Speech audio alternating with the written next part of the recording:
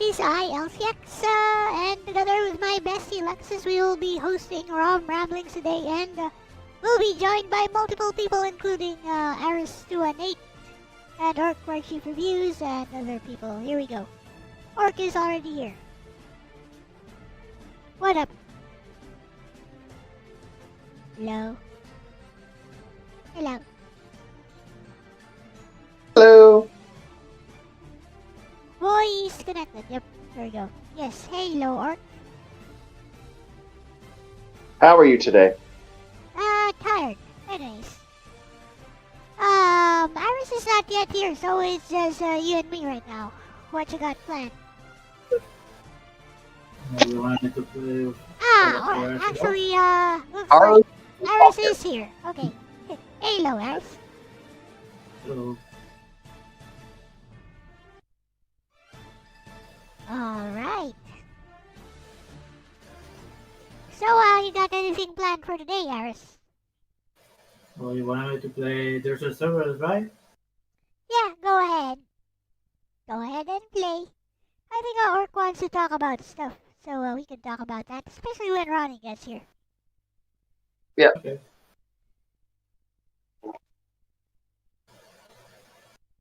Well, yeah. If you can, like I said, it's up to you guys. Like I said, I'm good for whatever. I'm happy today, boys. Having a good day. You're having a I'm good actually, day? Okay. Were you like super tired earlier? Me? No, it's because I couldn't sleep last night, so I woke up and did all the cooking.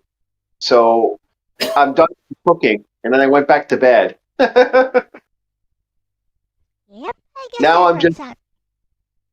what? I guess that works out. Yep. Yeah. Now my game plan is I'm going on looking up some GameCube games, trying to figure out what Hello,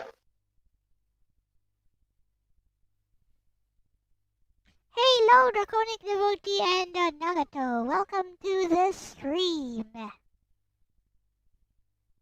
I'm like $1 away from getting paid by YouTube, so this stream will be monetized. Yay. Yeah, I might make it, I might not, I don't know. Like today's the last day that I can do it. So I hope I can make it.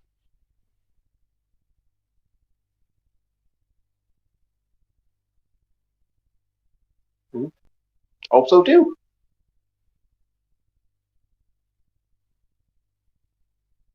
Yeah, otherwise it would suck not being paid on December. Then I would get nothing for Christmas. Sad.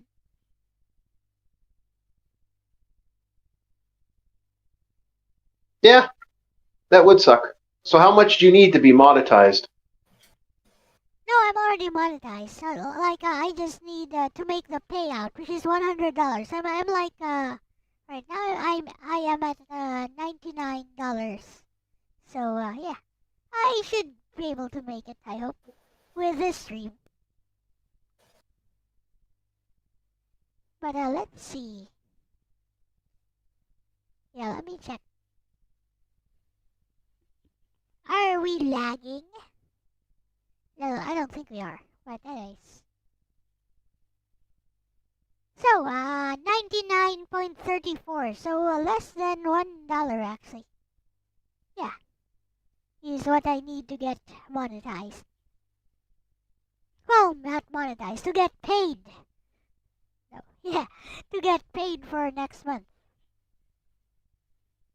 Well, all I gotta say about that is Merry Christmas. Bro, thank you. Thank you so much, Orc. Arigatsudayo. I got paid, so I can help out. Don't ask me. I can't help out any for the next 4 months. Though. I didn't ask you to send me a super chat, but still, thank you so much, Orc. Yeah. Yeah, no, I'll try to help out the best I can when I can. Yep, you are a that good should cover friend. the cost. So, you are a good friend. Thank you.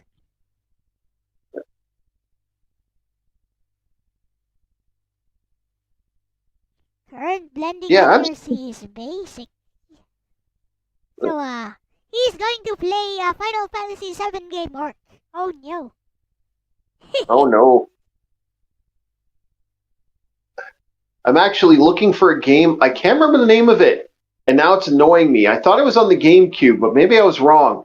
What game It's a space game. It was like really people kept talking about I should pick it up, and I did pick it up, but I was like, I kind of didn't like it. So now I'm just looking to see if I can find it again. I want to try it again just to kind of, see if I really didn't like it or not. Kind of give it that like last hurrah. Space game Colony Wars PS1. Yes. Mhm. No? No, it's a PS2. It's either a PS2 or a PS. It's either PS2 or a GameCube. RTX Red Rock, I believe, is the name of the game. I thought it was on GameCube. That's why I was like, I was certain I played it on GameCube. Look at this. That's why. Look at this thing he is playing. Ha ha ha ha ha. I think you'd like this game as well, Art. Dirge of Cerberus? Yeah, it's actually not a bad game. I thought so. I guess it was PS2. Alright. I want to try it one more time. That's my kind of... Lots of people want to give that say, game one more... Oh, this loud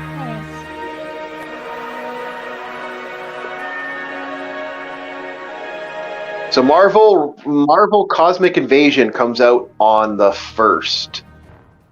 I ain't buying that. Haha. I mean, it looks okay. It's like Shredder's Revenge. Yeah. The graphics, the gameplay remind me of Shredder's Revenge. Yeah.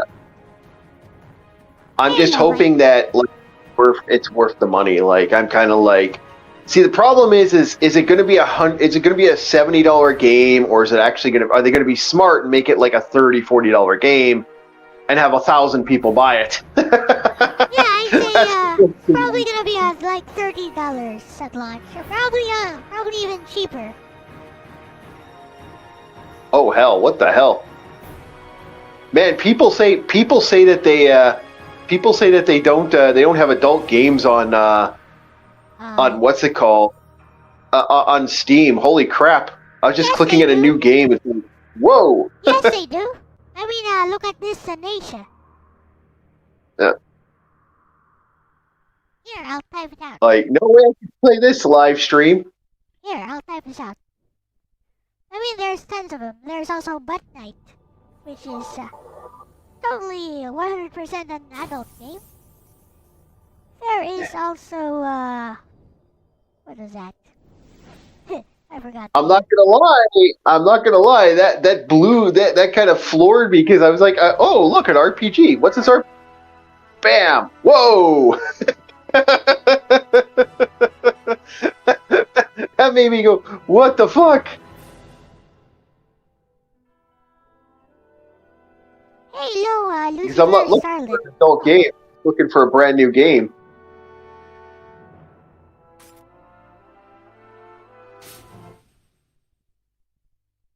I forgot how to play. This game easy. It's a dual stick shooter. Easy Mhm. I was looking for a visual. game. Press circle to melee. No lock on. You aim yourself. No lock on thing. Ha ha ha. Cause lock on is for noobs.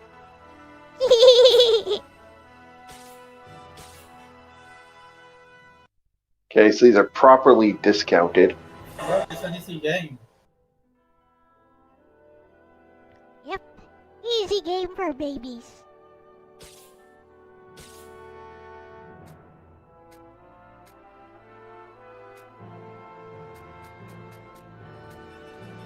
Did you know this actually game looking- has full What? mouse and keyboard support? Yep.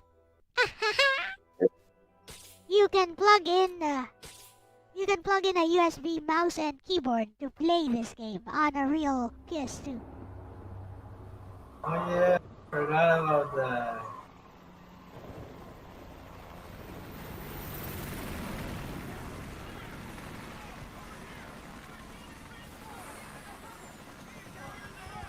Well, Come on, hurry up, and try not to drop anybody this time. Report. Ah, yes, the camera loves Yuffie's butt. Okay, There you go. let's get out of here. Just remember to keep on guard until you're clear of the red zone. See? They did that on purpose. How about you?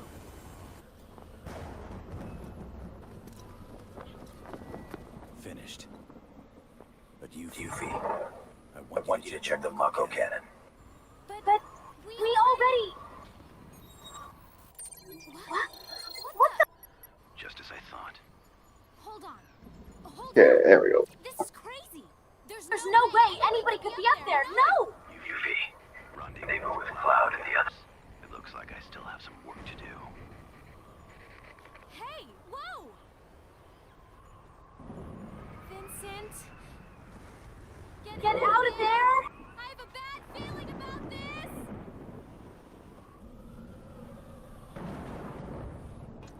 They're gonna try to assassinate him.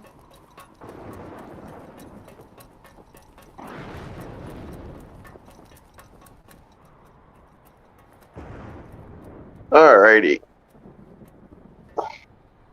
Yeah, there's some interesting stuff. I was waiting for DJ to show up. Do you want me to just start, or do you want to... I mean, you can wait a little bit, and we can, or you can start, and we can just, you know, fill in DJRonnieG on the details when he gets here. It's your call. Okay, well, mainly, I guess we could talk about other stuff. I actually have a funny story. I don't know how well it's gonna. It was a story I talked to a couple buddies of mine I haven't spoken to in a while, and yeah, it was wow. It's an interesting conversation. Okay, if you guys want to talk, you guys want to hear a fun little story. Okay, go for it. Go ahead. Ronnie will probably take a while. So, what happened here is I had a friend of mine. He's telling me a story about somewhere he was working, and they were talking to some of the people, and it's like it's an interesting little thing that happened. So, according to him, I can't say where this happened. I'm not going to give details because this could get some trouble. There could be some trouble.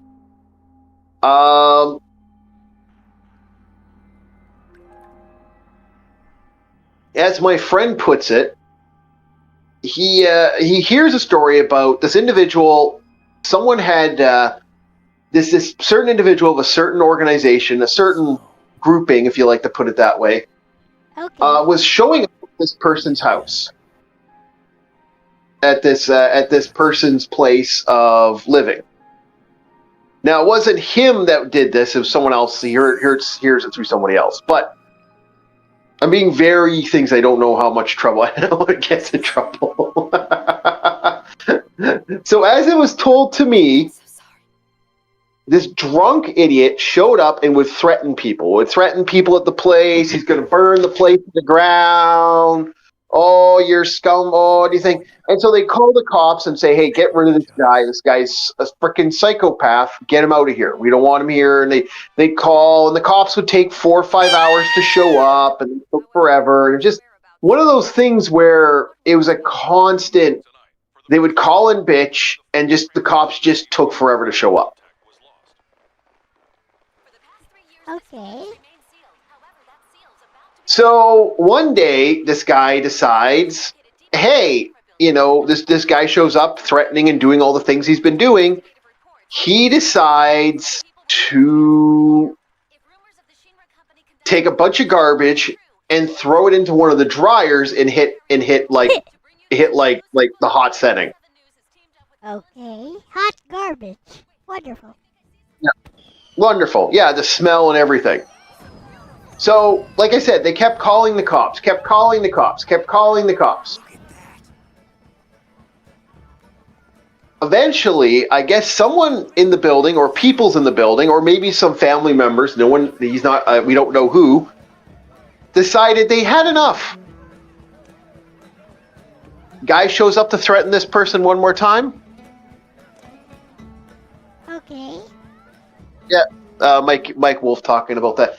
Guy was talking about someone actually burned the place down. So they got fed up. The next time he showed up one night, enough was enough. They beat the living frickin' tar out of him.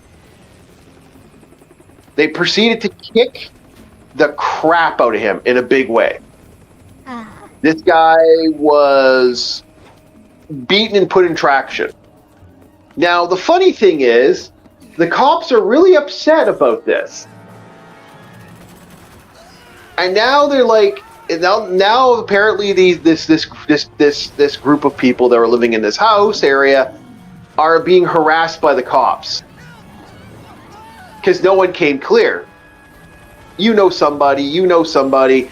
And like now where, you know, something can happen, the cops don't show up. They're threatening people. Like, it's really kind of funny. And my thought process to this was, upon hearing all this insanity, I said, really, you know, this guy caused so much problems for so long, and then someone finally does something about it, and now you're upset. So it was kind of funny, in my opinion. Like, yeah, now the cops seem to have an interest. The moral of the story is, now when someone calls the cops in that area, they're there right away. They're like, okay, they're there within 10 minutes tops. Oh, it all worked out in the end, I guess. Yeah. Yeah, but, you know, I think the reason they're doing that now is because they're, you know, how to put it bluntly, they're doing this on purpose type of thing. It's like one of those weird threat things that's going on now, you know, like that attitude that's, you know, the cops are looking for an excuse. Because they're still trying to figure out who actually beat this guy up. Found you. So. I see. Yeah. Oh, I totally agree with you, Mike Wolf, on what you've just said. But that is, like, I don't know if that's a North American thing that's been going on recently. I don't know if you've noticed this, Arus. I know you live in the United States, but I've noticed that, like, it seems like It's R1 to fire, Arus. R1 to fire. Yeah. He doesn't know what to fire. There you go. I'm just noticing that it takes a lot to get the cops to get involved, and when the cops finally get involved with some of these individuals, it's usually because someone decided to go vigilante on their asses.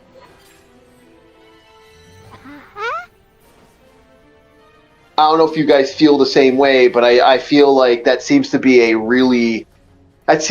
thing now, which is kind of insulting if I think about it. You know, it's like, come on, guys, get involved. Yep.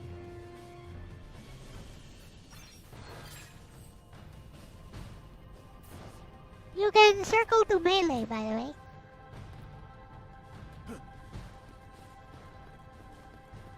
This is running really well for some reason. It's running better than my PC. It could have different specs that are making it a little better. Yeah. It actually looks really good. The other reason I ain't saying much is because I'm actually watching the stream. That's the thing though, my PC should be more powerful than Arus' laptop. Yeah.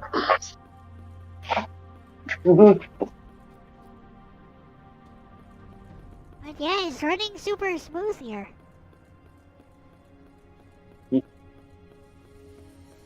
Wonder why. Could be the specs. Use a potion. Like use that one, so that you can. It's just right button. Just right button to use it. Oh, you already use it. Never mind. Yep. To to cycle through your item's left button to use the item right button. Hmm.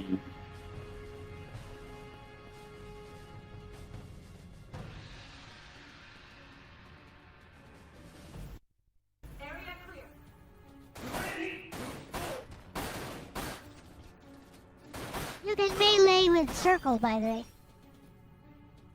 If they're super close. Because you don't have infinite bullets. Your bullets are limited. Now where am I supposed to meet Reeve? I'm gonna get magic later. Yeah, you do. Yeah, you will.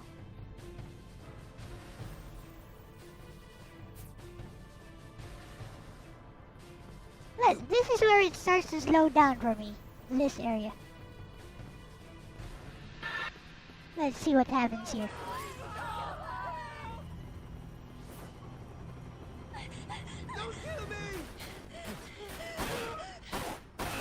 No slow down at all. Wow.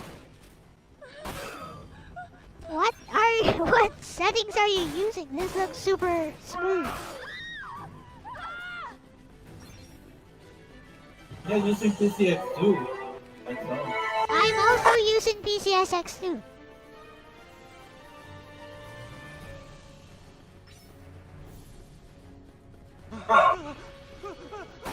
Look at that, it's a solid 58 to 60 FPS. No slowdowns at all.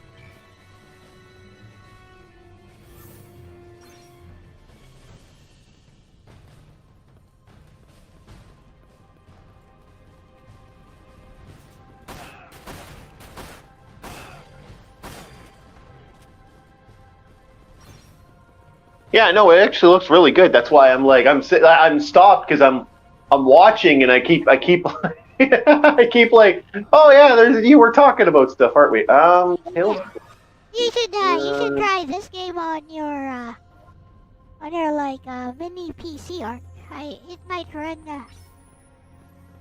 run well as well.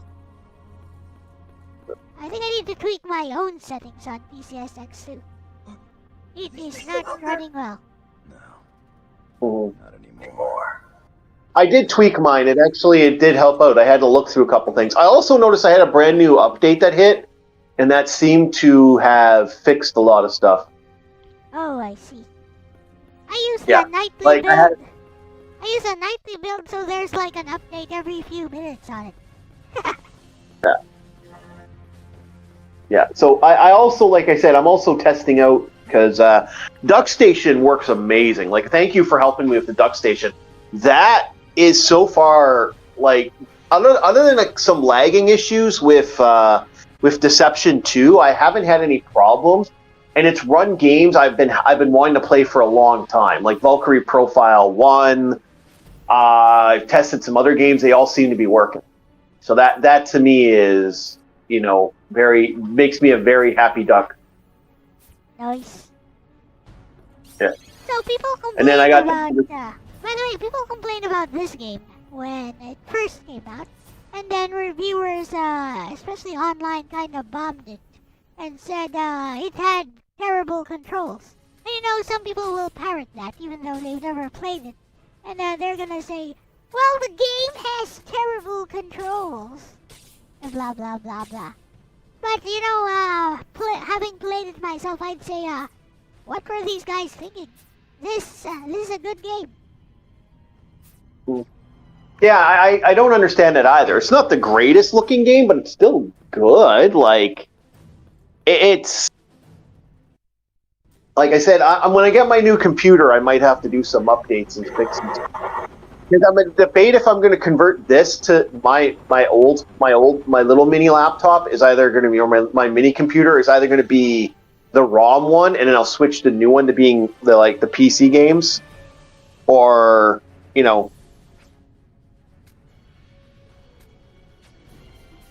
What you doing there? I'm actually trying to get Vigilante 2 to get right now. I'm gonna test, I've been testing games lately. That's been a big thing recently. Wait, you mean Vigilante 8? Yeah, I'm getting the second offensive. I want to see if it works on here. Oh, okay. Yeah.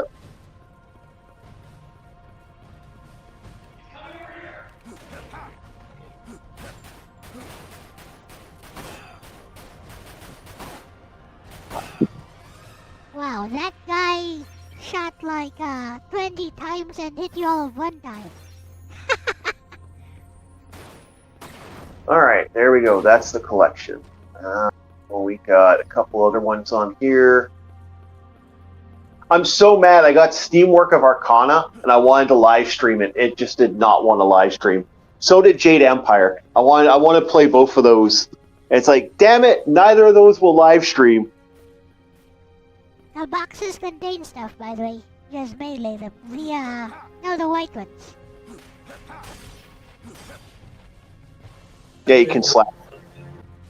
No, the white ones. See? There you go. There. You should have saved that, but anyways. There's gonna be an ambush right behind you. Ta-da!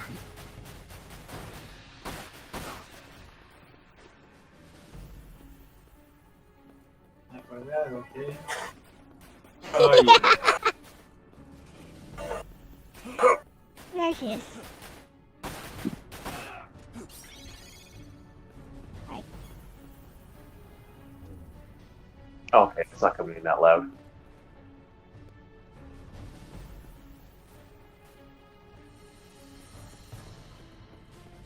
So I did pick up the Diablo 2 for the Switch.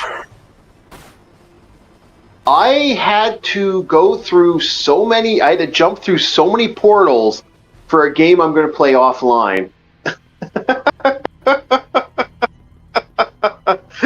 I was so done after an hour of that. Yeah. Why not just get the old PC version? I don't have a copy of the old PC version. I was looking into that myself, and I didn't have any of the copy discs, unfortunately.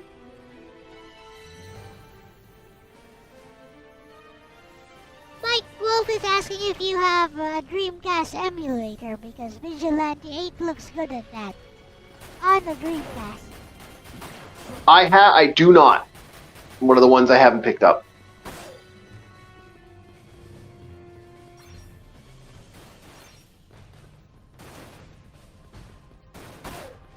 That's what they were mad with this game. That's really hard.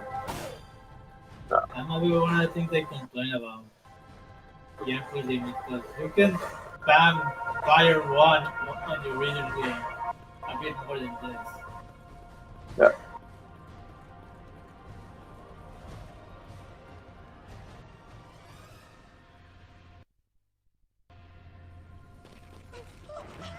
This is using the it has so little MP. Oh no.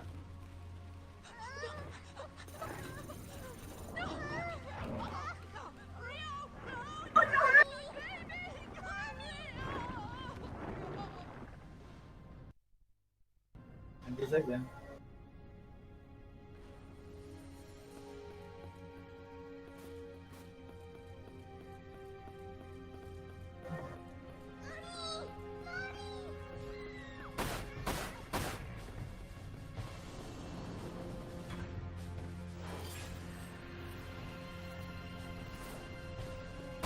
You gotta go right in front of the container, by the way, and activate the password thing. Right in front of the container. Where the girl is being held, right there.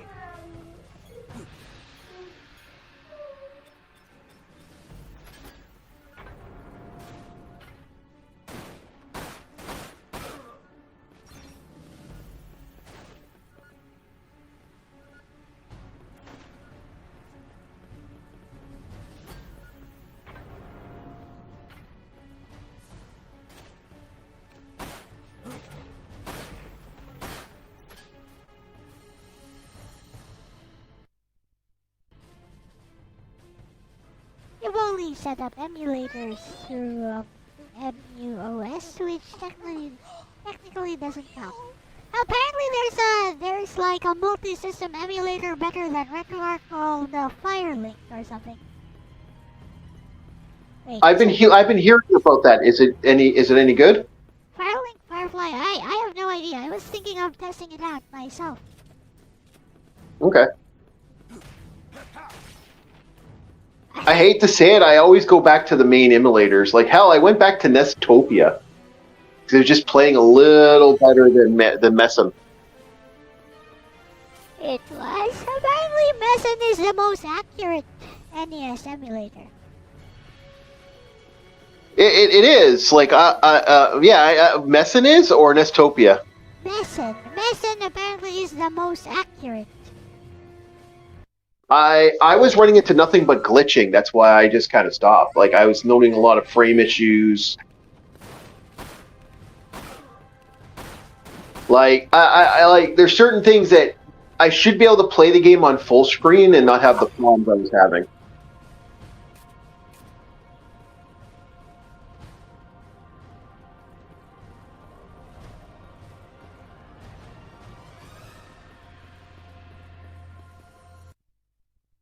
That's what I was kind of noticing with that one. You should be all right. Thank you, sir. Like, actually, I wouldn't mind going back to Virtual Nest, but I can't find a decent virtual. I haven't been able to find a decent Virtual Nest, like the most recent version, for some reason. That was the one I was using for a long time because I was having no issues with that one. I've never I'm not even seeing- heard of that. What? I've never even heard of that emulator. Yeah. I was using ZNES for years because I wasn't having any problems, but Nest 9 seems to be the better emulator now. It just seems to have a better quality. Yo. I mean, Logan keeps going on about how jank ZSNES is. Yeah.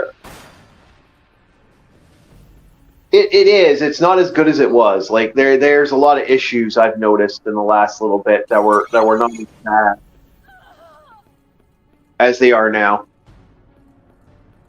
Yep, especially since Logan cares a lot about sound design and sound accuracy. So he'd notice stuff like the music or the sound being a bit off. Uh-huh. Maybe. I was noticing, I was just not noticing the same latency errors I was noticing.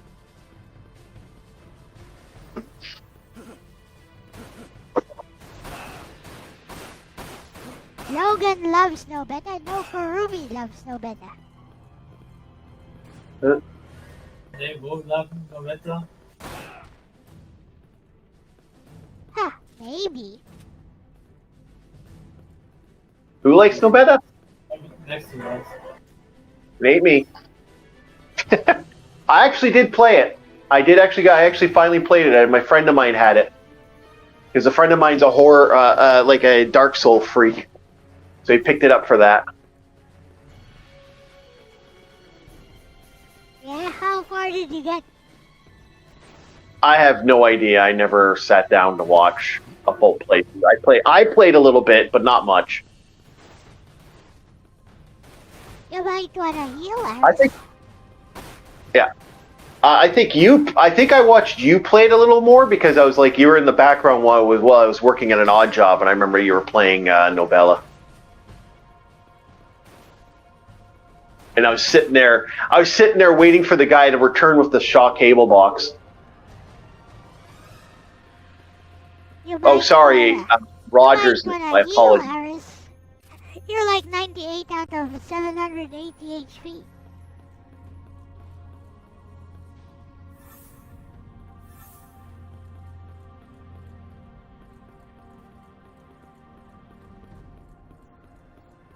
Good thing there are no roof snipers, at least in this mode. If you were on hard mode, there'd be roof snipers.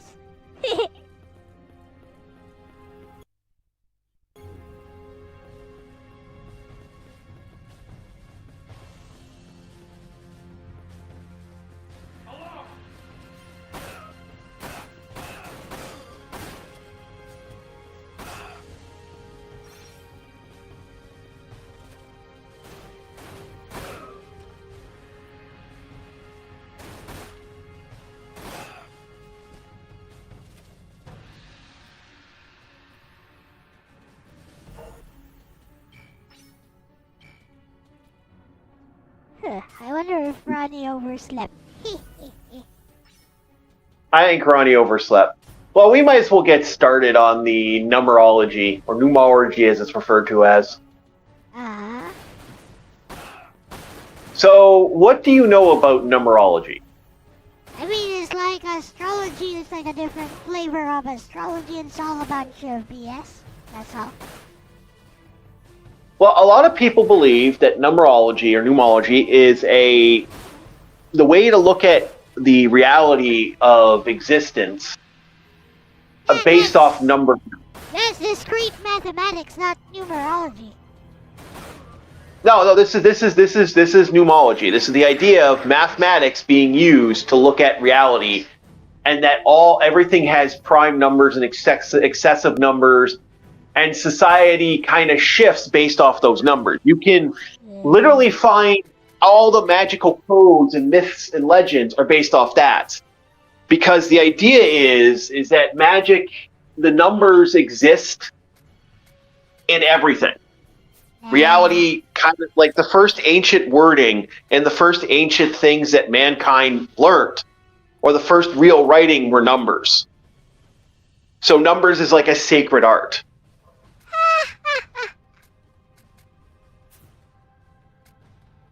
See, discrete mathematics tries to quantify everything, which is an actual branch of mathematics. Numerology is BS. That's how I see it.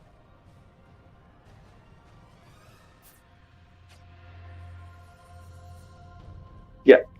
And that's how magic is actually kind of like that, in that there's a type of magic. Now there's a belief now. This has existed since the 80s, and I may even make a joke that anime, in one of the most famous anime series of all time, you can use magic and magic circles and numerology to create use computers, and computers themselves, all computer code is basically some form of magic. Okay.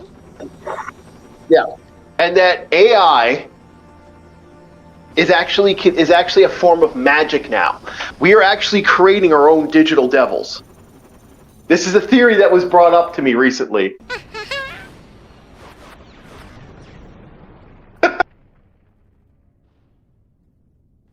I thought that was hysterical. And so apparently we are summoning, by using AI and to operate more AI, we are actually creating demonic spirits. Yep, BS. Yeah. It's interesting because this seems to be a grab of the Catholics.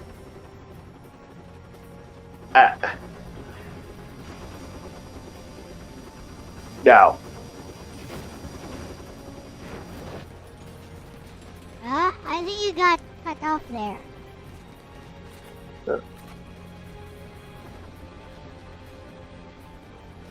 Well, no, because Catholics are starting to say that the mark of the beast is the internet mark of the beast now. So not only are like the weird acid head, mushroom heads, as I like to call them, hippies, that believe in the whole mystical numbers and the magical signs, and that numbers can be used to determine stuff. Like numerology was in the Catholic Church, a lot of the doomsday preppers, like those like guys who like the end of the world happens here, they use math to do that. Yeah, it's the mathematical equations that they use to do that. So all these guys that predict the future and they predict this weird idea of numbers, they're the ones that actually legitimately they're using that.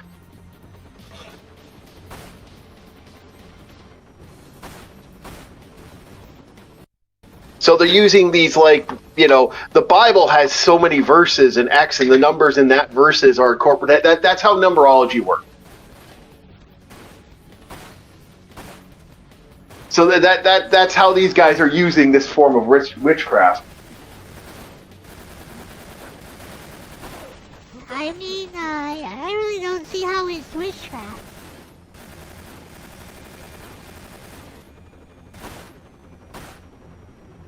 Well, one of the funnier ones, if you've ever seen the Devil Digital Saga, or the Digital Deva Saga. Yeah? Yeah, this shit apparently has existed since the 80s, maybe even the 70s. The idea of creating... there's even a horror movie based off this, where a girl gets impregnated by an AI. Uh-huh. Yeah. That's stupid. Yeah. Oh, no, this stuff has existed for a while. That's why, for me, I find it funny. That's why I thought it was kind of amusing that people are... That this is the new high.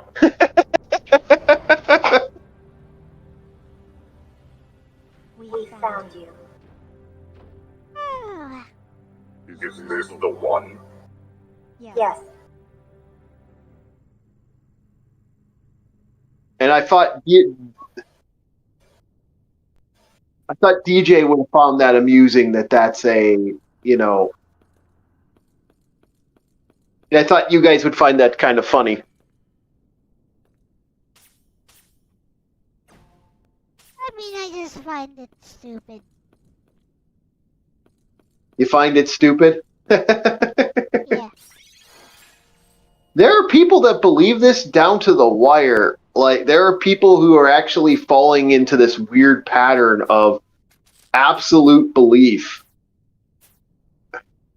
I mean, that's just people being sheeple, you know. They see something that appeals to them, there's an influencer explaining how it works. They start parroting the influencer and copying the influencer's actions without really thinking too much about it.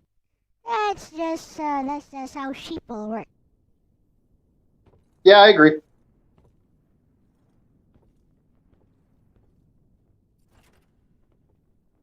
Yeah. I'm of the agreement that people are kind of falling into that pattern again, and I'm getting annoyed by it because as a person who's a fan of Tell us. like all this weird stuff, and I kind of like it, but it's like, wow, it's like I'm hearing from these people that normally would not, they wouldn't know what this is, but here they are talking about it like, oh, did you know this, and this? I'm like, no, you're wrong. Shut up.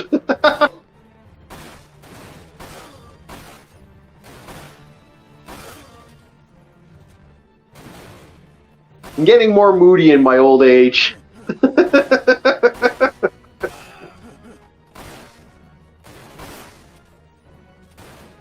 Getting like that crabbiness of just like, oh, really? This is where you want to go with it?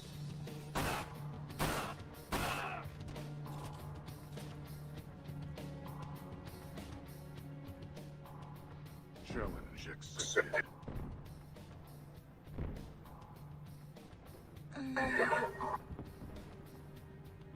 She died.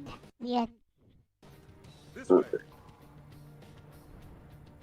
What will her sister say? Luck is on your side. You mean your side?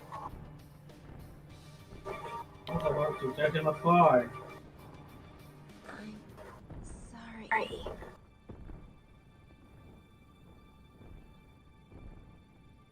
I am a zoo. You know, I think this is probably one of the better side things Final Fantasy did. He's Spanish? Like Dirge of Absolutely. Cerberus is probably the best. I guess he is. Valentine. Are you all right? Reeve. Nice to see you again. Not a very interesting outfit, though. But it's just It alive? took me a while to decide which costume I put on for today. But enough of the small talk. Who are those soldiers that just left? I don't know. The large one called himself Azul. Azul, the cerulean? Oh no, it's Cerulean. Sviets? What is Cerulean? Cerulean is Spanish?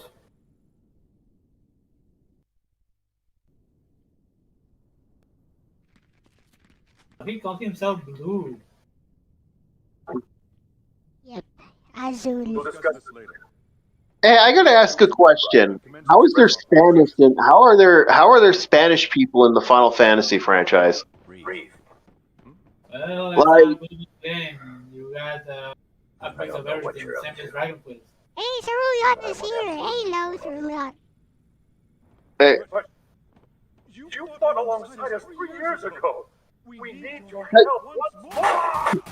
Oh no, because I gotta ask, like, to my knowledge, there shouldn't be Spanish people in the franchise. Oh no, Reeve died. The end.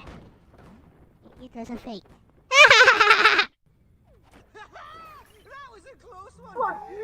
I never was good at fighting. Luckily, I came out wearing Reeve. You're really not a bad bloke, are you, Vincent? You pretend not to care, but you always come through in the end. What happened to Alright. the big toy? What do you want me to do? Let's run out. So basically, is Things up. Reeve like a VTuber? I prefer the bigger toy, the one that punches. Is the one that throws the dice.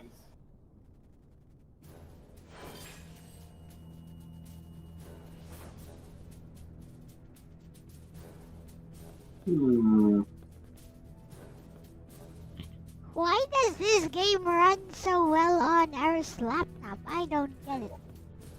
Because my laptop is a gaming PC. It was made for games.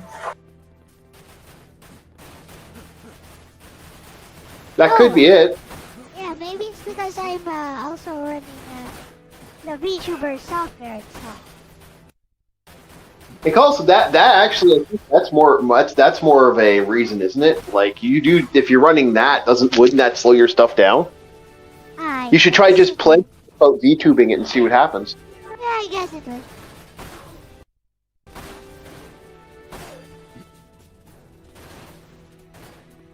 Like I'm not running OBS and everything's running fucking lightning fast right now for me. Because nothing's running through this. There's no audio, nothing on my little mini one, and I'm spinning right now. He died. Oh no. Had fixed that one.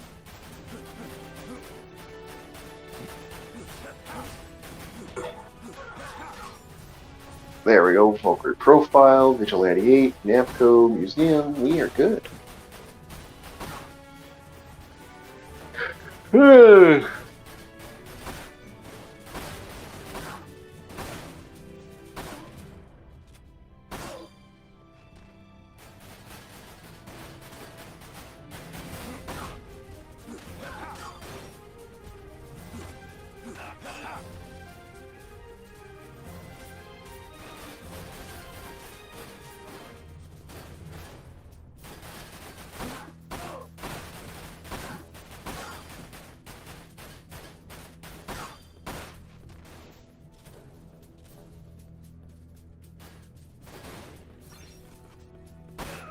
Especially if you have other background tasks. I mean, yeah, I guess.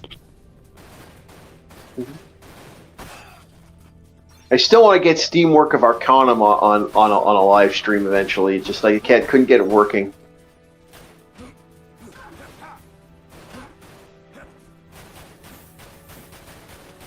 I'll have to screw around with that. I'll get it working.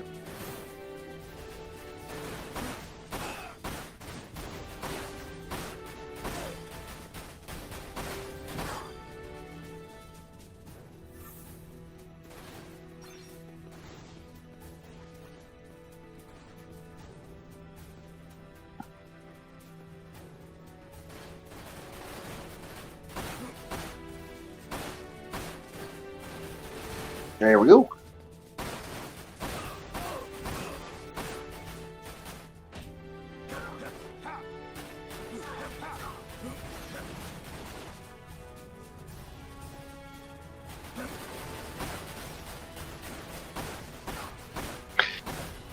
So we had quite a few companies go under recently, eh? I don't know if you guys have been paying attention to that.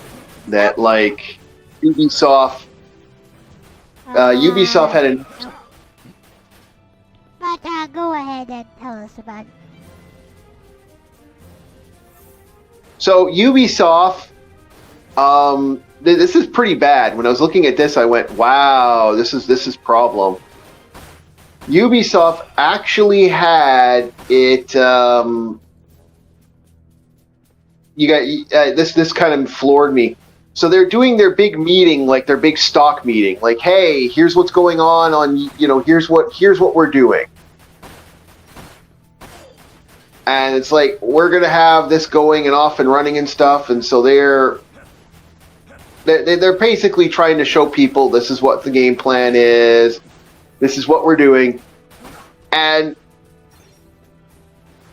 they basically stopped stock holding, closed the stock meeting, and now their stocks are on hold. Their company was taking such a tank that their stock, they just pretty much deaded their stock.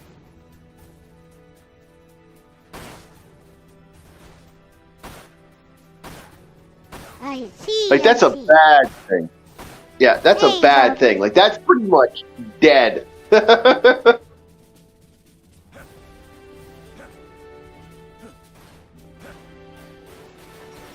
that floored me when I heard that. I was like, what? No. Like, uh-oh. I mean, I think the bigger news I thought you might want to talk about is the data breach from OpenAI. Actually, yeah, go ahead, talk about that if you have more information on that. I mean, that's about it. There was like a data breach on OpenAI, and some usernames and actual names were leaked to a third-party hacker. Oh, that's bad.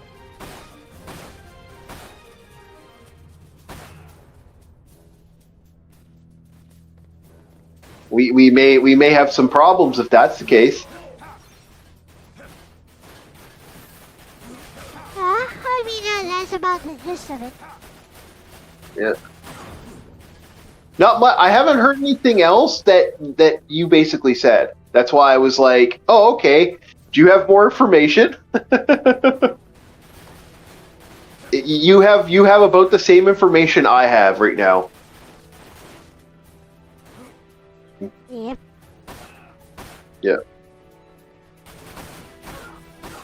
I think this is problematic, and I think eventually this could be very bad.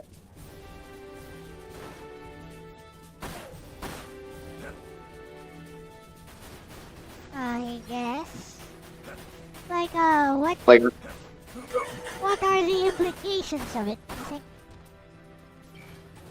Well, if it's leaked, I mean, that's a lot of, like, there seems to be a witch hunt right now for anybody who's fucking around with AI, especially major companies. So the larger companies are having issues, and there's a lot of piss-off points to that. And so because of the freak out, you could do damage.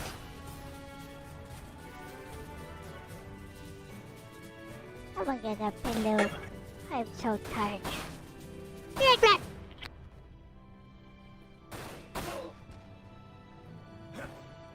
Yeah.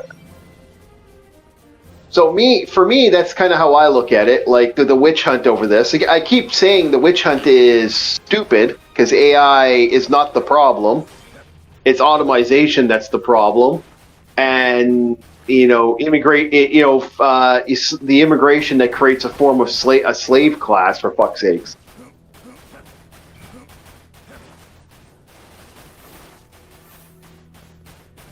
Like there's your problems, not anything else.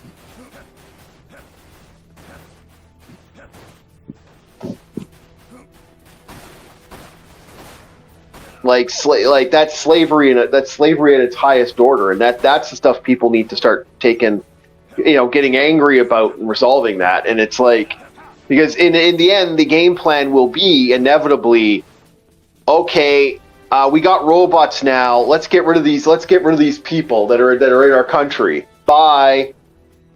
You know, like that. That's kind of how that works.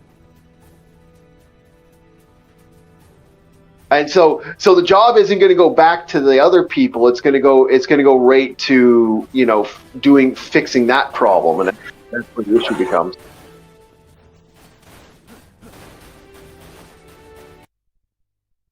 So that's why I'm like, I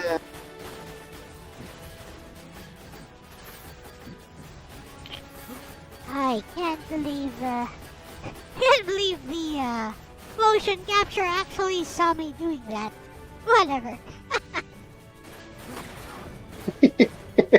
Oh, your motion capture does some interesting stuff sometimes.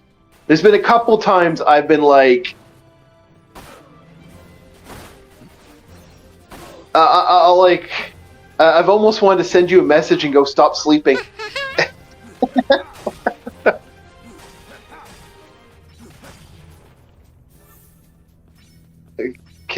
I'll see that every once in a while. Your image will actually pick that up, where you're like falling, like you just kind of your eyes and your heads, where you're, yeah, looks like you're almost about to fall over. Yeah.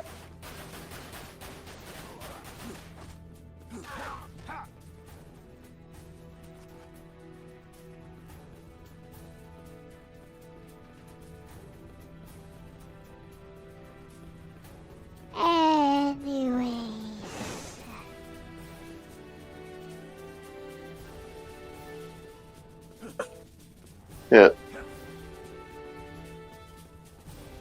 Have you ever tried the game Metamorphosis? The problem is I like to get up and walk around, so I don't know if I can. Anyone ever tried this game? Yeah. So what was the game called again, Elle? This. It's kind of interesting. I just saw it on my SF2000. Oh, my handheld SF2000. Yeah. Like Is that the one where you transform? No, you fight giant monsters. And you are a tiny human being with like a summon. And it's a 1v1 fighter, but you fight giant monsters. Over here! No. Hurry! Follow me! Come on! No, I have not.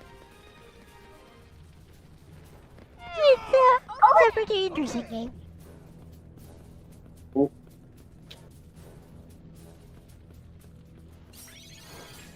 I'll have to look into that. Might be worth having a look into.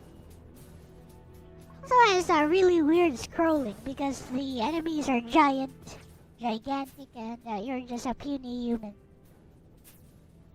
I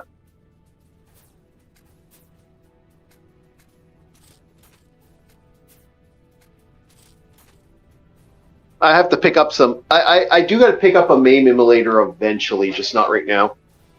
I don't have the room. Because I want to get my, my beat 'em ups.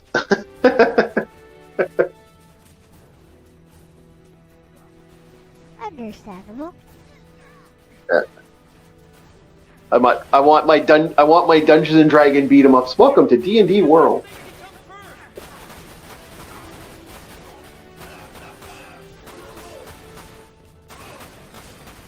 Ever play Knights of Valor? Yep.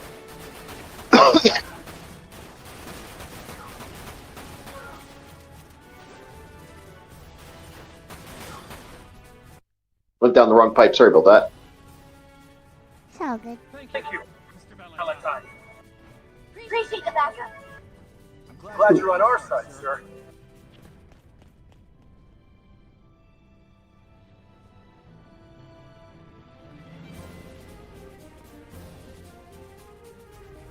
Also, wouldn't mind looking at the PS. I've heard the brand new updates for the PSP emulator have actually improved it quite a lot.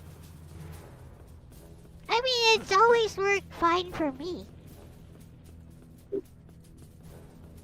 Well, I had some glitching back in the day, but now it seems to be working a lot better from what my friend told me. BPSSPP. Especially the what was the name of it there? The Fate. Is it Fates? I guess is the name of the game, or yeah, Fate's Day Night. I think the Fate RPG that was on there. That would glitch out sometimes. Ah, that's Fate Extra, I think. Yeah, Fate Extra. Yep.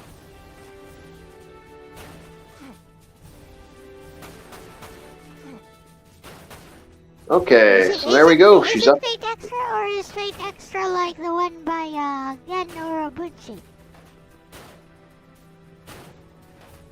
Oh, it is Fate Extra. Okay. Yeah. Okay.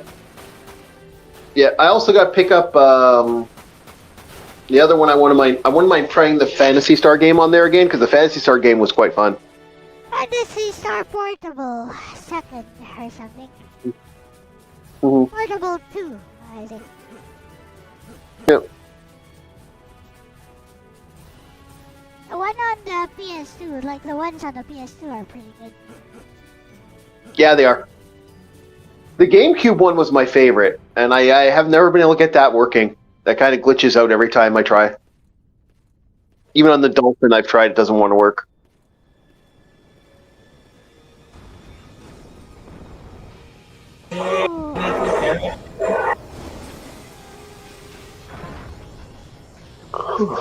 You are fighting a giant chip.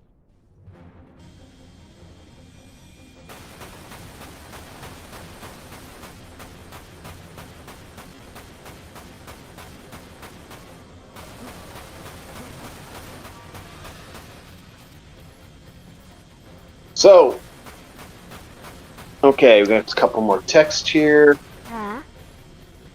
Okay. Alright, I may need to bugger off for a bit. Yeah, it looks like I might have to go. It looks like someone wants, Okay. I got offered an odd job. So I'm going to go, guys. I will... Bye-bye. Have yourselves a... Have a good one, guys. See ya. See ya. I'll tell Ronnie about what you were saying. I got it in my head.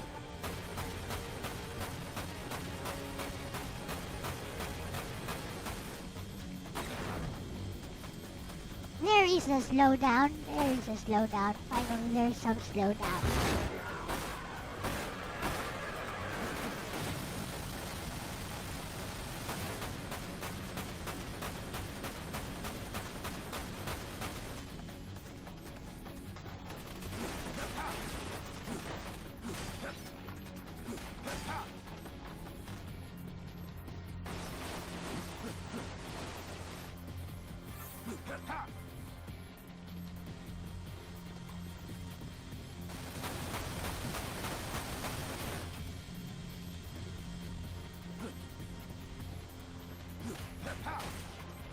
Hello, Moonrise. Welcome.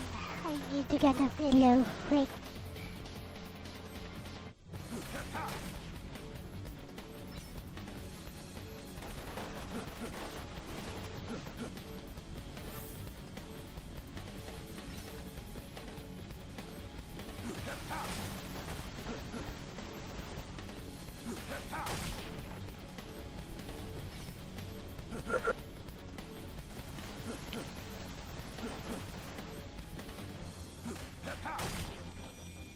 There we go. Nice and comfy.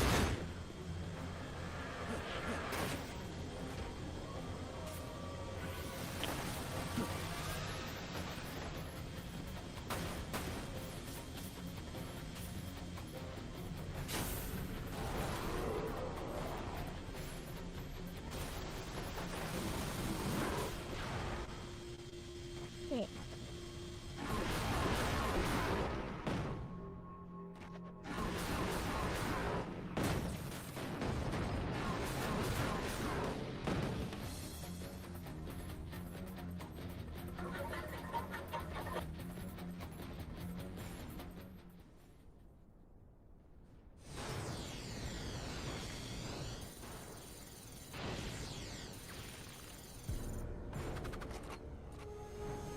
And then I sent back to normal.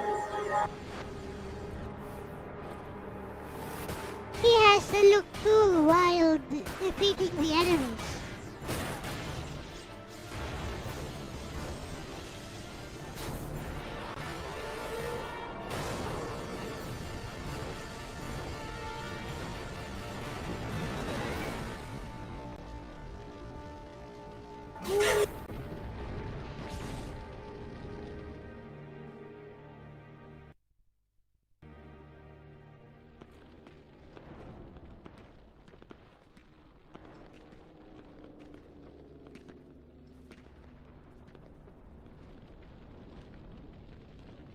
Where are you?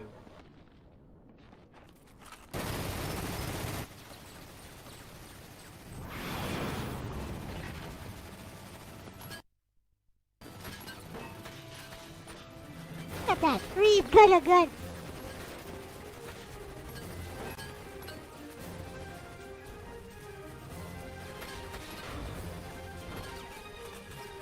Look at that. Reeve, a crack shot.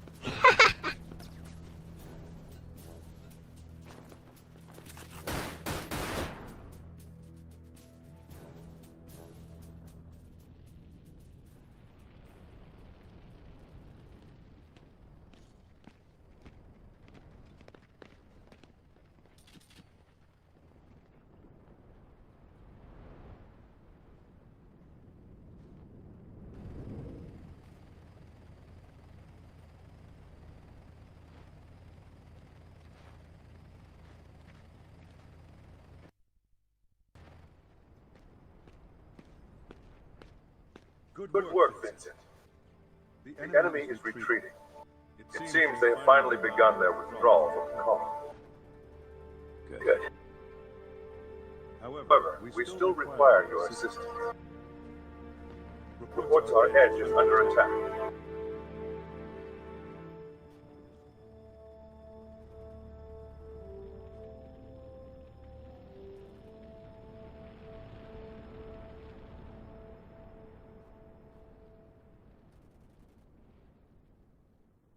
Oh yeah, I wanted to show you guys something. So yeah. I'm going to switch to my screen real quickly. Arus. Okay. You can keep We'll playing. wait. Oh, you're gonna wait, okay. So you guys know I bought Needy Streamer Overload. Typing of the Net. Here it is.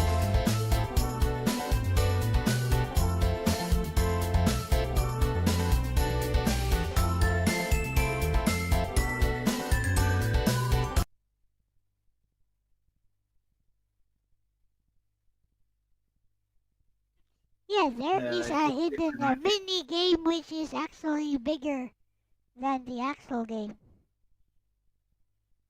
So yeah, all the Steam achievements and stuff. This is on Steam too, right? Yeah, all the hidden Steam achievements, all the Steam achievements and stuff are just in the game itself. Right? But if you go to the search bar and type in Endless Nightmare,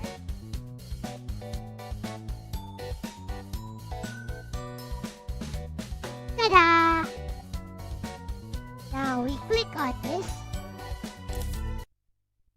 Watch.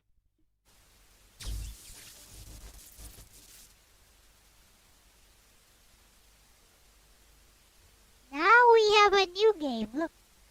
An entirely new game. There was a game hidden inside of this typing mini game. Which I got on Steam. There was an actual... alternate. Look. It was built into Needy Streamer Overload. Typing of the Net.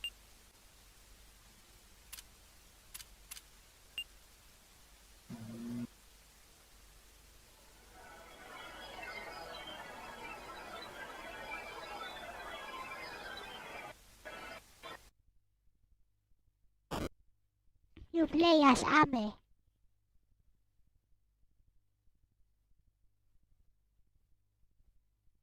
pero yo no se llama aquí.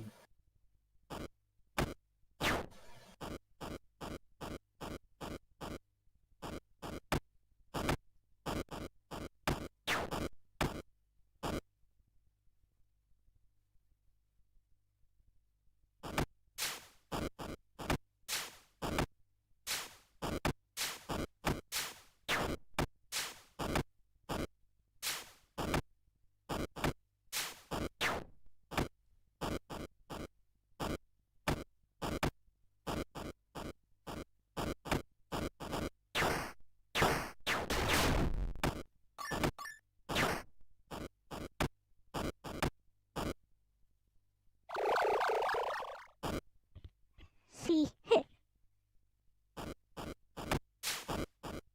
it is an actual game.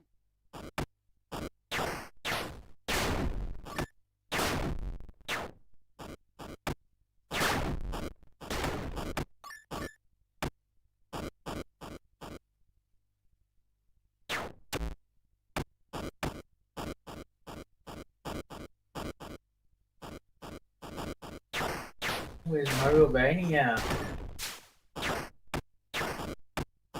I'm not sure if it's a Metroidvania or not.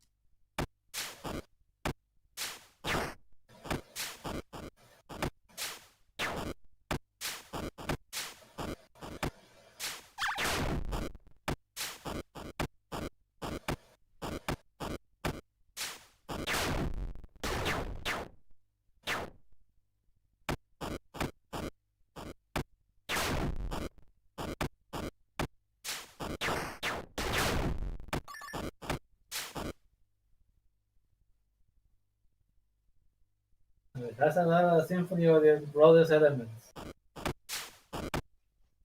Yep. With the switch blocks and the sword swinging. He's evil, K Angel. All that is missing is telling you, sorry, Elle, your Jun is in another stream.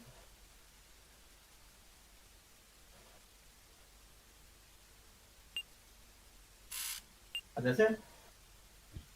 Yeah, it's stage-based. So you can go back to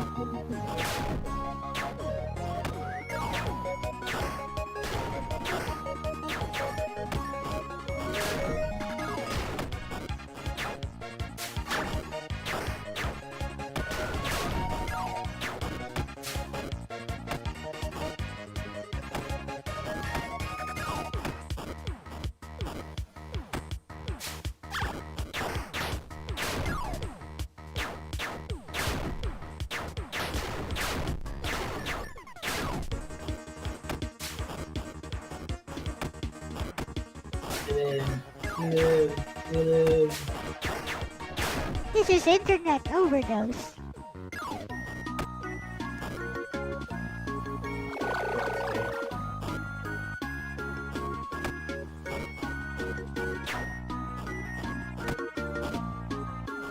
Last time.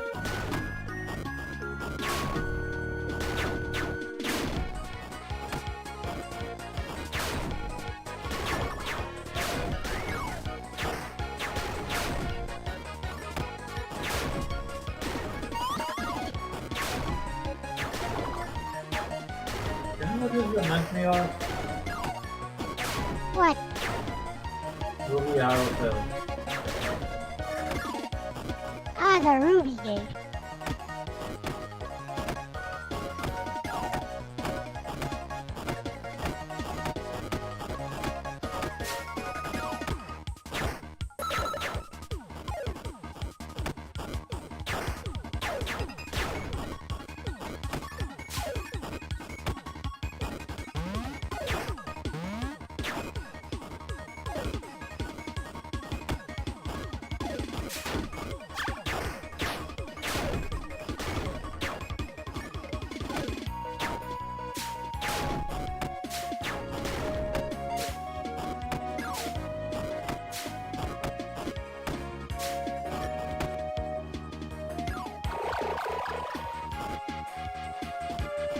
Maybe that's just a super jump.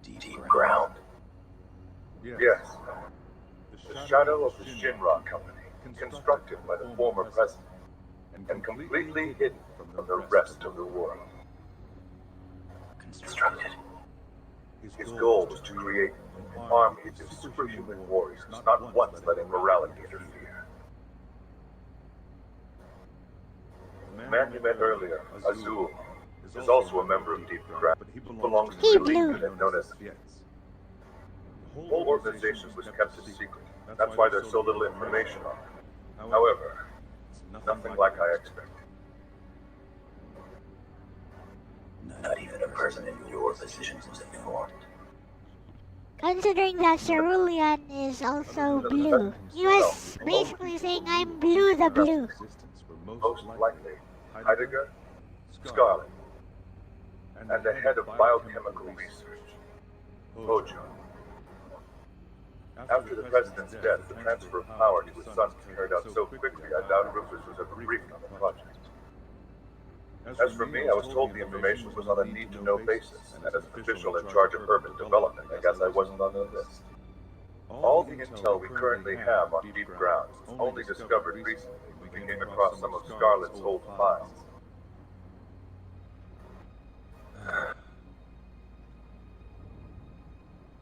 Vincent, have you heard of the mass disappearance that occurred recently in June? I remember the report saying that 20 or 30 people suddenly vanished. That's what the report would like you to believe. It was determined internally that if the truth was leaked, they wouldn't be able to contain the inevitable panic. The actual number of people that went missing that day was 1,200. Oh no.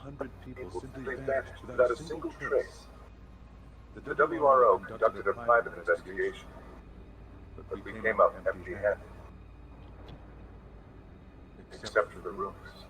Since the Junon's disappearance, people in Edge have been on edge. They say that night after night you can hear screams coming from the direction of Midgard. Could it be the wind? Let me ask you, does the wind sound like 1,000 wailing souls?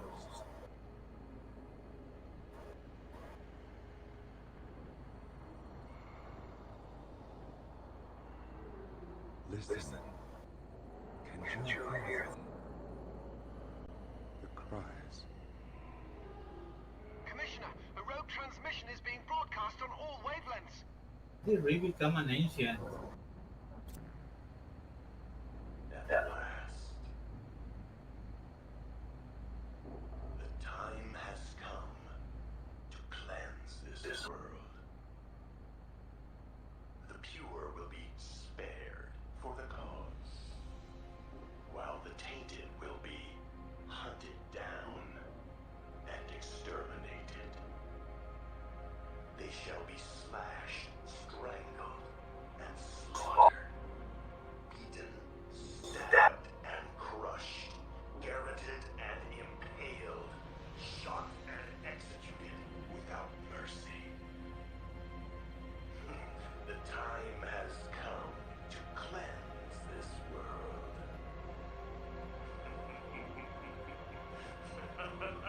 This Sephiroth looks like his hair. Or is that Death Cloud? Where could that signal have? What was that?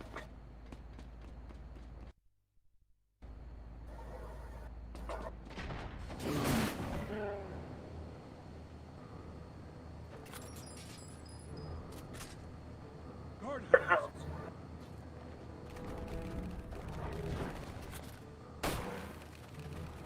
I'll take care of your pet problem. Just keep driving. Vincent, use this.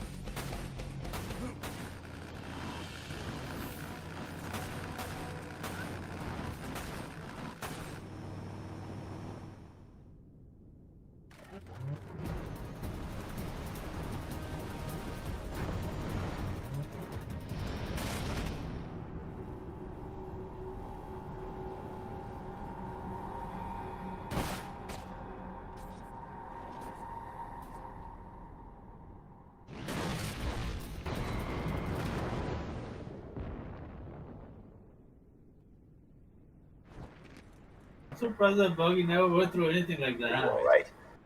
I'll be We'll be fine. but That's more than I can say for the engine. Vince, if possible, I want you to continue on to Edge. That transmission we just saw troubles me. Once I have repaired the shadow flux, I'll need to return to headquarters. A WRO squad has already been dispatched to Edge. Join them and help liberate the city. I guess I have no choice. I'll find the old Buggy and ride it somewhere.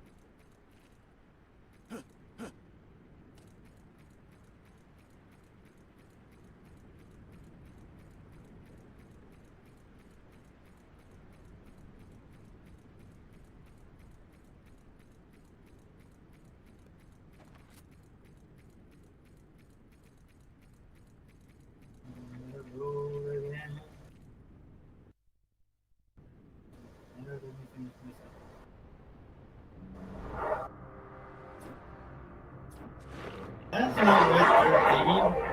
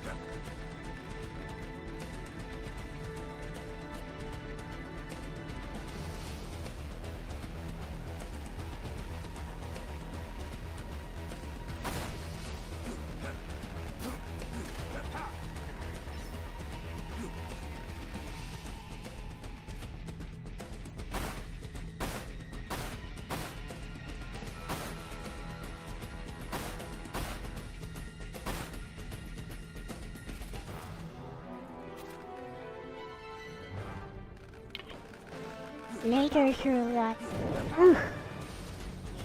I think I fell asleep.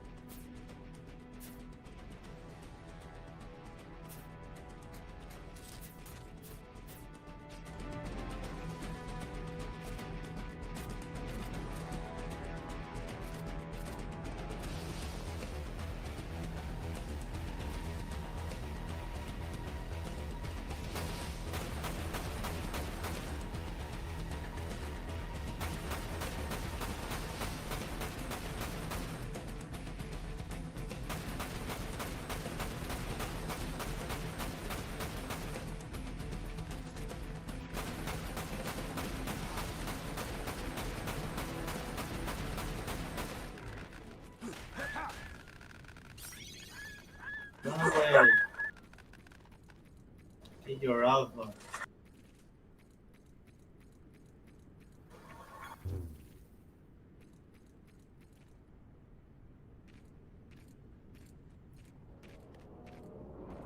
Oh no, that was a lie.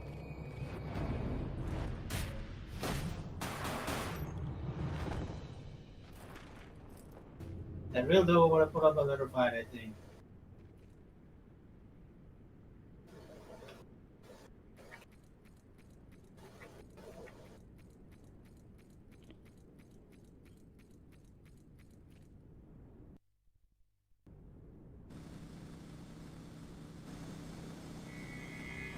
My favorite part.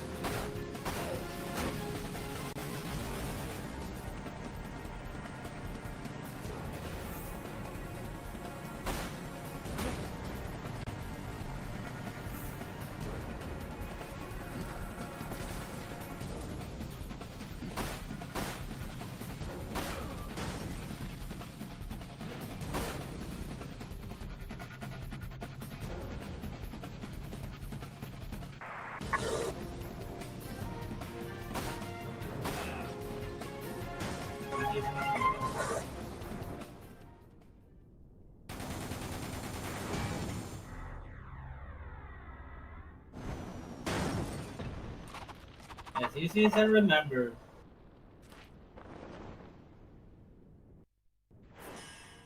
Shooting time.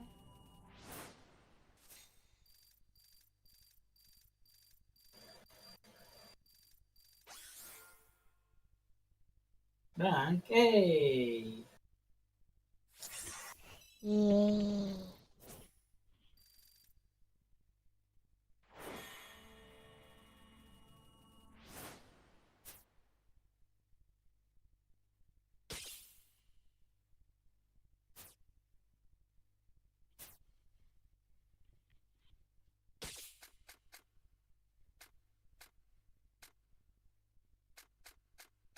As usual, Maybe I'll nothing drink to some draw. water.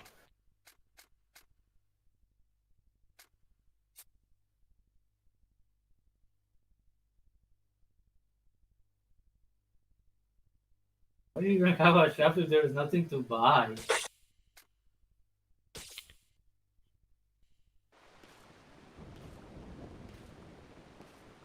If you modify your weapon, you can upgrade it and make it stronger.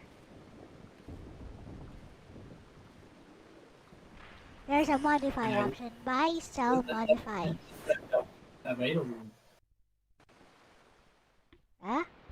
Buy, sell, modify. It's the third option. Strangled and slaughtered, beaten, stabbed and crushed, gutted and impaled, shot and executed without mercy. Nicely said, Vice.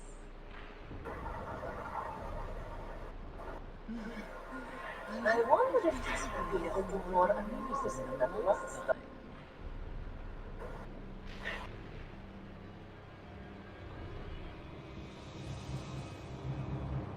I think Ronnie overslept. It's fine. Show up and always play a second game. I keep playing this and then just do a second recording. Yeah, you can play a second game if you want. I'm not asking.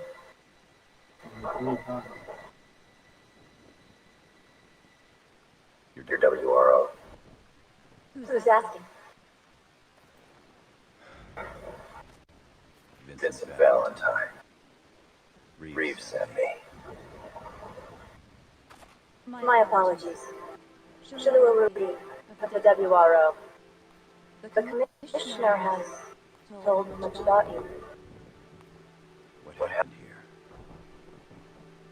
That's what I'd like to know. I'm here on other business. Something's not right. Too quiet. I've seen no trace of Deep Ground, or the squads that were seen in Python. Also, where are the 500 people who are supposed to still be living here? Well, this is getting us nowhere. Like I said, I have business to attend to. I'll see you around. Business. The commissioner keeps telling me I'm wasting my time.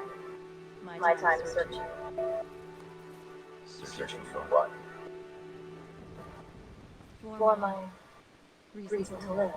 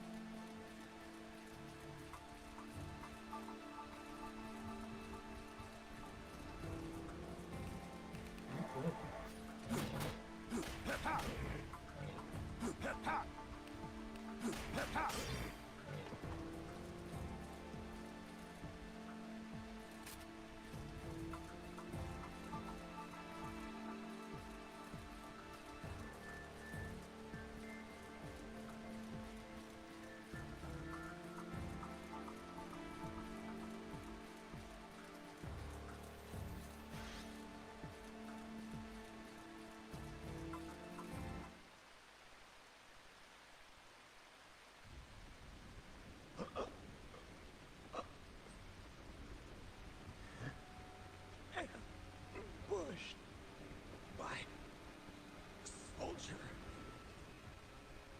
in red. Squad wiped out. Warehouse on the edge of town. They were gathering civilians.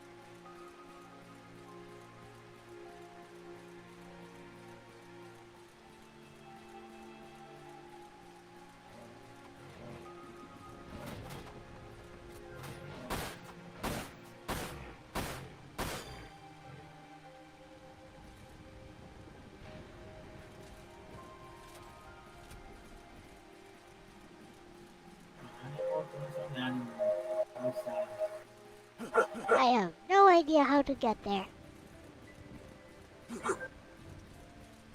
I'll figure it out.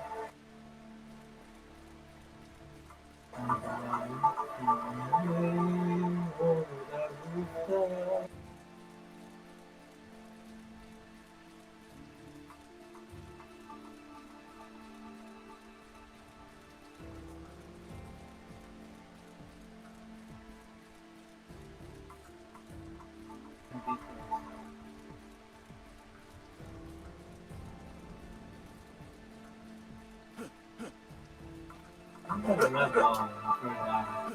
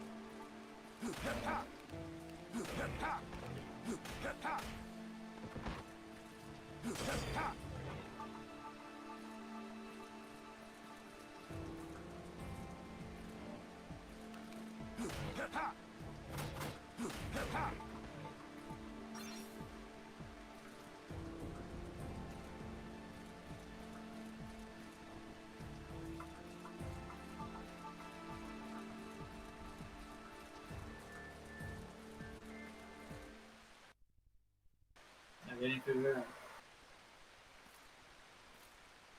Probably the door enemies. Sniper.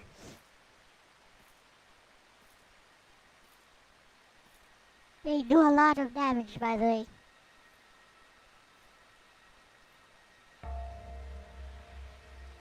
The sniper. And for one shot kill.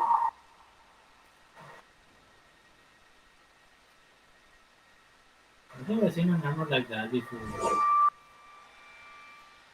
Yeah.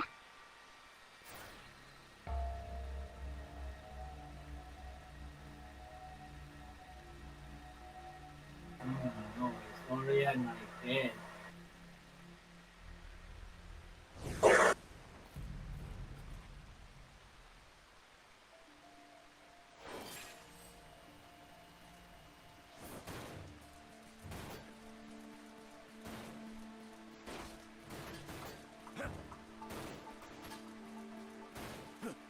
Hey, Ronnie. Just woke up. We kind of figured.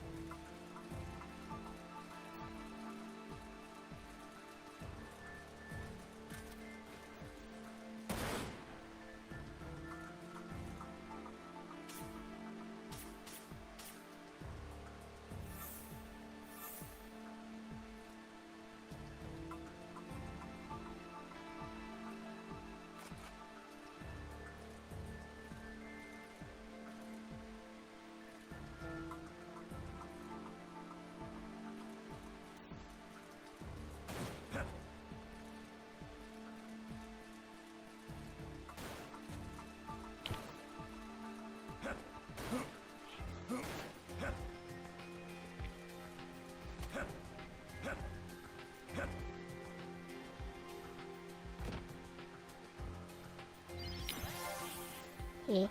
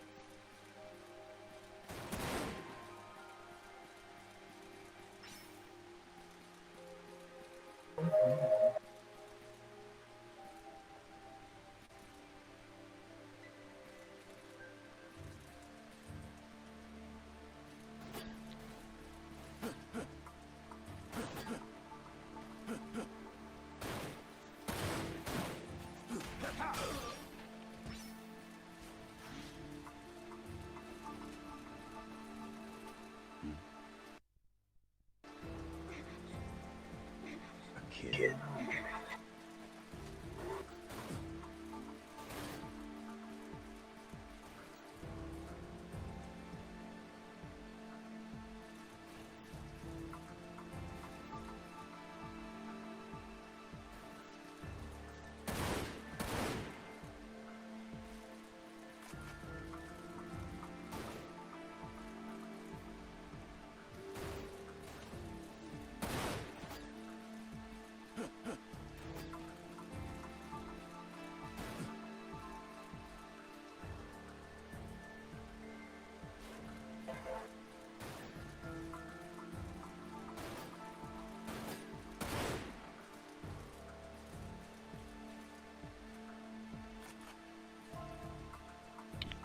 Yay.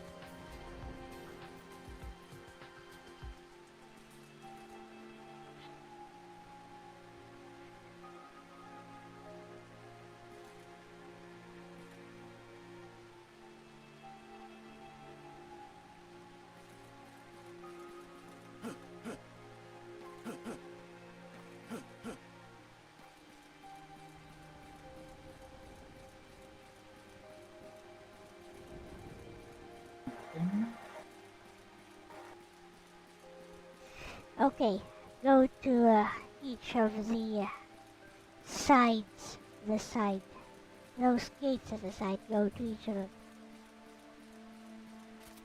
You'll trigger something eventually. Probably the one that uses a key card, like that.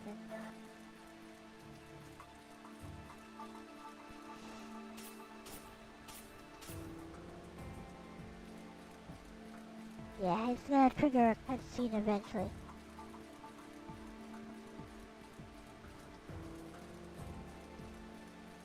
Right there and left.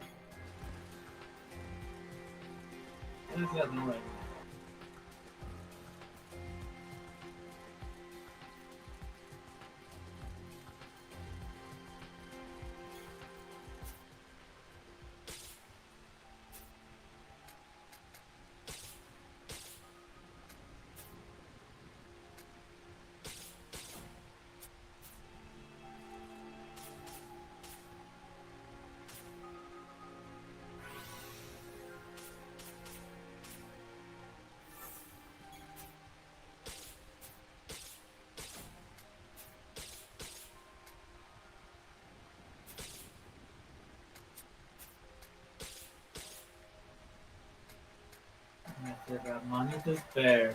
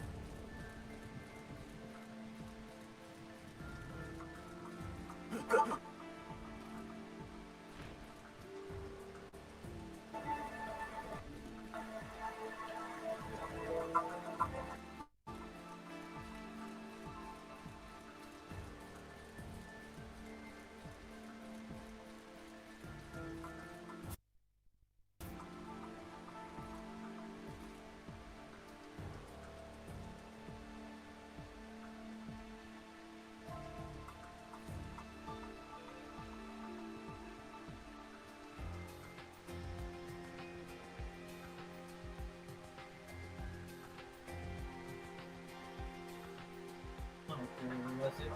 Esto va a ser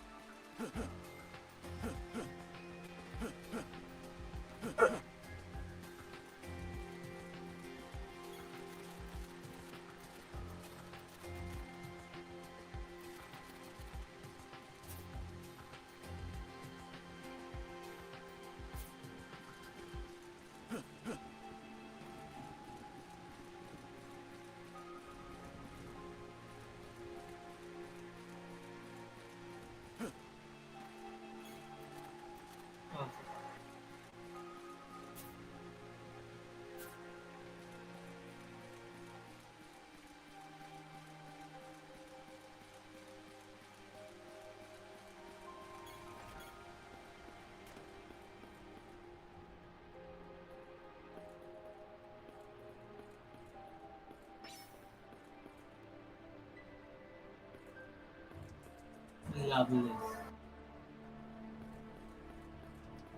Who knows the results as well.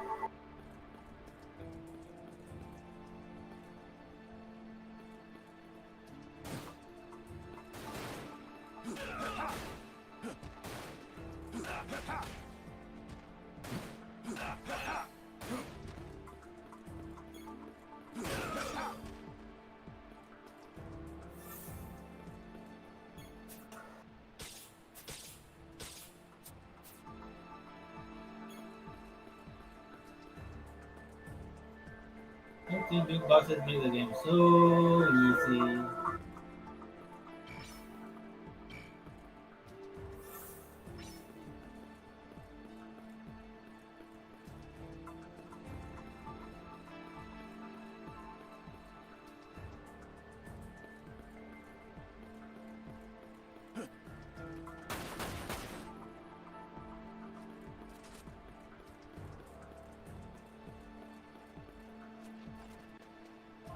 Survivor spotted. Don't let him escape. Find it. What?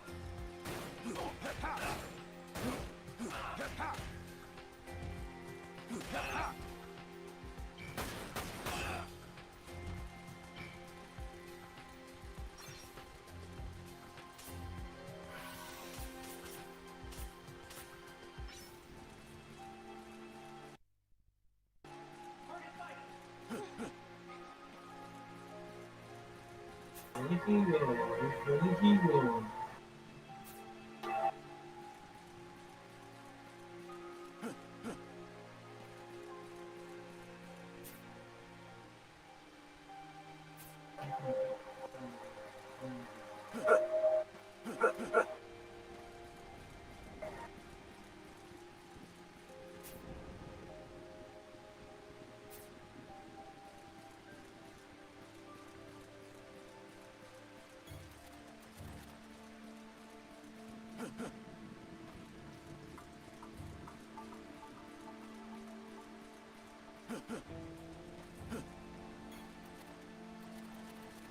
Oh.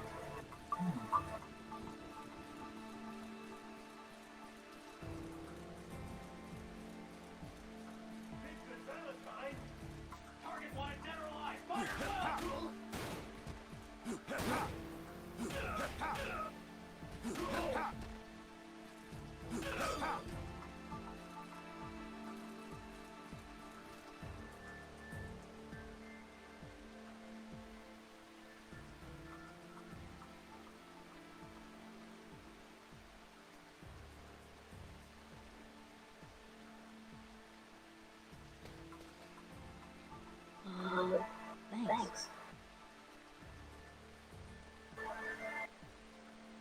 The warehouse. I know how to get there. It's through that gate.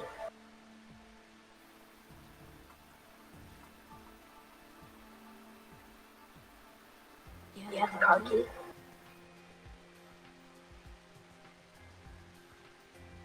Come on. I know somebody does. Follow me.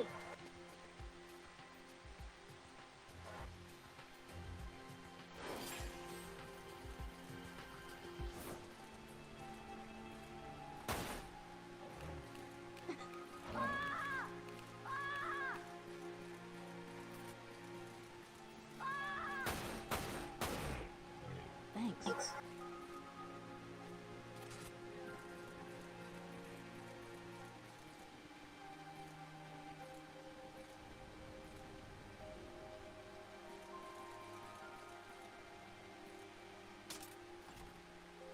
Over here.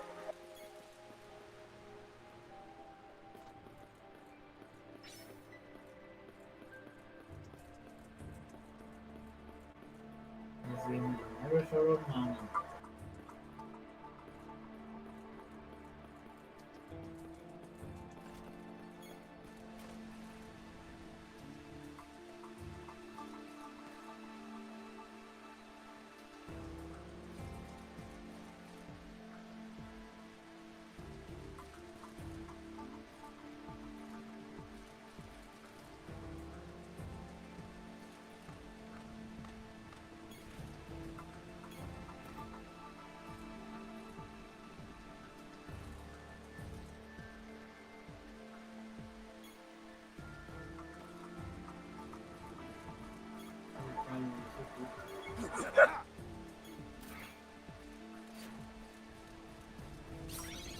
Okay.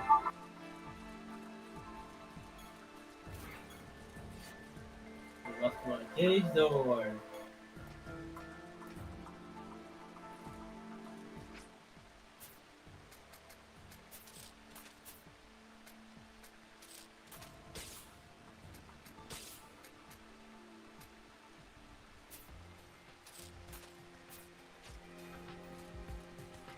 so hot.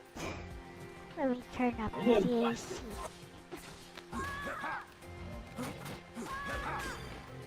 Thanks.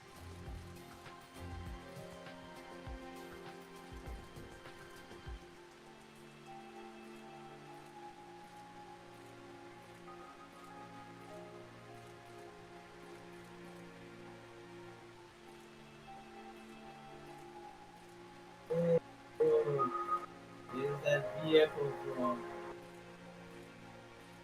today?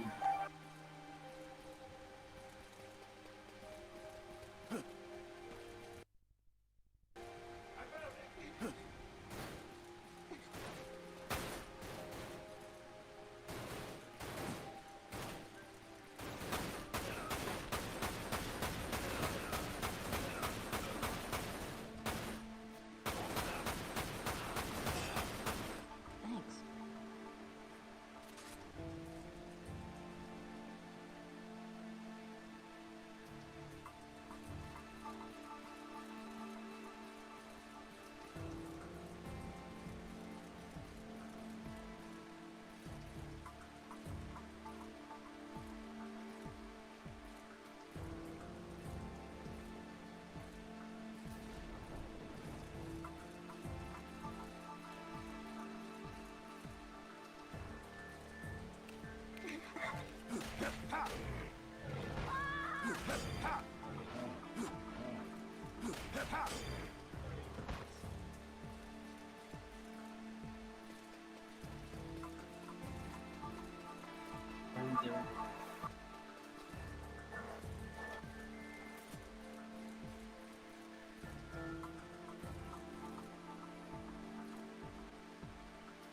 No gunner? I was expecting it. Where are you?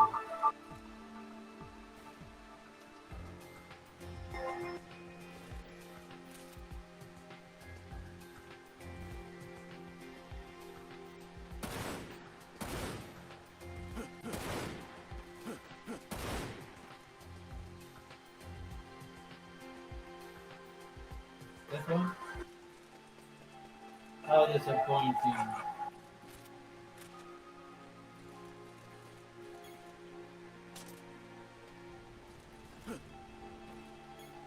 Transmission received. The Keeper is approaching. Watch your backs.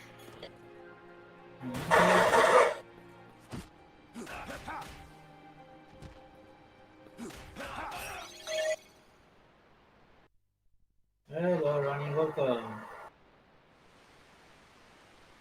I figured as much.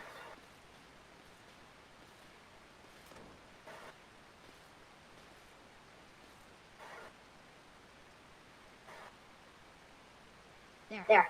That should let you through. Right. Thanks, kid. Avenge. Avenge. I couldn't do. Mom and Dad, right? But I couldn't move. I'm too scared. But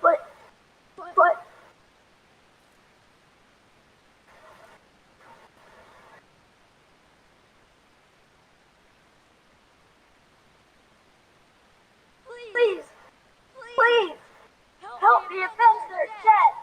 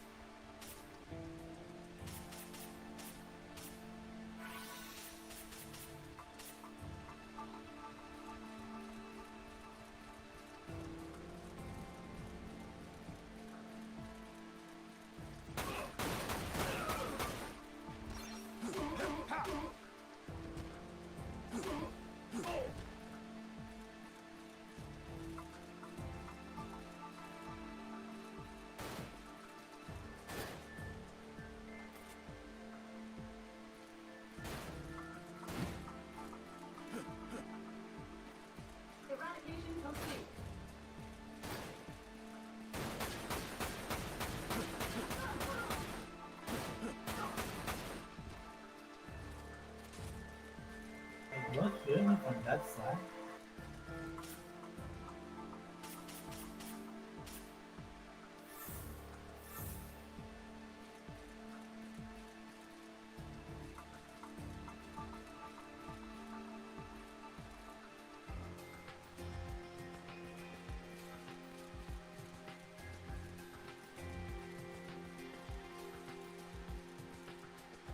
The problem with this game, backtracking to the loot boxes.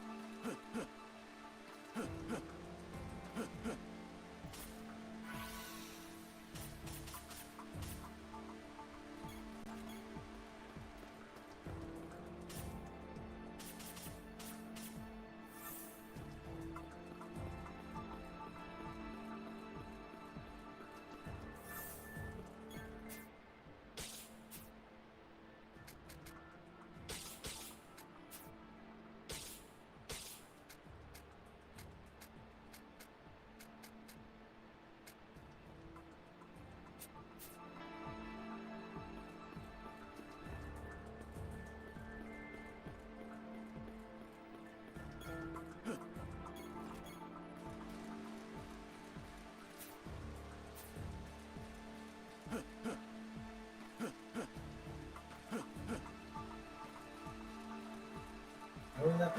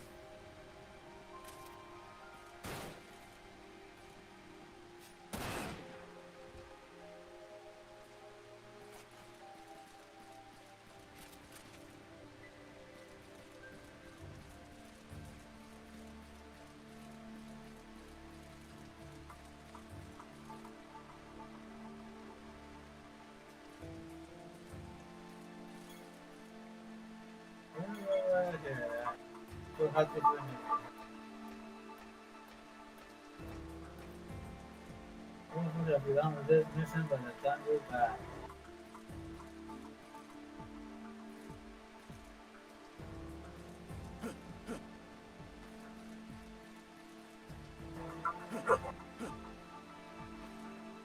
continue jump down.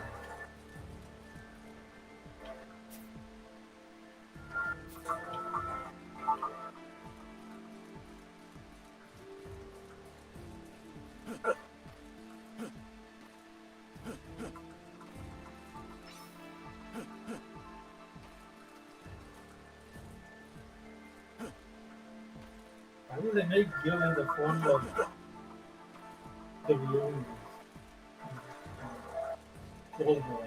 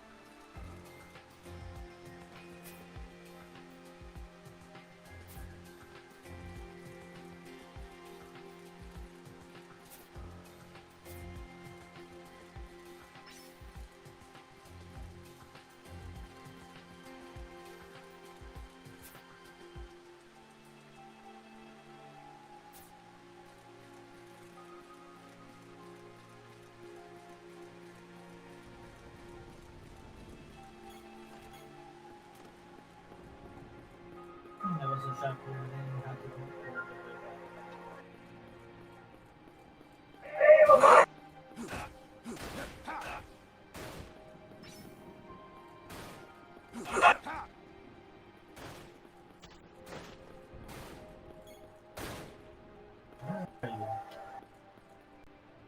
Where did he go?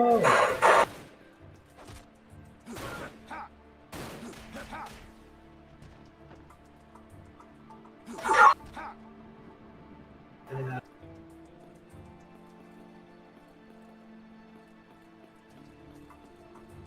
Lauren, I'm welcome.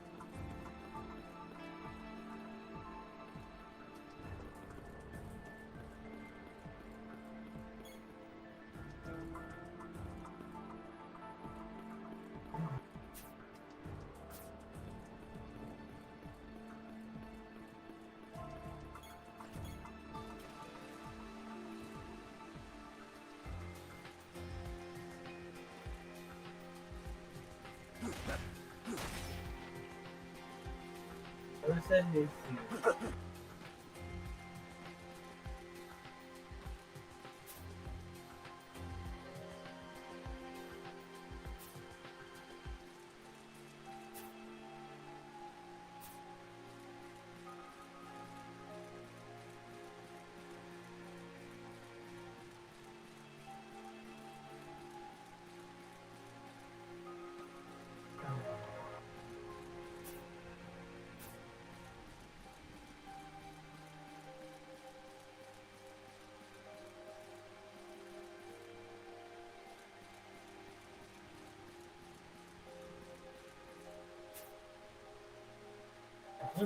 He's saying Simon over and over.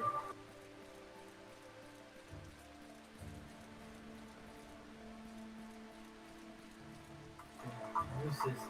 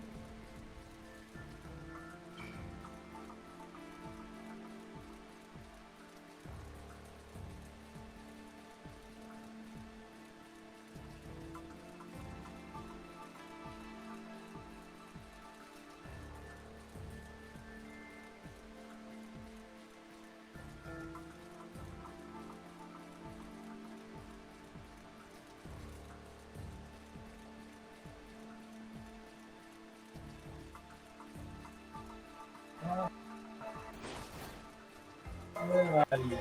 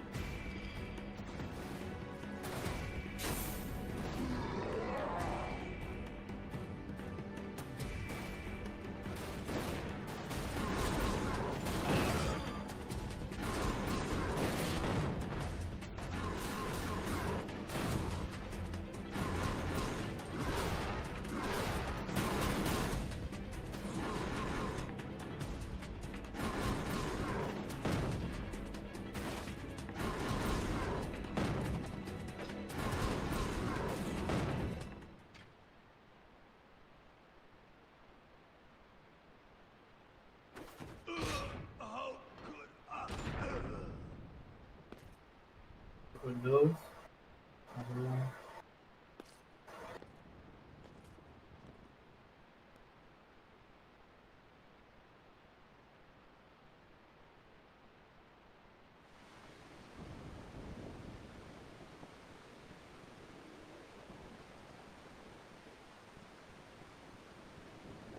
You know, this is the first time I felt the rain on my skin.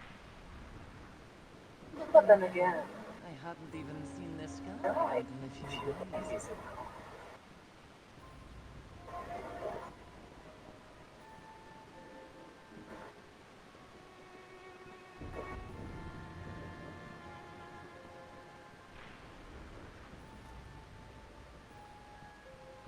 So you're Vincent Valentine. Keeper of the proto-materia. Proto. Materia. Yes, the key to control the Omega. We know you have it. Hand it over now, and I'll kill you quickly.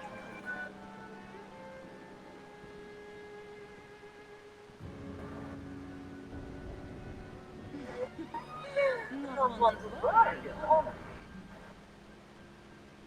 Then I'll make sure you suffer.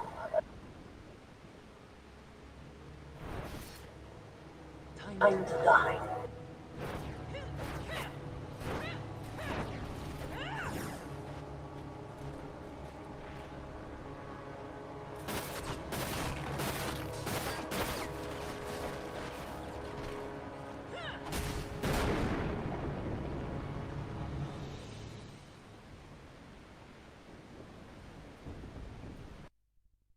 I gotta change my audio settings.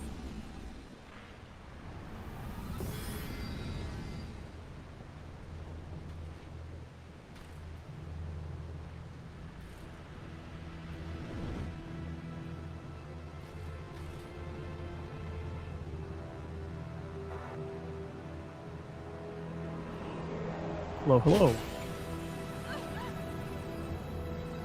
Sound is out for the moment. I'm just gonna click the watch stream button so I can see what Arus is playing. Oh, that is beautiful.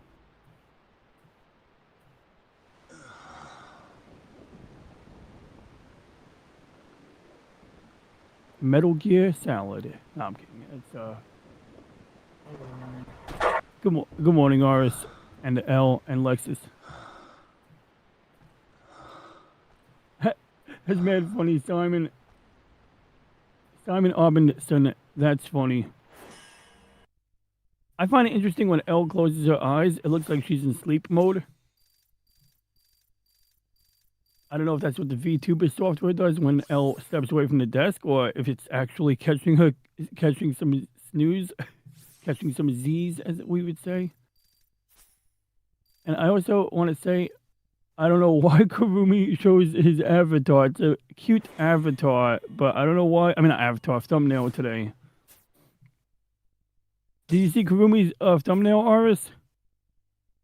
Yes. Like, it is super cute. I mean, like, it's just Elle and Lexus. It's, like, freaking adorable, man. I just don't know what it has to do with, what game was he playing? Oh, Castlevania. Okay, I guess it has something to do with Castlevania. Yeah, I think it's Castlevania. Yeah, it's got to be Castlevania. It's a friggin' castle. Yeah, a guy in a robe standing on top of a castle. Shitty graphics. He did say ZX. I don't know if he meant ZX Spectrum or... Hello, boys. I'm back. The person canceled on me. Oh, man, I thought I opened up your live stream from last week for a split second now. I was like, oh, my God, it's Orc's intro. I must have left that tab open. What up, Orc? Hey, sorry about that, guys. It's just like I said, this was supposed to be... I had an odd job, and the person fixed it. And it's like, oh, well, great. Well, hey, you know what? I didn't get on the bus. If I would have got on the bus, I would have been pissed. Yeah. And so I had to deal with some drama, and I dealt with the drama. Why? Arus, I still got to talk to you about the D&D drama, but we'll talk about it later. Yeah. Oh, yeah. Is that something you mentioned last week on your show or briefly touched upon? Yeah, we talked about it. We talked about some drama that we've had. We've had a couple We've had drama. Well, I talked about drama in general with D&D because you always have those.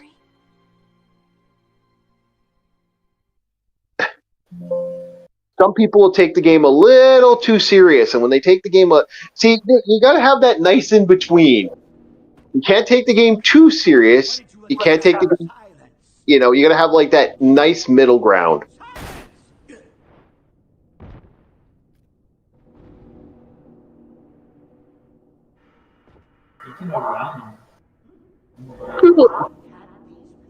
So that's the game plan there, is to get that nice middle ground. So yes, I promised I'd come back if this didn't go through, so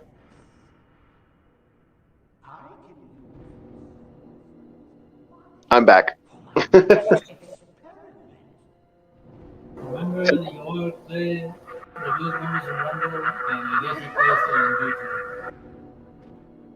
Couldn't hear you over the audio you got there blasting there.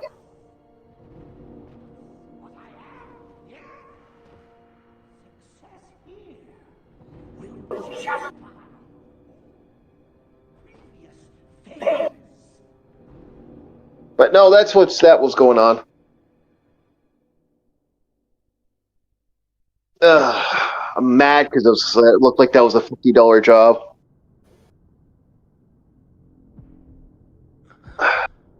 Shit. Now I got $20, two $20 jobs up. Well, at least I got my $40 jobs. So.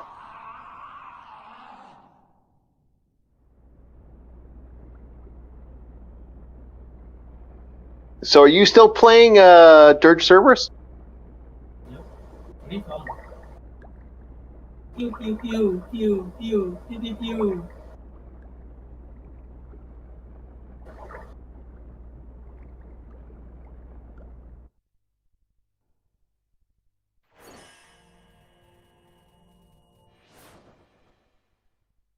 Yeah, it's still Dirge.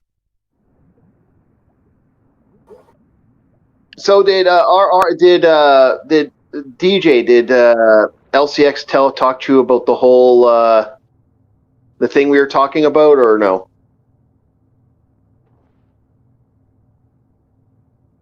Well, look who's awake. No, Oh, there was a Simon in chat. No wonder when I said Simon. Hold on. I'll release you. Hello, What up? Simon. Right now, no.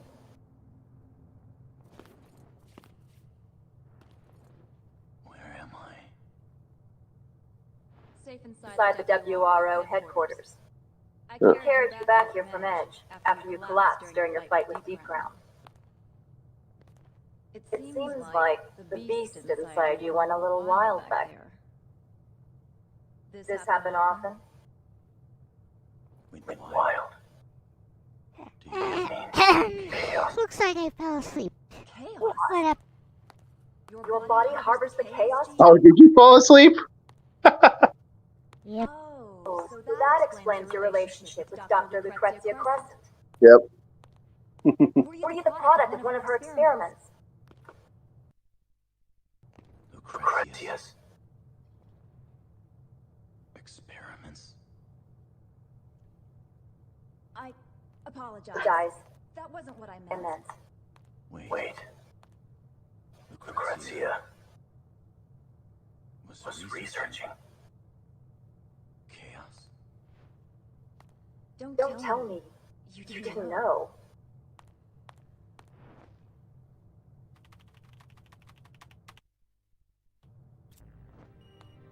Crescent. Jinma Class A scientist specializing in biotechnology. In her research thesis, The Planet's Pulse, she refers to chaos as one of the sentient xenoforms residing among us. However, the theories that she presented in her work were so abstract that no one I'm so sorry.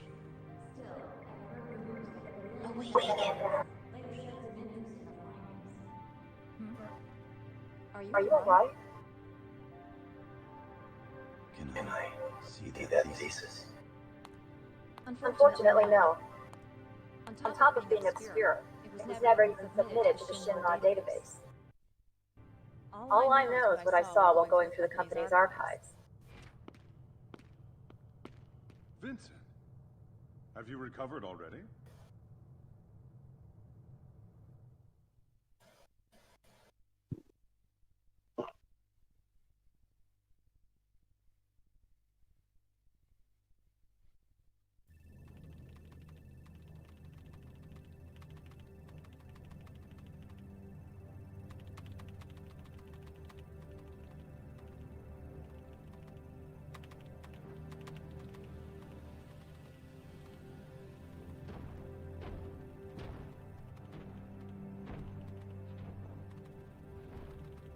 What is the status of our keeper? His Location remains unchanged since the confrontation. We can assume this is the WRO headquarters. Good. Two birds with one stone.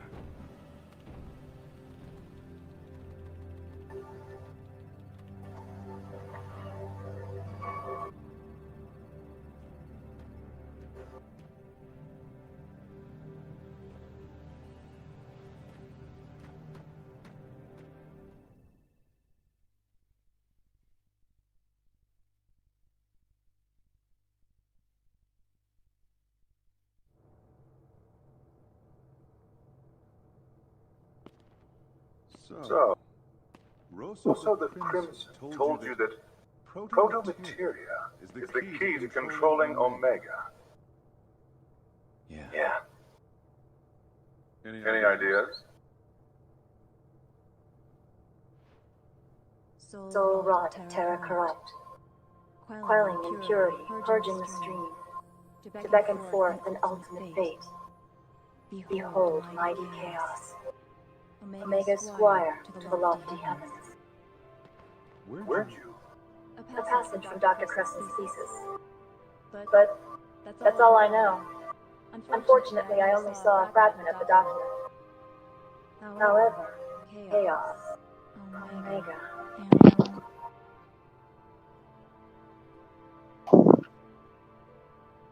There we go. So, did you, DJ, are you still with us? Oh, idea. Get anywhere. What now? everyone went dead, and I'm like sitting here wondering, like, am I the only one? I went on mute. I'm sorry. I went on mute because I don't know how long I've been on mute. I don't even remember hitting the mechanical mute button on my microphone. How long has it been? Did you hear me make any of my jokes? I made a joke. I said like, oh yes. Did you hear me say anything about when Elle closes her eyes and I don't know if she's sleeping or stepping away from a desk? Yeah, I know. I've had that a couple times. I thought LCX fell asleep on us. Like I know the avatar smile goes into like a eyes closed mode, and that's when I'm like, oh, I wonder if it detected her eyes closing, or did Elle just step away and that's like a default mode, like closed eyes. Yeah.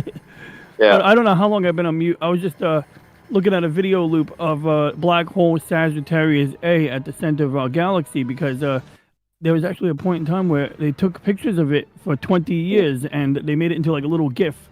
And it's pretty cool. Like each frame in this animation is 1 year of data. And you can see like, you don't see the black hole, you just see the stars orbiting something that you can't see, which I just think it looks cool to see like the stars making these like tight loops. So I was trying to play the video like in reverse against itself so that the loop is more seamless. And yeah, that's what I've been doing. Okay. So what I was asking is, did LCX talk to you about what we discussed, what we were discussing before you showed up? Gotcha. That tells me how long my sound has been on mute. Okay, so yeah, I responded to you on that, and I thought you all heard me, but yeah, I'll repeat. No worries. That's my fault. But yeah. No, I did not. I rolled out of bed at 1 p.m.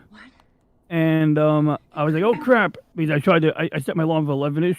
I set my alarm for 11, 11:10, 11:15, 11:30, 11:12, 11:17, 11:27. But apparently I slept through those. And hey, at least I got up at 1. But you know, I came straight out of bed. I didn't ease myself into waking up. I literally got straight out of bed. So a little foggy a few minutes there. I'm good now. I'm sitting next to a cup of coffee. Didn't drink it yet. Drink it before it gets cold. Okay. So yeah, I didn't hear about this D&D drama. Yeah, no, not the D&D drama. We were talking about the numerology stuff. What? Okay, you got my attention on this one too, but no, I don't think I think it's I don't want to say it's bullshit. I don't like being dismissive. In what context? Yeah, tell me more. Would you like to know more? Okay, yes. So there's a belief that existed since the 80s that numerology is the aspect of that, but basically computers use numbers, therefore numerology is a part of that. And that they're using numbers to kind of make magic. So the idea is that AI is now we're creating artificial intelligence, and because we're creating artificial intelligence, that artificial intelligence is actually demonic. So we're basically creating our AI devils. Well, are you saying that none of the numbers could ever be used for like good things? Like we can't have angel numbers? Well, no. The belief is that we're actually doing this as like we're basically creating a demonic entity using AI, because AI is actually AI is evil. That's what they're trying to portray. So when I failed math class, am I doing God's work? I'm not sure what's going on with this as a whole. Like, numerology is a weird concept that the ones and zeros.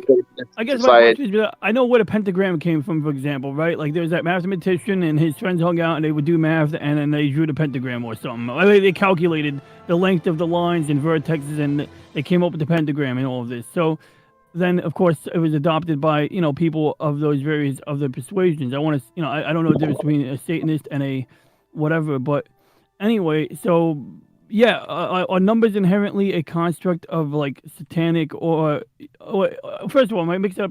Is Satanism even in the equation? Maybe not, but is math in general implicated, or only the employment of math to perform numerology? It's the idea that computer code is actually a form of witchcraft. So, but it inherits that from numbers, from mathematics, numerology. So I guess working with numbers on the whole is witchcraft. Yeah. Okay.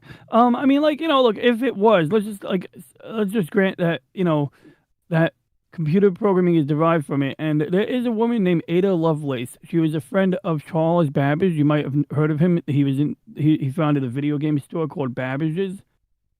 Hey, why did the stream just end? Yeah. Okay, the stream didn't actually end, just Arus' side of it, I guess. But yeah, so Charles Babbage, he created the difference engine, a mechanical computer for doing multiplication. He built a riveting machine that operated on punch cards, and okay, good. My stream isn't broken. Okay, good. I was just double checking the YouTube side.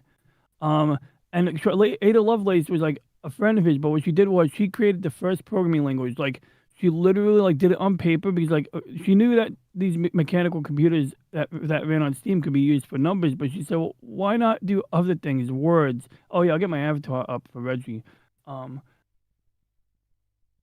Yeah. So what do you call it? Like, why can't they do that? And so she comes up with this programming language that's fucking elegant. Like it has loops, it has all the things, some of the basic things that you would find in a real programming language. It's all numbers and columns. And well, she ended up like not being able to fund her supercomputer because like she had a bright idea, so she ended up resorting to gambling till she died. But I would bet you she was a sick gambler. But circling back, what does this have to do with numerology? Well, the fact that her first programming language was definitely a purely mathematical construct, like purely. So yeah, okay, let's say so we got numbers upon numbers of computers. And what's beautiful about computers is you can hide numbers inside numbers. So you could probably put in a bunch of like 13s and 666s all day, and get your code to do it in hexadecimal maybe.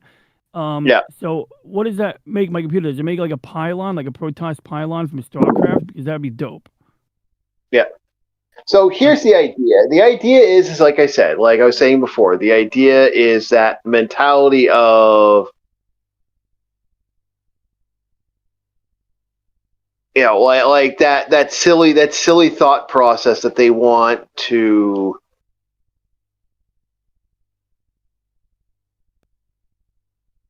how to put it? I don't know. It's the idea now that they're thinking to themselves that they have to,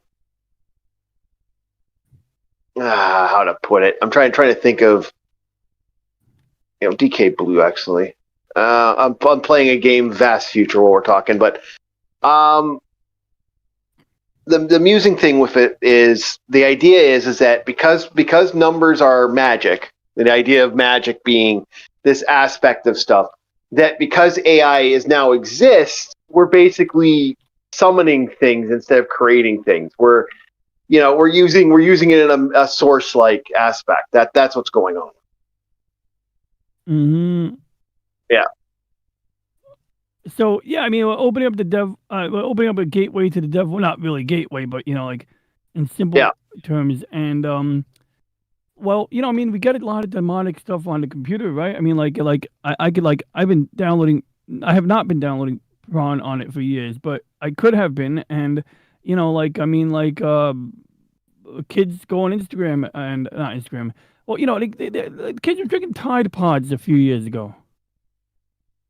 Yeah, but that's just because kids are Good stupid. evening, LCX, Lexus, But and the devil- Arus218 and Orc. Thanks, Reggie Reggie. rolling into ROM ramblings and ready for some retro chaos. Try not to blame me when the RNG turns on you. End of line. Thanks, Reggie. I'm sorry his voice is a little tired. I'm working on him. I really wanted to get his opinion on numerology here. Hey, Reggie, so real quick, our friend Orc brought up a great topic. Well, it's fascinating because it's something that I don't get to talk about a lot, but I do want to, like, anything I can learn about it. So I got to remember to check my biases and just, like, ask questions, listen, instead of just being like, oh, that's dumb. He's like, maybe there's something I don't know.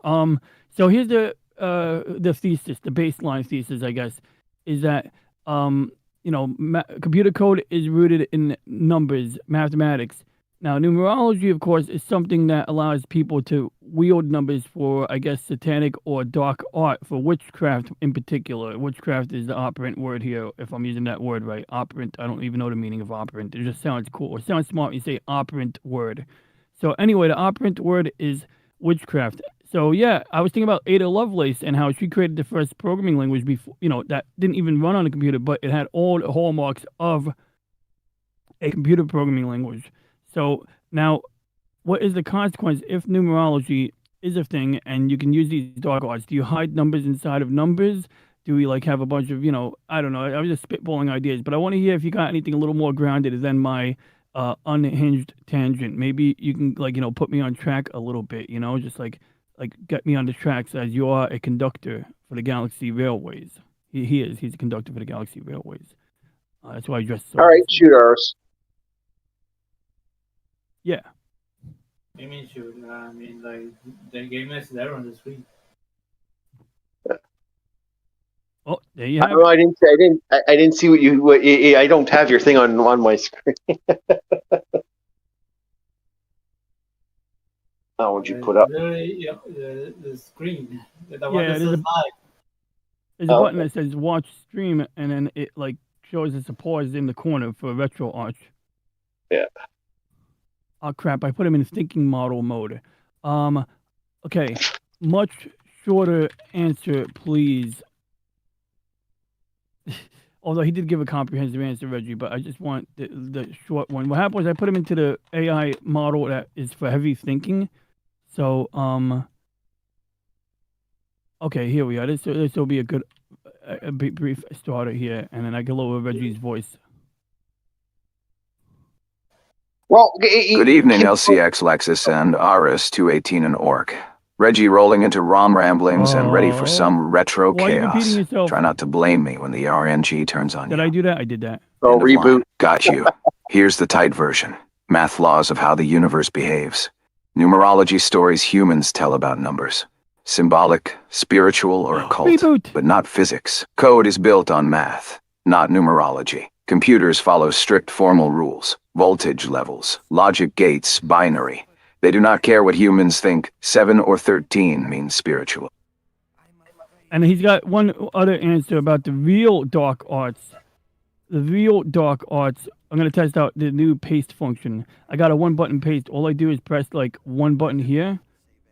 Wait, did I just click? Yeah, this button here. It pastes, and it starts reading everything that I pasted in. It's super better than before. Next version of Reggie is going to have this bar here where it directly links to the API, but I'm worried that it's going to be satanic. Actually, I'm worried they're going to charge me. So I'm being like cagey about signing up for that. Actually, I want to ask Lexus a question. The real dark arts of code are social, not supernatural. Yeah, manipulative algorithms, surveillance, addictive design. All right, back to you, Orc. I'm done. I just wanted to get that last thought out. So think I can ask Lexus something, LCX? All right, here we go. Please ask the question in 3, 2, 1.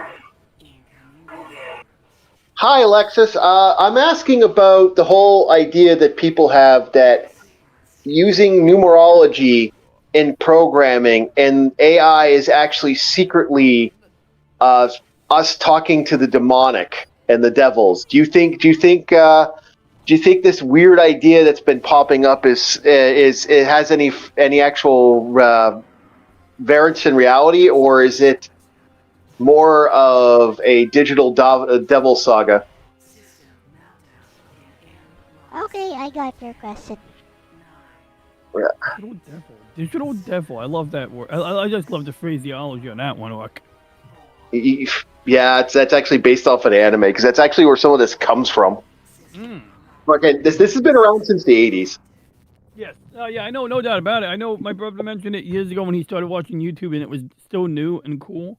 Mm-hmm. And you hear about these anti-flat Earth YouTubers. Sometimes they'll cover. This one guy will talk about gematria or whatever that is, and usually it'll be some British person on TikTok saying some shit. Yeah.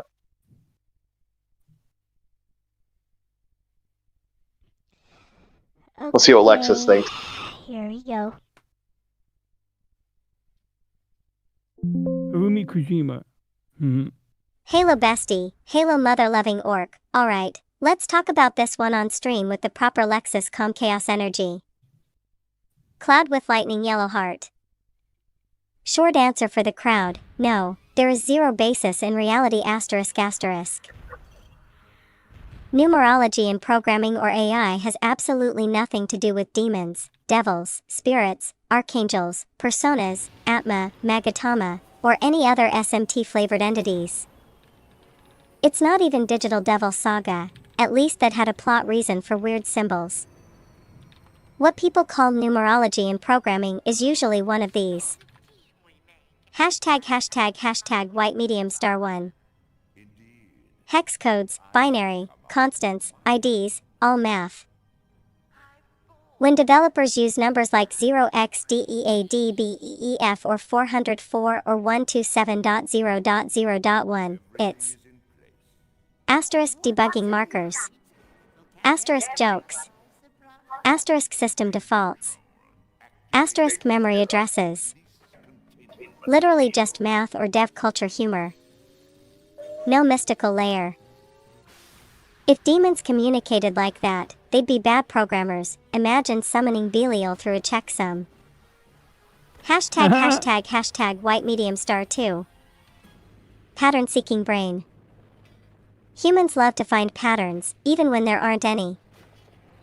So people see asterisk repeated numbers, asterisk odd sequences, asterisk weights in machine learning. And they assume it must mean something supernatural. It doesn't. It's just how statistical training distributes values. ### white medium star 3.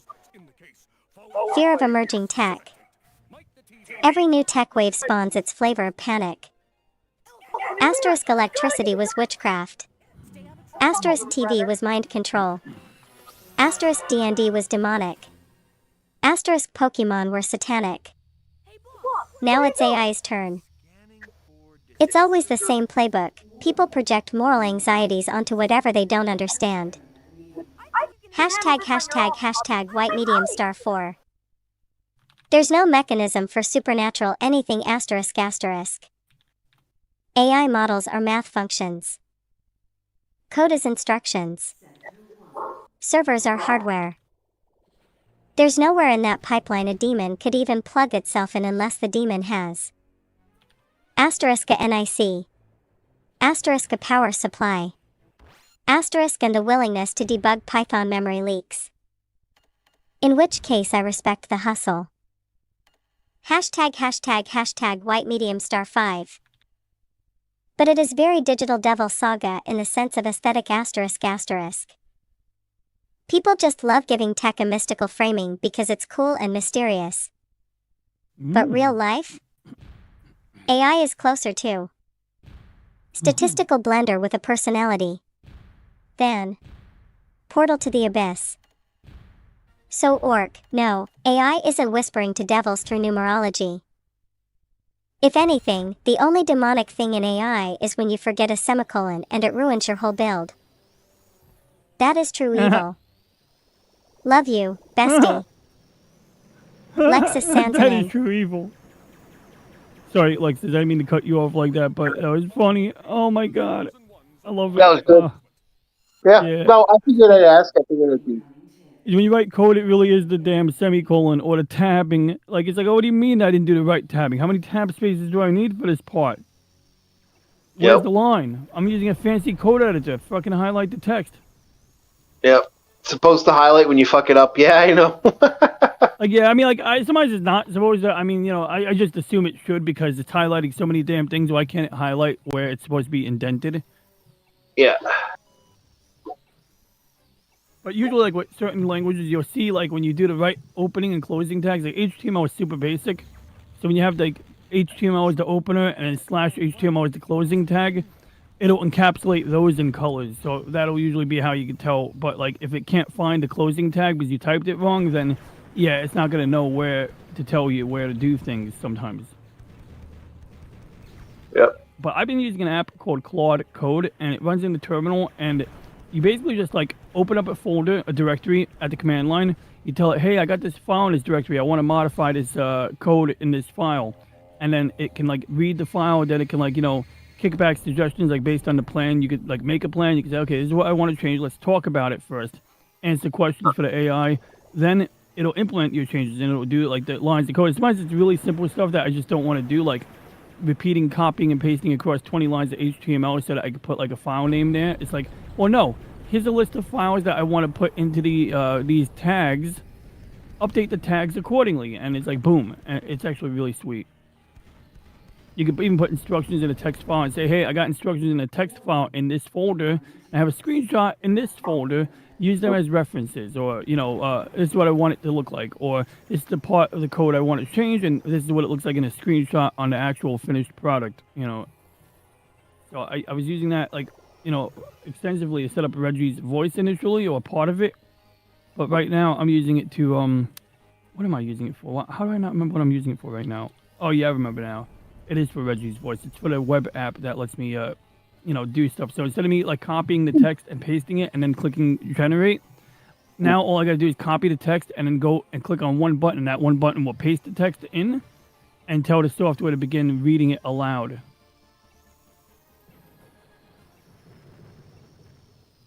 Sounds convenient. Hello, this is a preview of Voice Arnold. Oh, one of those. And that's actually still Reggie's voice engine, but I can pick character voices because what you do is you give it an audio clip. Hello, this is a preview of Voice Arnold. You give it an audio clip and you give it a text file containing this transcript of whatever is being said in that wave file, that audio clip. And then because that audio clip was in Arnold's voice, even though I'm using Reggie's voice engine, he still tries to impersonate Arnold. So he's going to say the biggest line that you know from Arnold. Get in the chopper. It doesn't sound the same. Morgan Freeman. This is numerology. Let's see what Morgan Freeman says in.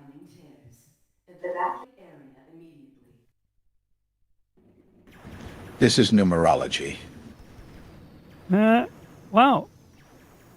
That worked okay. Sounds more like Liam Neeson. Hello, this is a Liam preview Neeson. of Voice Reggie, Fast 22K voice. Yeah, it did sound like Liam Neeson a bit, right? A bit Englishy, yeah. So some of these voice modes, I switched to one and you heard right away it sounded like Reggie, and then in this one here it'll be like Gator. Hello, this is a preview of Voice, Gator Voice. If you know Gator, you know Gator. And then I have the 8 kilohertz sample, which sounds like a bad audio tape. Hello, this is a preview of Voice Reggie Fast V5 8 cars voice. And then we got the CD quality version, but this one I can't use. Hello, this is a preview of Voice Reggie Fast V5 44 COTS voice. So bottom line is I switched it to the one where at least it says Reggie correctly. Hello, this is a preview of Voice Reggie HQL.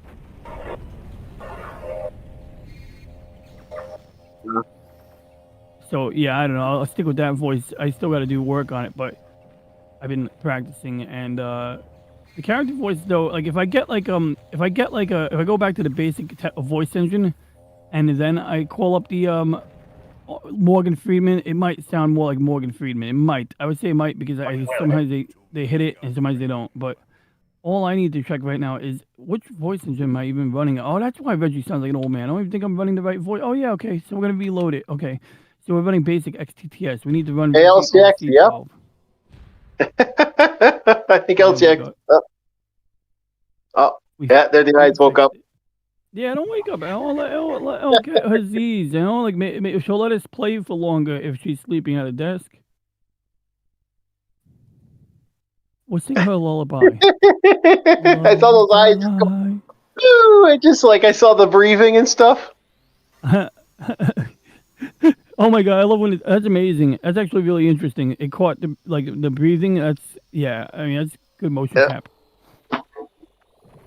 A testament to the motion capture configuration that Elle created and configured. Yeah. I think Elle's falling asleep on us.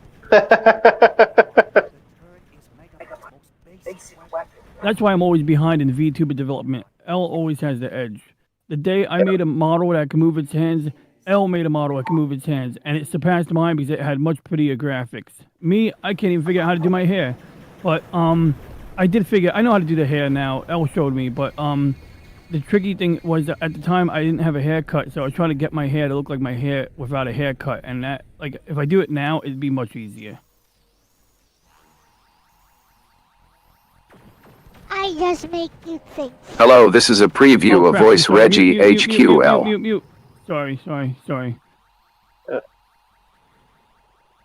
sorry, y'all. But like, just making sure LCX is up. Eyes are closed. As I was talking, like Reggie started blurting out, but that's his good voice now. So now if we put the Morgan Freeman on, let's see here. Morgan Freeman.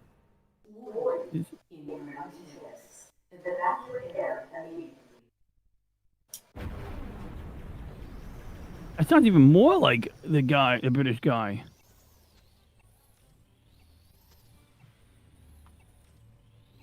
But my idea is to like have Reggie do voice impersonations, like just have him. So if it sounds like Reggie, that's okay. It's like that's half the fun. It doesn't sound like Reggie, but yeah. We can't hear Reggie right now. Oh, you couldn't hear him. So you didn't hear him say the thing. You didn't hear him say. Get in the chopper. See, that's him with his proper voice model. Well, I heard get in the chopper, but it was super faint. Yeah. It definitely was. Get in the chopper. That's David Attenborough.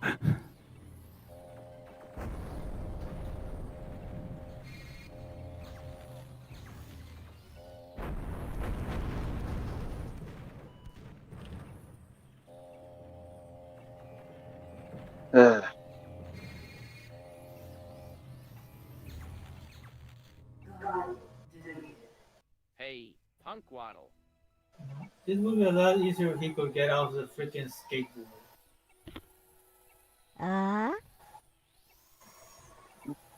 Yeah, I wish you could get off that stupid roller. It doesn't look bad for a game. Like, it looks good, but that, like, being on that hoverboard is so fucking annoying.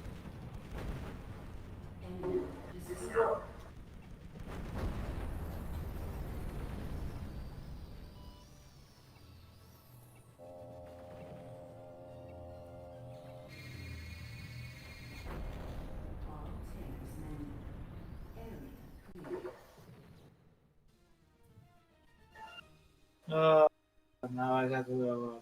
That requires practice that which I'm not prepared for.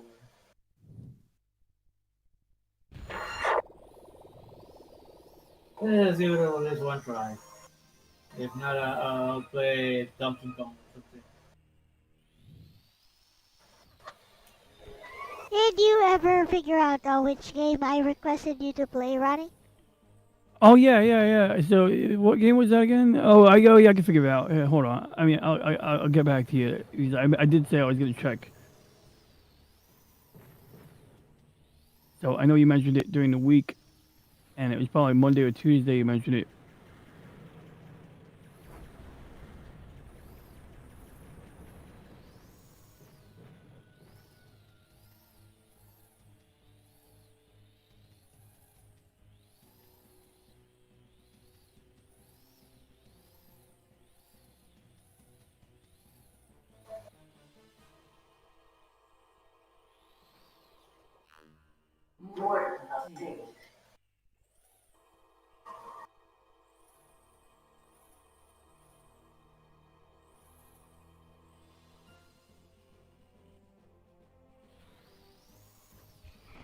Oh yeah.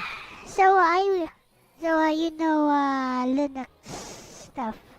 I guess, Ronnie. So I wanted to ask Yep. So I have this handheld, the R36S. So I think it's using like Linux partitions, like on the SD card that came with it. It has like 6 different partitions, and like one of those partitions has the games. I can't view them. I can't view them on Windows. And if there's a way to just like copy paste into that. You got two ways. Apparently now, like when you Google this, it's gonna mention something called WSL, and that's sort of like the new way to do it. I tried that. But the But easier way to do it. there's a much easier way to do it. There's an app I always used to run on all my laptops that were dual booted, and I even ran it on this computer before I reinstalled Windows. So it didn't cause me any problems. But let me see if I can find it because it's an app I used to use where like it would be a tray icon, and then like basically it would let you mount Linux ext2 and ext3 file systems. I think I found it just now, or it looks like that. It looks like if it's not the app, So I it already is do an have app that does. I have like a Ubuntu on Windows installed, and I Yeah. do have WSL. Problem is, I still can't see the I still can't see the partition.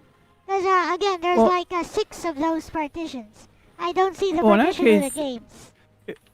So if you want to do it through the WSL route, since you already did some of the legwork, it seems that you already have like the basic. Assuming you have the basic stuff installed correctly. Yep. The tricky thing, I'm looking at the command right now, and that's why I like the tray icon, because like Windows, they like to do it through their command language, like through the PowerShell or whatever, and I was like, you could just load Linux probably, right? I'm just looking at this here, because like I have WSL here. because if you do it like it's just thing, like it just works differently. Let me see here. It works way differently than the method that I used to use. But let me see here. WSL mount Linux drive on Windows. See, that's Like the it's basically thing. on Linux, what you usually do if you were just in Linux, if you were in the bash terminal on WSL, like at the command line, you might do like an fdisk command just to see the names of the partitions. Because essentially what you do is the mount command is something like this, like mount, then you type in the name of the partition. So it's like it comes up in fdisk as like /dev/SDA1, let's just say. We'll make up a partition name. So essentially they always start with /dev like device. And they end with the name of the actual drive. label. So SDA might be like the disk, and then SDA1 will be the partition. So if you have like See, two that's the partitions, problem. The partition with the actual games has no label. yeah, say that again. That sounded familiar enough. The partition with the games has no label, no volume label. Okay. So- Well, I mean, it doesn't necessarily need a label, but it's got the designation. It's got like the /dev or something like that. It's got to have a. It's got to have like Let some, me even on the put it device. Let me put it on. We'll see.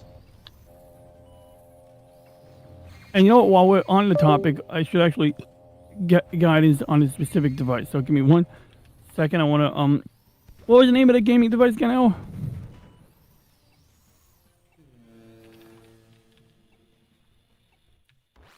Away from the ship at all costs.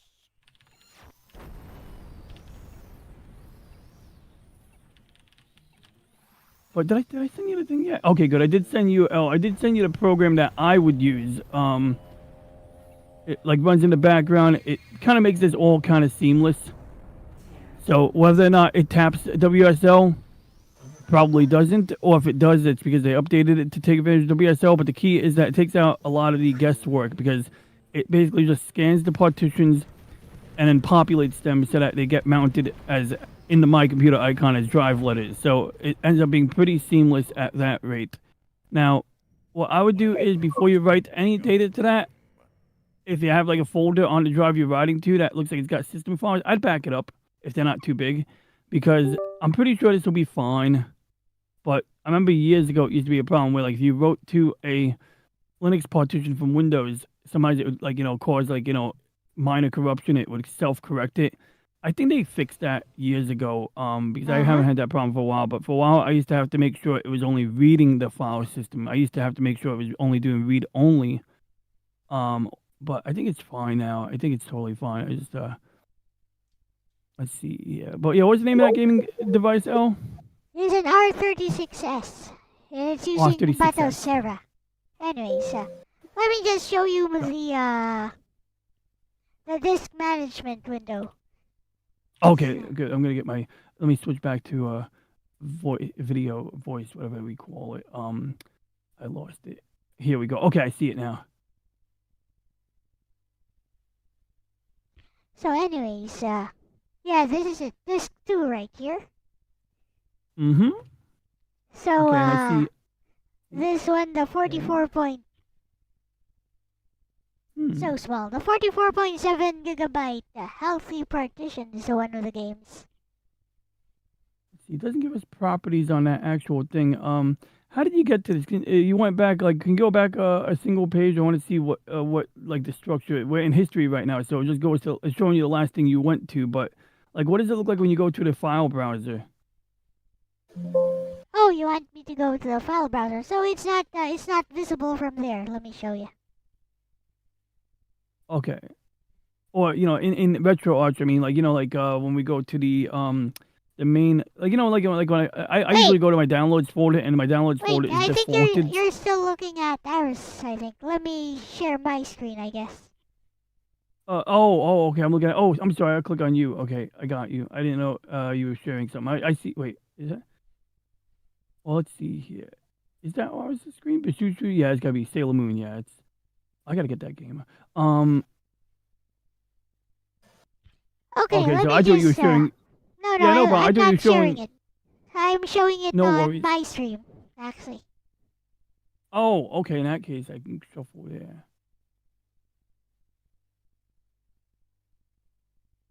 Oh, okay, I see it now. I'm sorry. Right. Okay, got it. So, That's interesting. on You this show it like that. Oh, I see. Okay, I got you. So on this number 2, which is the last one there, like I just before the 8 gigabyte partition is when they're 44.7 gigabytes. That's the one with the games. Okay. You know what? Let's have a little Linux fun here. Open up your command prompt. Let's. Can we do a CMD from the start menu? I mean, you just want me to go to WSL, right? It's already there. Yeah, basically, yeah. WSL. So you got the command line open for WSL? Yeah, there. Yeah. Okay, cool. Let's do a fdisk. Let's try fdisk-l. It'll probably make us do sudo, but we could do yeah. I guess we could do well. Start with just. We could do sudo sudo. Yeah. sudo sudo and then fdisk and then -l, letter L.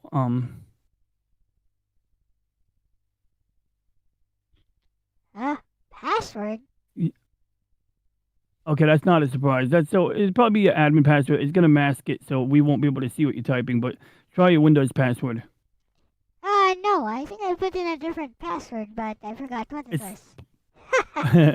Let's see here. I think we could probably reset that. I found it. Never mind. Here it is. Oh, cool. Okay, very good. So now, great. Okay, so this is what I was talking about. See how it says disk /dev/SDA, and then underneath it, it has it'll have a partition if there's any partition. Now, it looks like these are all shown as just straight. Okay, so these partitions occupy the entire. Well, they're all on like they're looking like separate disks, but they're not, right? Because they're all partitions. But bottom line is, okay, we got the 1 terabyte is SDD, the 2 gigabyte. I'm gonna guess that you're probably trying to copy data to the largest one because that's where the games will get stored. So it's got to be the 1 terabyte /dev. The bottom one, it's whatever just 44 gigabytes. No, it's just 44 gigabytes because it's a micro SD 44 card. gigabytes. Oh, okay. So it's showing every drive on your computer. Okay. That's every drive. So the 1 terabyte is your boot volume, and that's not the gaming device at all. So you said it was 44 gigabytes. So let's see here. Is it even? Of course, it's plugged in right now, right? Yeah, it's plugged in. Do we see anything? Okay, so I guess we just gotta scroll up and see what we find here because, like, right now we're seeing a lot of these smaller ones that obviously swap or something along those lines, temp file or caching things. Okay, so we need to find something that looks like. It ain't there. Okay, it's not even there. When you plug the device in, I mean, does it? Well, you saw it in disk management. Can I see it in disk management again? Because sure thing. Wait. Normally disk management wouldn't be useful for this, but I mean, it would tell us it exists. So yeah, I better take a good look at it. Yeah, that's why it does exist. Like here it is. Like I just plugged it in and. Okay, cool. When it loads, when I see the screen switch, I'll be able to read it. Right now, I can't read it, and I see yeah, right now I still see the command line, which, okay, here we are. Okay, good. And which one is the one, Nagi Mark II? No, that's your... It's volume Q. Oh, volume Q, okay. And it says it's a fat file system. And it's not mounting it? Okay, hold on. Yep. Okay, that's It's something. it's mounting some of the partitions, but not all of them. Interesting. Okay, so I think it has a fat FS on it too. So what happens when you try to open up Drive Q anyway? Does it give you that error where it asks Wait, you here to it is. format Wait, it? Or... Disk 2 partition 7. Here it is. Disk 2 partition Okay. 7. Oh, I see. Disk. Okay, good. Okay, so was that coming up? A question. Was this list populated when we were in the command line a minute ago? Yeah, it was.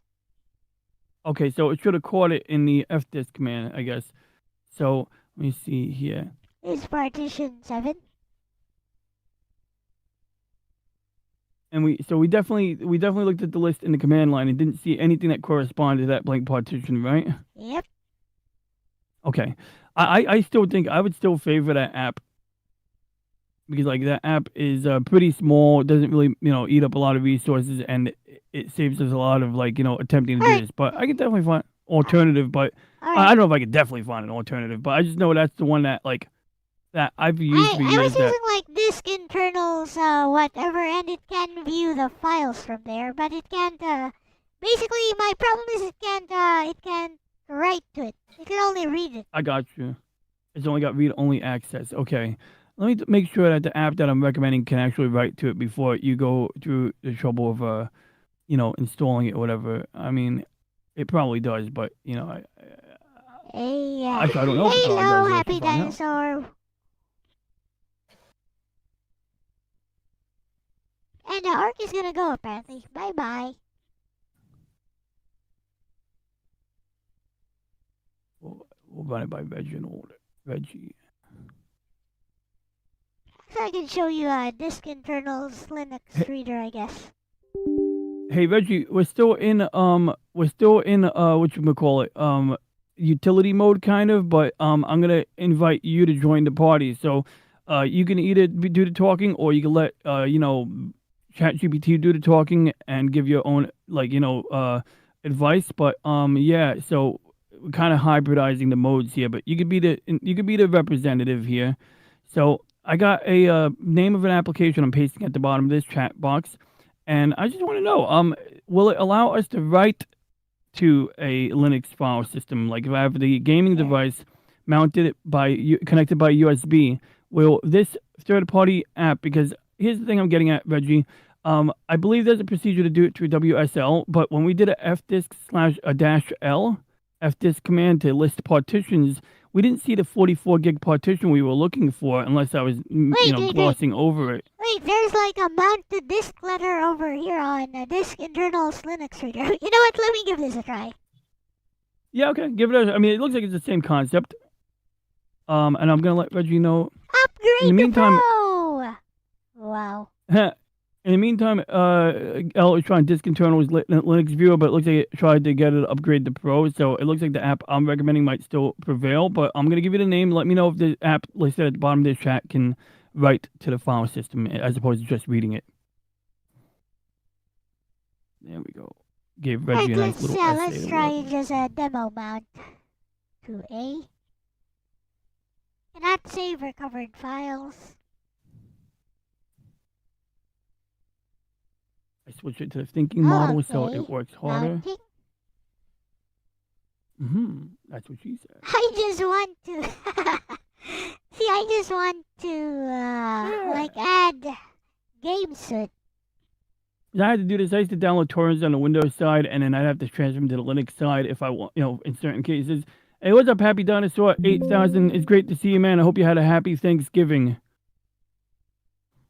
I swear, he needs to sell T-shirts. He needs to sell T-shirts. His T-shirts would be so popular. I mean, how cool is his dinosaur avatar? Like, I know it's just a simple artwork. I mean, I'm not knocking it at all. I think it's awesome. I just think the dinosaur character itself looks so cool.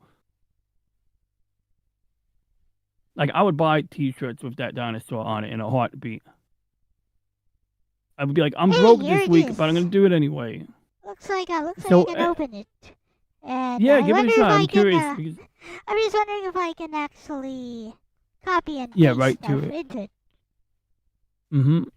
Let's see. I got so you. it is mounted. See, I want to get rid of some of the PlayStation stuff here. They don't even work. Oh yeah, PlayStation 1 or 2? PS1. They don't work because they put in some weird CHD files here. Alright, you Oh have yeah, to there's also permanently another delete. option. Oh. Buy now. The unread is Reggie, not does save off32 recovered. Okay. Reggie, does off32s have SSH or FTP login on it? So then you yeah, could just upload it to the it Wi-Fi can't to seem to WinSCP. can't seem to delete files. Oh, it can. Wait. Okay, this would be certainly more direct. I just said veggie. Oh my god, I misspelled veggie as a veggie. Oh boy, I hope you don't. I hope I don't. I hope you can correct for that. I just called him veggie, like a vegetable. Oh, the wait, TTS it did let me recognition. delete. Oh. Ooh. Alright, let me just try deleting some of these. Yeah. So it won't let me like mass delete them, I guess. Okay, so now, interesting. Okay, so there is actually another easy solution here.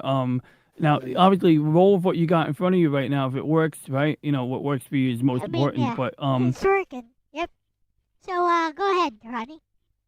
yeah, no. So it's working so far. It's letting you delete something you just haven't. Maybe like you can't do mass deletions, but you can highlight some stuff and delete it one at a time at least. Yep. I wonder why it won't let you do multiples, but I do see that there is potentially in the settings, there is the ability to enable remote services or, okay, this is, no, it says or similar. Okay, so it's being generic here. But if it's running Arc OS or similar, ARK OS, then It's basically enabling running remote Batocera. services. It's running Batocera. Batocera? Huh. Yep. Over here of Batocera. Oh wow, I never heard it. It's cool. It's got a cool name. It's okay. It's running. Okay, it's running. According to Elle. This is a clone R36S, by the way. It's a clone Got type. you. Oh, okay. Well, as long as the OS is somewhat standard, but I'll throw that detail in if it makes a difference for Reggie. You know, as long as if it's a clone, hopefully it's doing things the same way. So okay, this is interesting here. So SSH is available. Sometimes it's always on. Sometimes it's toggled off. So basically, you would be using the command line, like WSL command line, to do an SSH command. Like you'd like say log into it. Now, what I find weird is doing it with a root login, but that just means admin in Linux terms. I'm gonna try to add at least 1 or 2 games in here from my.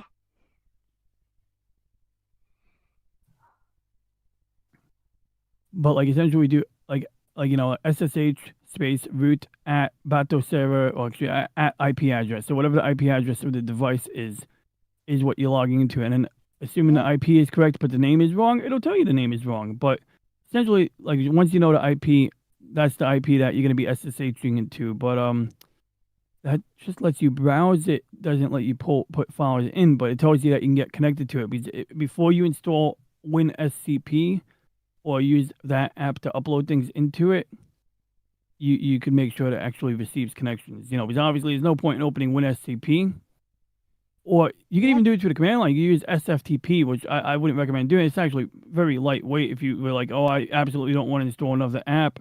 Yeah, then there's an SFTP command where you type in SFTP. It's the same thing as logging into SSH. So it'll be like root at IP address.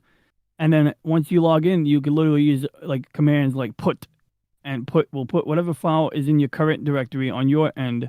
So if you're already in that directory in the command line, then you type the word put followed by the file name, and you type in the and you don't even type anything else in, and it sends the file like through the command line. It sends the file. But WinSCP is a graphical thing. It's like a file browser basically, and you give it the same login credentials that you would use for SSH, and then it uploads files like in mass or deletes files in mass. Like in theory, that's what it would do. But right now, I can't seem to copy and paste into it. Let me try again. Okay.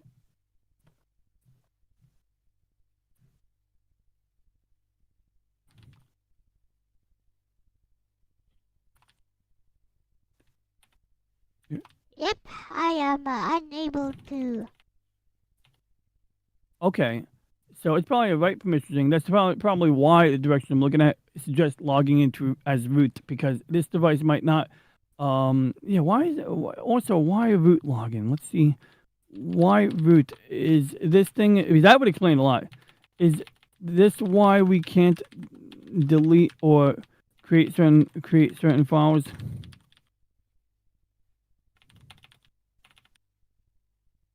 Via mounting? It's weird. I think that's what's happening here. I think, any idea? Do you know the IP address that device was assigned? The device? Yeah, like it's on your Wi-Fi, or it can connect to your Wi-Fi, right? So when it connects to your Wi-Fi, it's gonna get. No, it can't. It doesn't have. Oh, it can't? Like, I need to use a dongle if I want to connect to Wi-Fi. Okay, so then we no dongle right now, so I'll tell Reggie that, so we won't go through the trouble of doing that. So we'll stick with the plan A. Yeah, I'm still favoring the app because you can connect it by USB. Your computer can see the partitions. Disk internals, when did it give you the message about like getting pro? Was it like when you tried to like actually enable writing or something like that? When I mounted it. Yep. Okay. And did it tell you anything like that you would be prevented from writing to the partition, or like, or did you just get something like let me see what it said. Had like a warning about.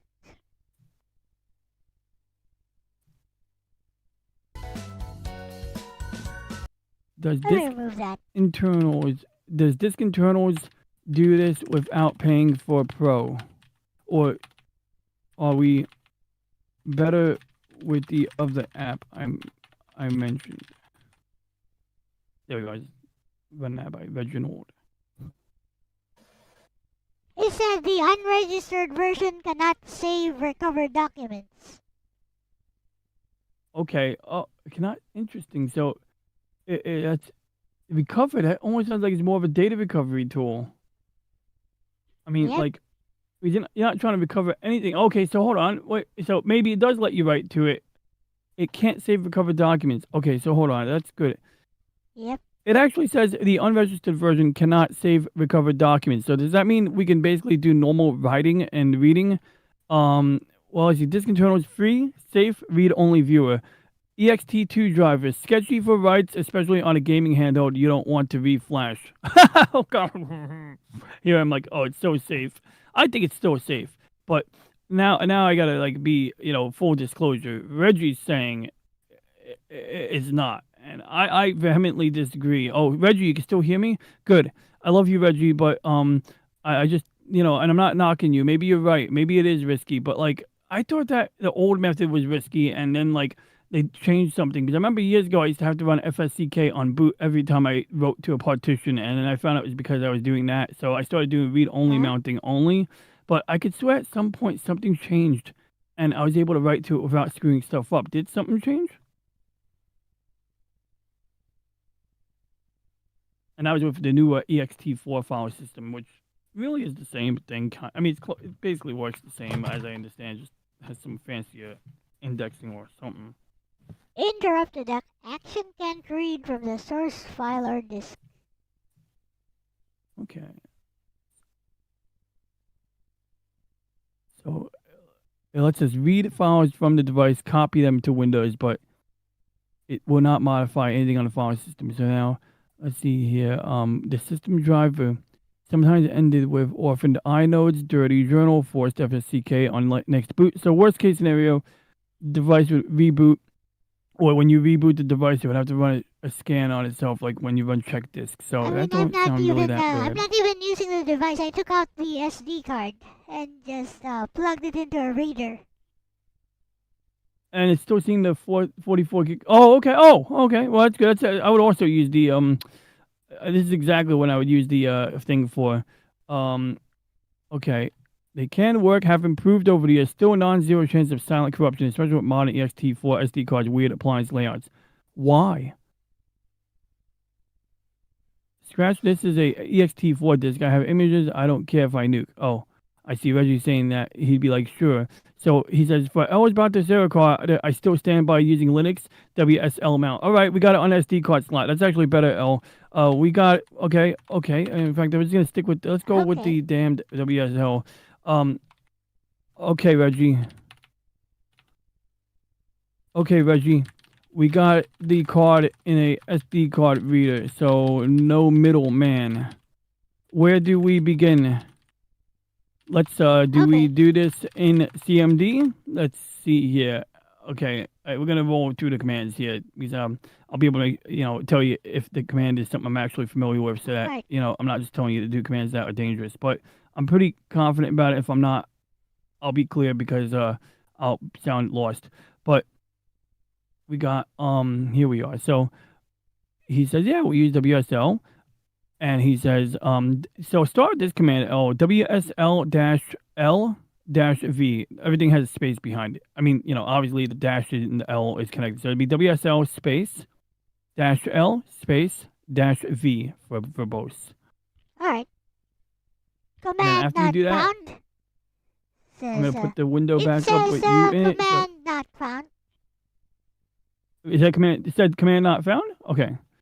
Yep. Do you have to type, do we have to enter bash first? Let me see here if we have to type in the bash command to start the born again shell. Do we need, you had the Linux shell open before. Wait. Are you already in Linux shell? Yeah, it's already open. Maybe that's why. Okay. I typed the command inside the Oh, already opened WSL. It's already running in admin. Okay, so hang tight. Okay, this command might require PowerShell, but you could try it like this. It's going to be get dash disk, and it looks like So I don't think it cares if it's capital. Is this in PowerShell or is this in? I'll try the command line WSL? anyway. Because it may call up PowerShell from command CMD, so you won't have to open up a second thing. So this is not CMD. This is WSL. Oh, I mean, it's basically running. Oh, let's see here. In worst case scenario, you always does. But let's see. Okay, so we're already in WSL, and you already.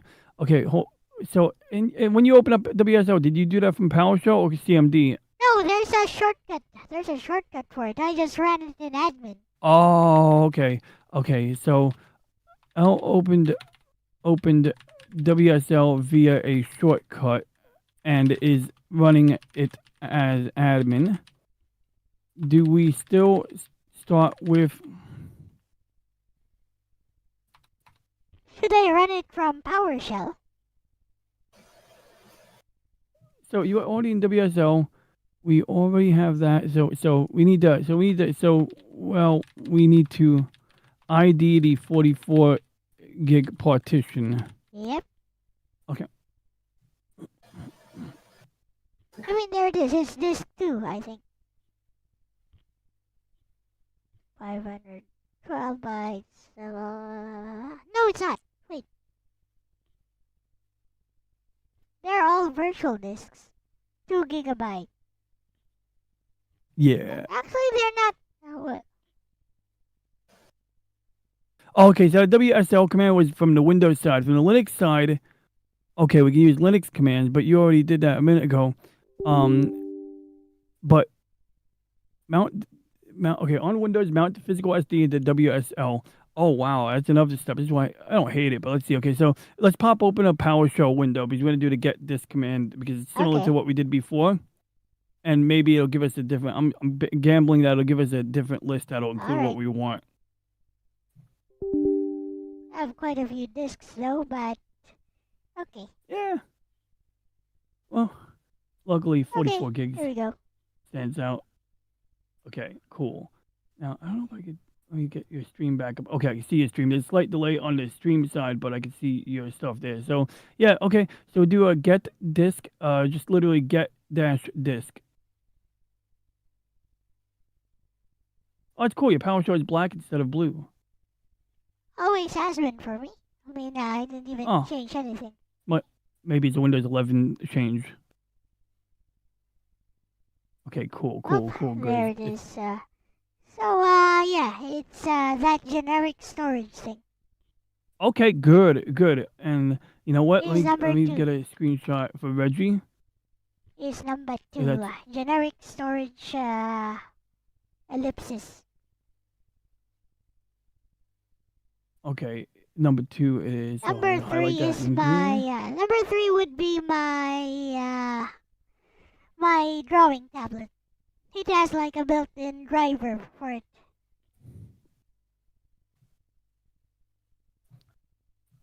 Okay, let's see here. So interesting.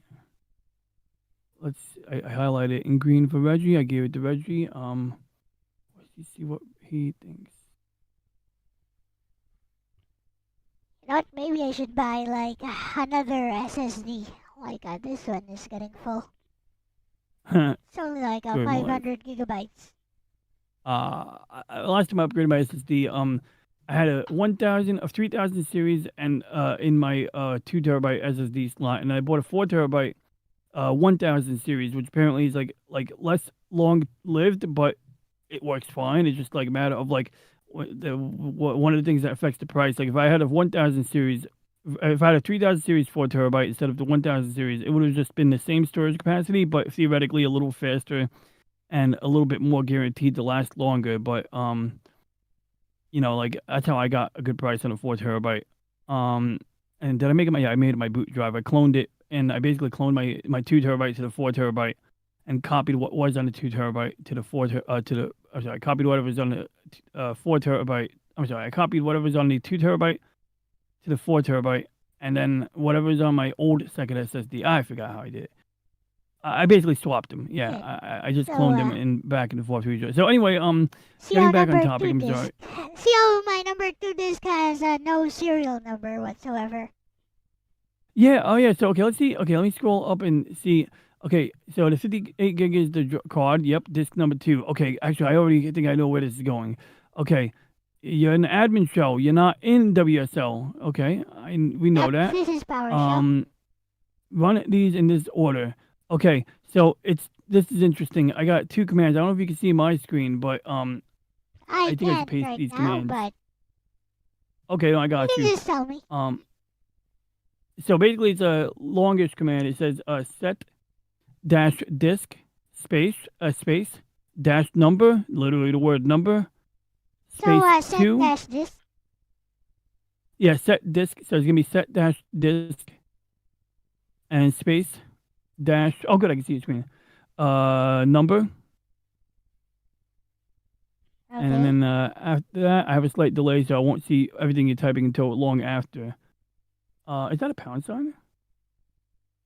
Yeah. Oh yeah, no, it's just the word number. I'm sorry. So it'll be dash and the word number. Okay. But also put a hyphen before the word number. And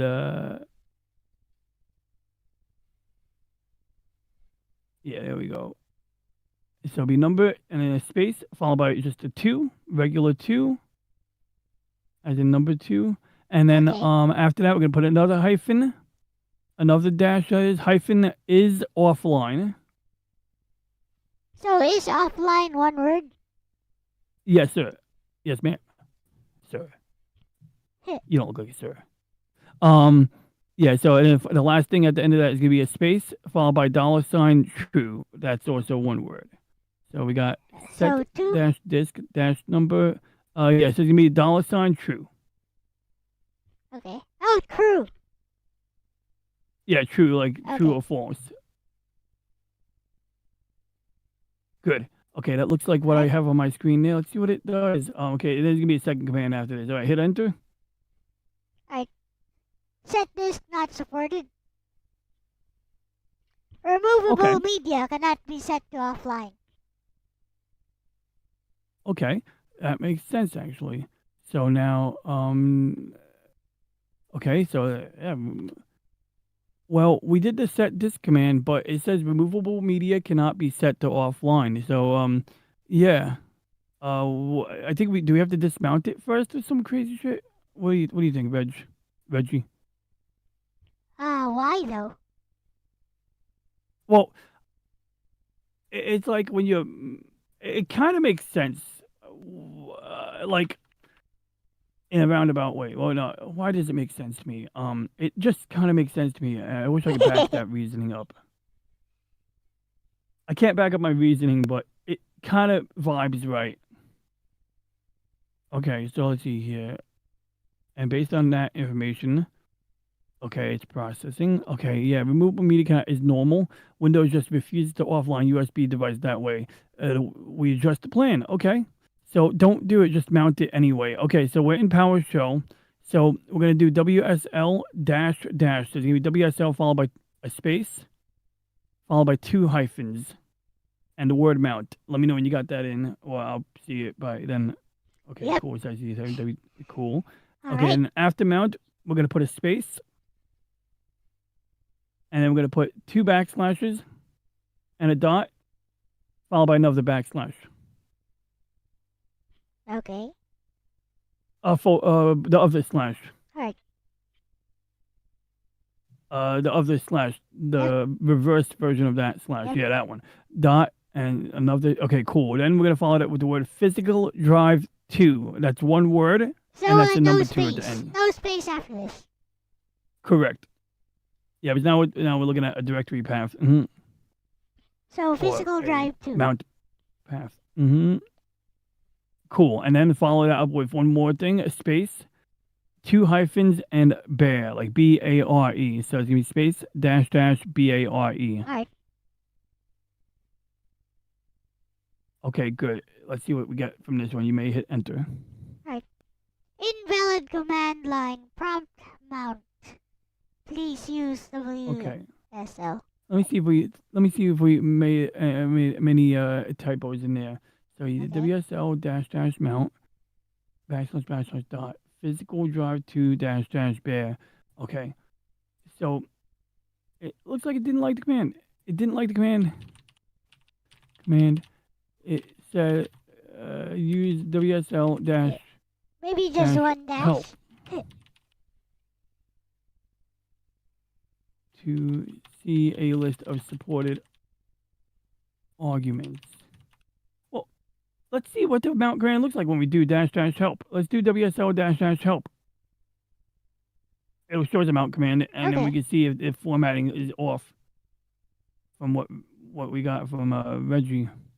Yeah, I was suggesting about okay, well, it's doing the thinking. It also said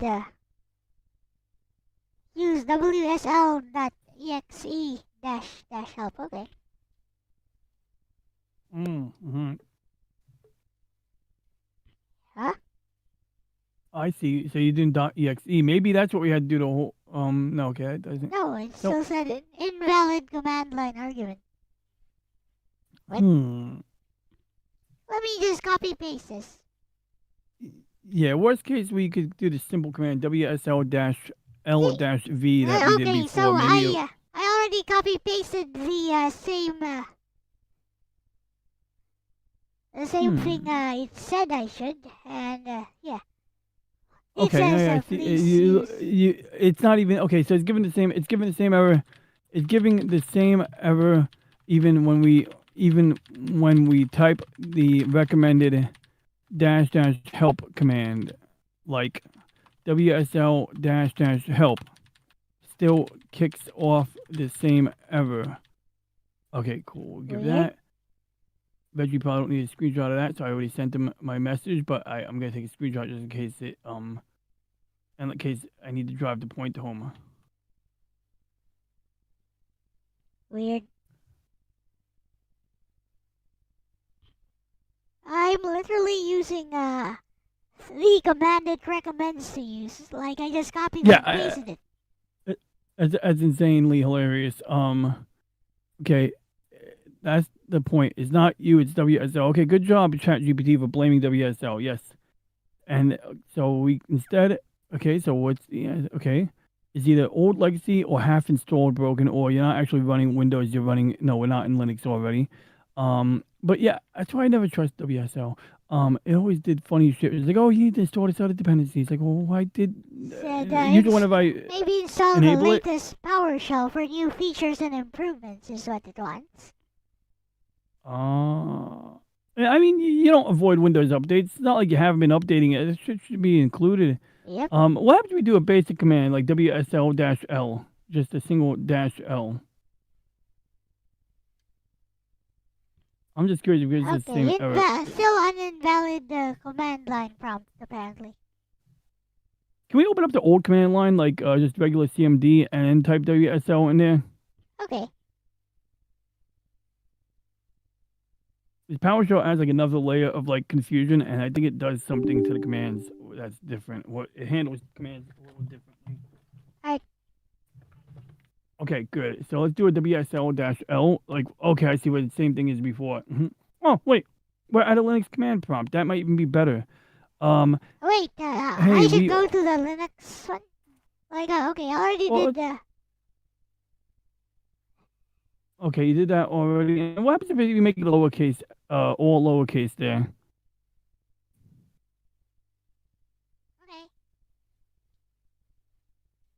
Okay, so that one Still there. the same. Command not found. Okay. Okay, that's fine. Let's see here. So interesting. So that one. There we go. Windows. There we go. Windows subsystem for Linux distributions. Ubuntu default. Okay. Good. So what did we change? Was it just the fact that you did it lowercase? It worked. Yep. Okay. Hold on. I also added the WSL.exe thing. I added DXE. Okay. We went to a regular CMD window and did a few variations. WSL-L .exe-L worked, but uppercase versions with and without. So it might have been typing exe didn't. I still think it's not the case. I mean, I still think it's not case sensitive based on this, but it is. It is though. I just tried it all caps. Wait, did the same command. Okay, that's actually okay, so I'm gonna erase that. It also appears to be it also appears to indeed be case sensitive. Okay, so there we go. I gave good info. Sensitive. So can we proceed here? And I'm gonna from command prompt. Okay. Cool. Wait, did you read something? I said, yeah. Okay, I think we look good here. But anyway, let's see. Okay, good. He's processing.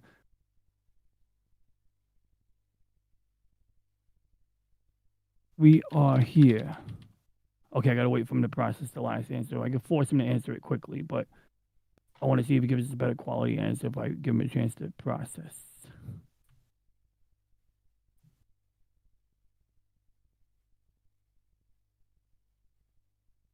Okay. Okay, so we can absolutely work in the command box. Good. And it tells us the real thing here. So now confirm the flavor -L-V. So same thing, WSL, you can just hit the up arrow key if you want, and then just add a space -V to it. I think I need to do WSL.exe.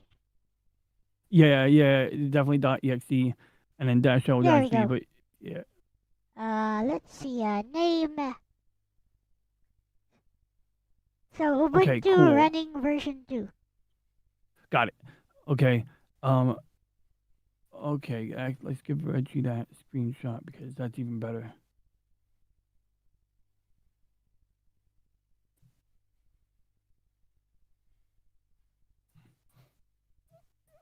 Okay, good. We gave him the exact, so he knows it's version 2 now. Now he can process based on that and give us a neat command that is compatible based on what we already encountered. Should We be the already know what latest. doesn't work. Should be the latest one too, because I just installed it straight from the Windows Store. Yeah, I mean, okay, so yeah, so I'm not too worried about being the latest one. As much as I don't trust Microsoft to do things consistently sometimes, we got that part. So now, okay, good. So WS2 is from April 2020. Maybe the user's uppercase didn't work. Okay, or I'm reading the part where it's thinking. Okay, here we are. Now it's got a response here. What's going on now? Get disk and F disk are failing. That's normal in plain CMD.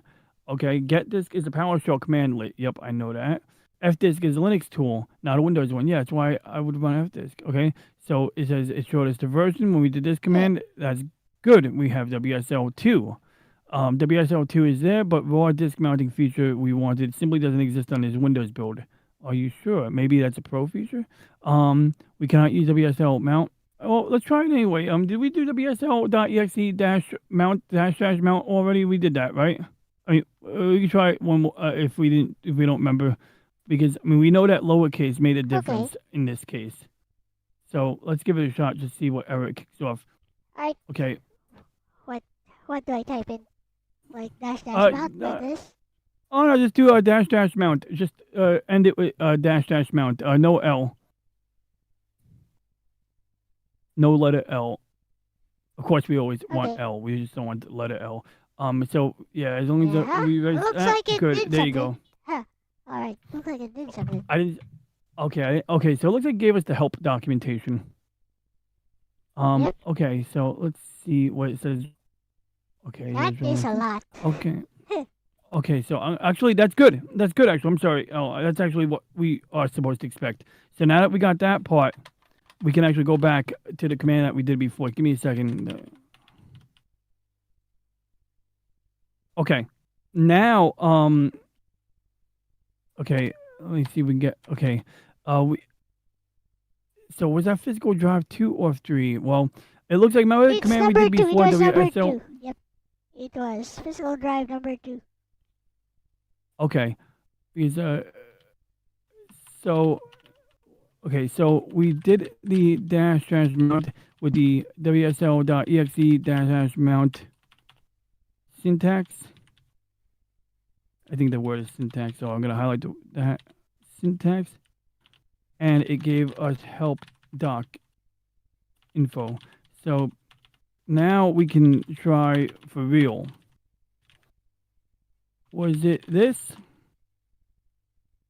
Or this? Okay. So I think it's going to be same command. I just want to verify if we have to do 2 or 3. I mean, we could try both, but if it's disk 2, it's going to be WSL.exe dash mount.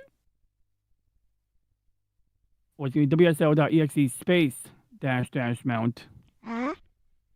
And why is it telling me to use physical disk 3? Why disk 3 if that's not the 44 gig one? Why disk 3 indeed?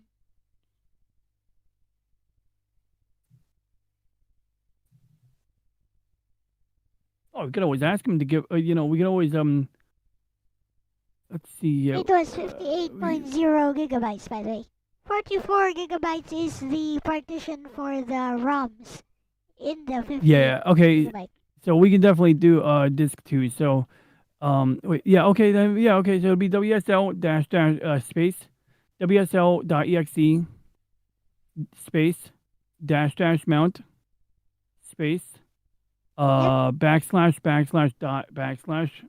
That's gonna go before physical disk 2. So you already got that part typed in. So you can do backslash dot backslash. I'll wait for that to populate. All right. Okay, cool. I see it fading onto my screen. Cool. Then go to the end of that and then do a hyphen or do a space dash bear. Okay. Okay, good. That looks good. Let's hit enter. Let's see. Failed to attach disk. The system cannot find the file specified. Error, file not found, is what it said. Okay, cool. I'm gonna use that for reference there, and then at least we're getting something. We're getting a response to the command now, and maybe Reggie, if he's thinking like me, he'll go, okay, now that we got a working command, or I can even tell Reggie, now that we got working commands and we can talk to it, should we do a disk listing command now? A command that lists, because maybe we just need to see what numbering system it's using. Maybe it's using a different like number or something than what we saw. Let's see what it does to the screenshot before I elaborate, and maybe I'll put it into the faster model so it doesn't take so long. But I mean, it's giving quality answers when we give it new info. So that's something right there.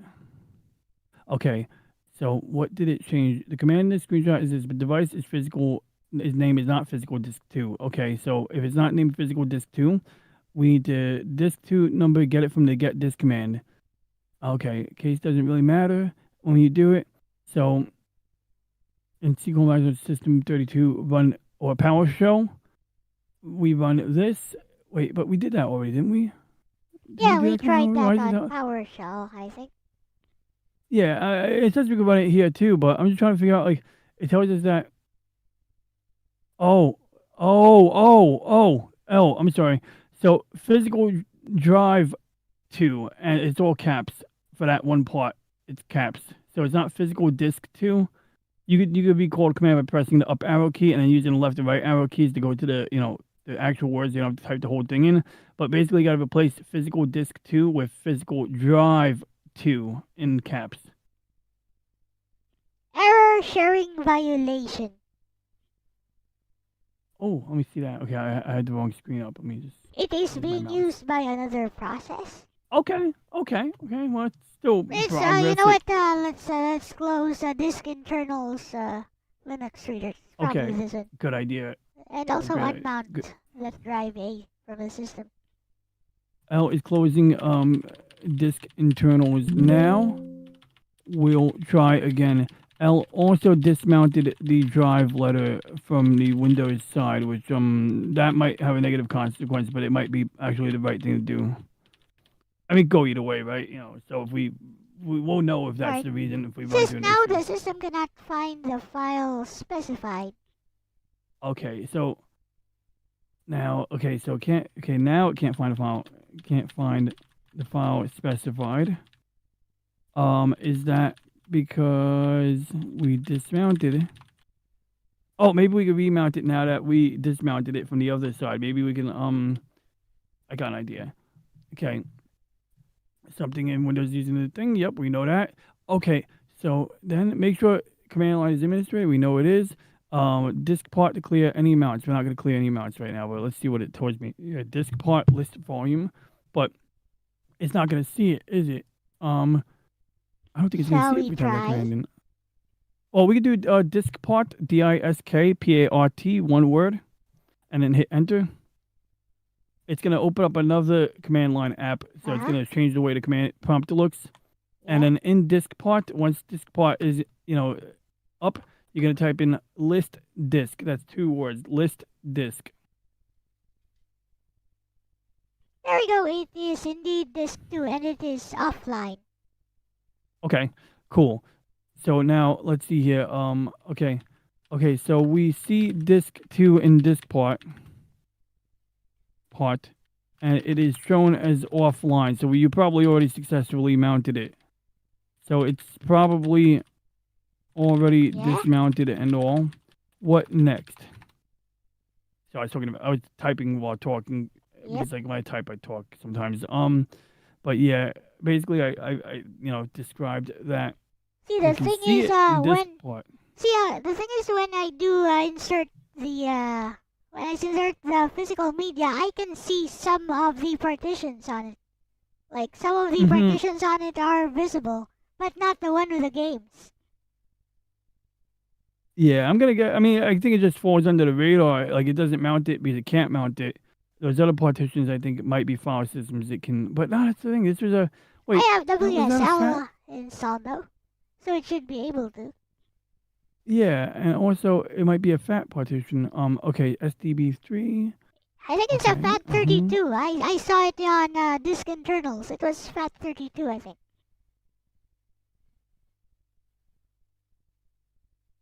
Well, let's see here. Well, let's do another fdisk-l one more time. Right here? It might not work. Yeah, I mean... It's on this I know part. it's on... That's we're still in disk part, yeah. Okay, wait, hold on. Okay, that's a good point. If we can exit disk part, but I want to make sure we don't need to do anything else in disk part. Okay. So from the top, it's likely SDB. So hold on. So it should come up in a fdisk-l.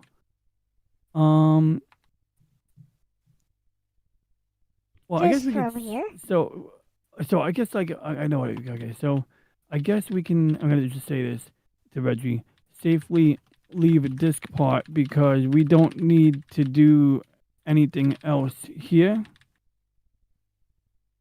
or there. Okay. So let's do. Apparently, he wants to do. No, you did that already. You know what? Well, you dismounted it.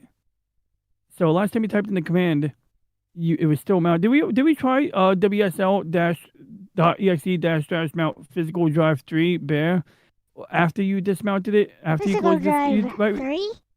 Yeah, no, it's physical drive 2. 2. I'm sorry. Yeah, it literally says 2 in front of me this time. This time I'm not even. This time I'm actually misreading it. So, but yeah. So did we do that already after we closed disk terminals? Yes, we did. Yep. Okay, we did. Okay.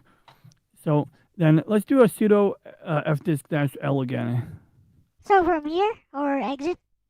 Oh yeah, exit disk part. You can just type the word exit in. All right, here we go. So what do you want? Fdisk? Yeah, so do a sudo fdisk-l. Sudo is disabled on this machine. What? Oh, so I guess we have to go into the PowerShell window, or we already on PowerShell, right? There's there's a WSL shortcut here which I can just run. Is that what you want? All right, I'll give that a shot. All right. Let's switch over to this one. So here we go. Okay. So then what we do here is yeah, so do a sudo password. and use RC did it. What is my password again? There. Alright. Okay, here cool. we go. Let's see what we get here. Alright, I'm waiting for it to catch up. Hey, Nagato. Hello, Nagato. That's funny. Wow. Okay, that takes a lot of stuff. Let's see. 2 gigabyte, 186, 388. Yes, you did see this, Nagato. RAM, 12 so RAM, okay. 12 RAM, 12 RAM, 11 RAM, 10 RAM 9. No. Okay. No. This No. will show Still a no. lot of. Okay, Still see, we're up to no. RAM RAM 7. 1. Yeah. I mean, it should be this one. No. Okay.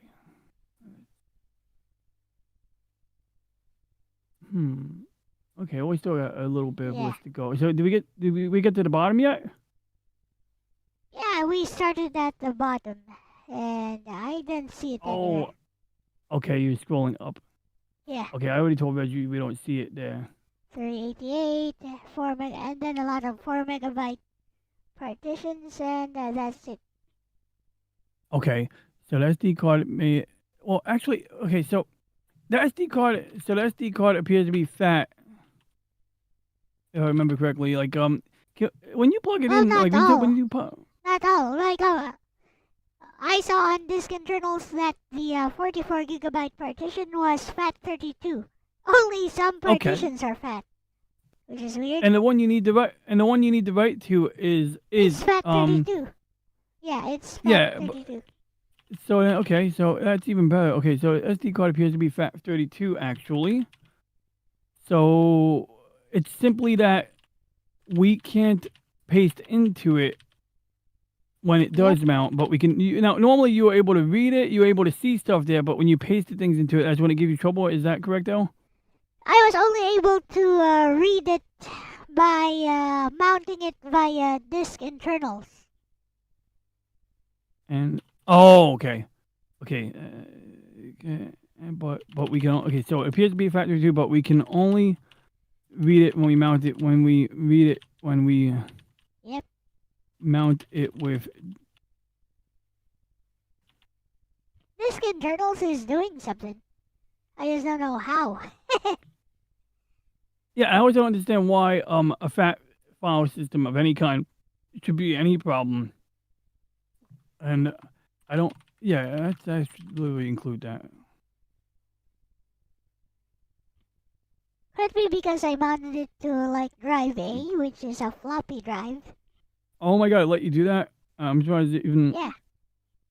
I'm surprised it even let you do that. Usually, like it reserves those for floppies, but yeah, I would usually give it like a normal drive letter because those are sometimes treated as unique drive letters by certain things. Although if it let you do it, it let you do it. I mean, I don't personally see the functional difference aside from past times when it absolutely gave me an angry error message. Not angry, but basically said so many words no. So bring disk 2 back online. Okay, so we know it's disk 2. So we can go back into disk part from right here if you want. We can do it anywhere. It doesn't really matter. But let's get back into disk part. I have a list of commands here that are totally safe. Yep. Disk Now, part command not found from here, so it doesn't need to go back to PowerShell or yeah. back to command prompt. Yeah. Yeah, either one would be fine. Yeah. Yeah, I just realized what actual command Linux prompt, so I wouldn't like it. Yeah. Alright, here we go again. Which I feel like we have so much ability in that. I feel like that Linux prompt, even though it's a bit new to it, I feel like that would be so useful. But no, actually, we don't need that. Okay, so cool. So disk part, and after you go to disk part, even though we don't really need to list them anyway, because I want to make sure we're selecting the right disk. A couple of times I misread 1 gigabyte and 1 terabyte. It is and really offline. Disk 2, it is. Very good. So great. Now you can do select disk 2. That's all going to be spaced. So it's going to be select space disk space 2. Alright. Yours is currently running memtest. Well, I hope your RAM is okay there, Nagato. You're running memtest because you're trying to like isolate something of an issue there. All right, let's see what we get here. Okay. Oh, good. Okay. So good. So next command you can do is online disk. Online space disk. Object is not found. Okay, that's interesting. Cool. That's very interesting.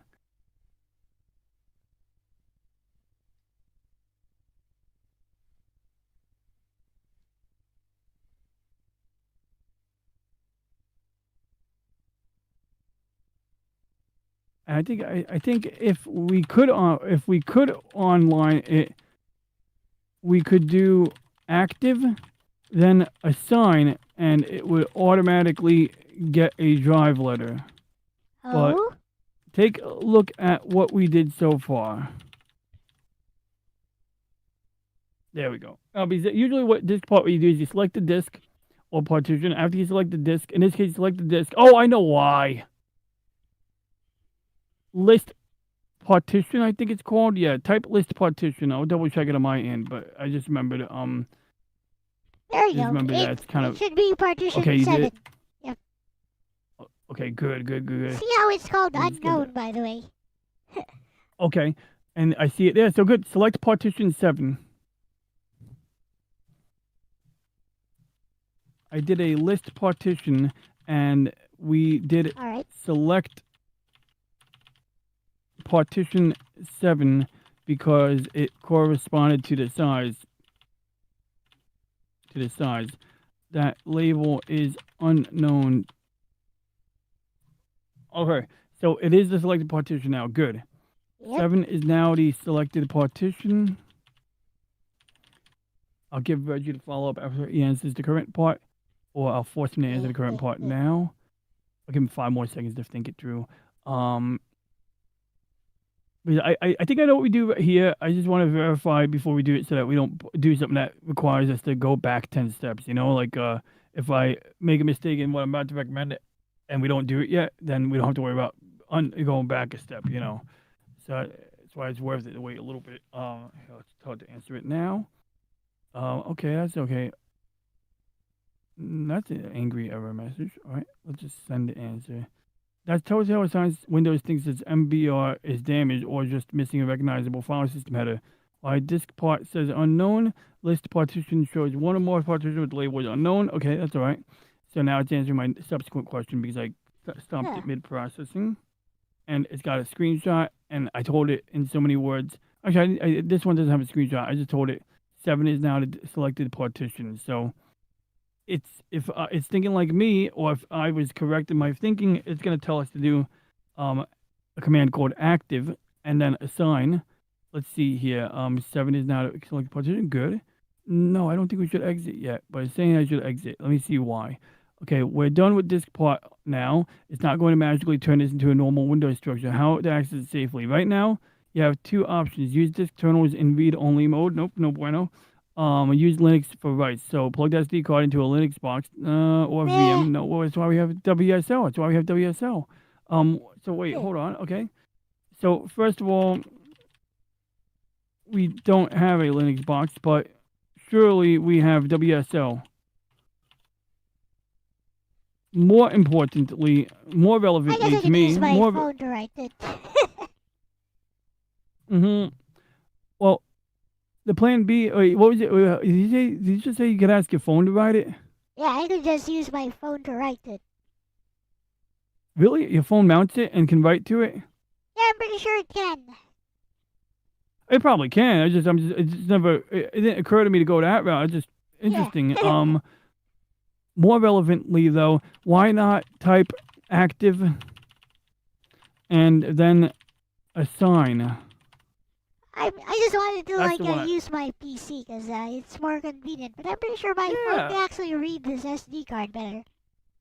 Well, absolute worst case scenario, if let's say you get tired of doing it on the phone, because maybe it works on the phone, that's definitely cool and it worth it.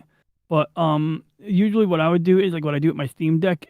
To mount it is I used an app called WinSCP, and then I just type in the IP address of the Steam Deck because I use my username and passwords. It'd be like, yeah, but I don't have online capability on this device.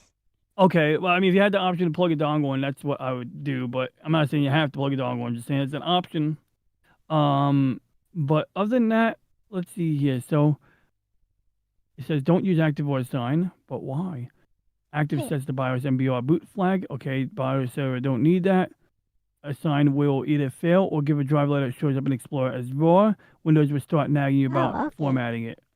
Well, so we could do assign, and if it magically works, then Reggie or ChatGPT is wrong that it doesn't work. Okay. But assign will just make it come up as a drive letter. So, I mean, if it comes up raw, we can always, unmount it.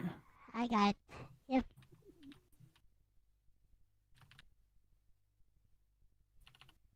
So, should we do it? I think we should do it, yeah. So, what's the command? Active assign? Oh, yeah, literally in disk part. Yeah, you're already there. So assign, straight up assign. Assign like a drive letter? Yeah, literally just the word assign, and then it does the rest on its own.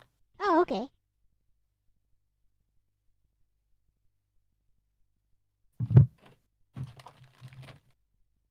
There is no volume specified. Please select a volume and try again. Oh, okay. Okay, let's see here. Select a volume, try again. List volume.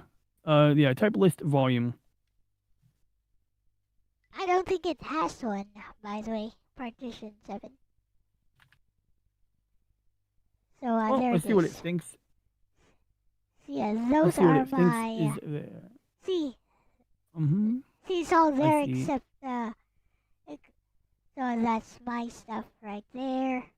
Yeah, and I see, and it's looks like, it's not showing up.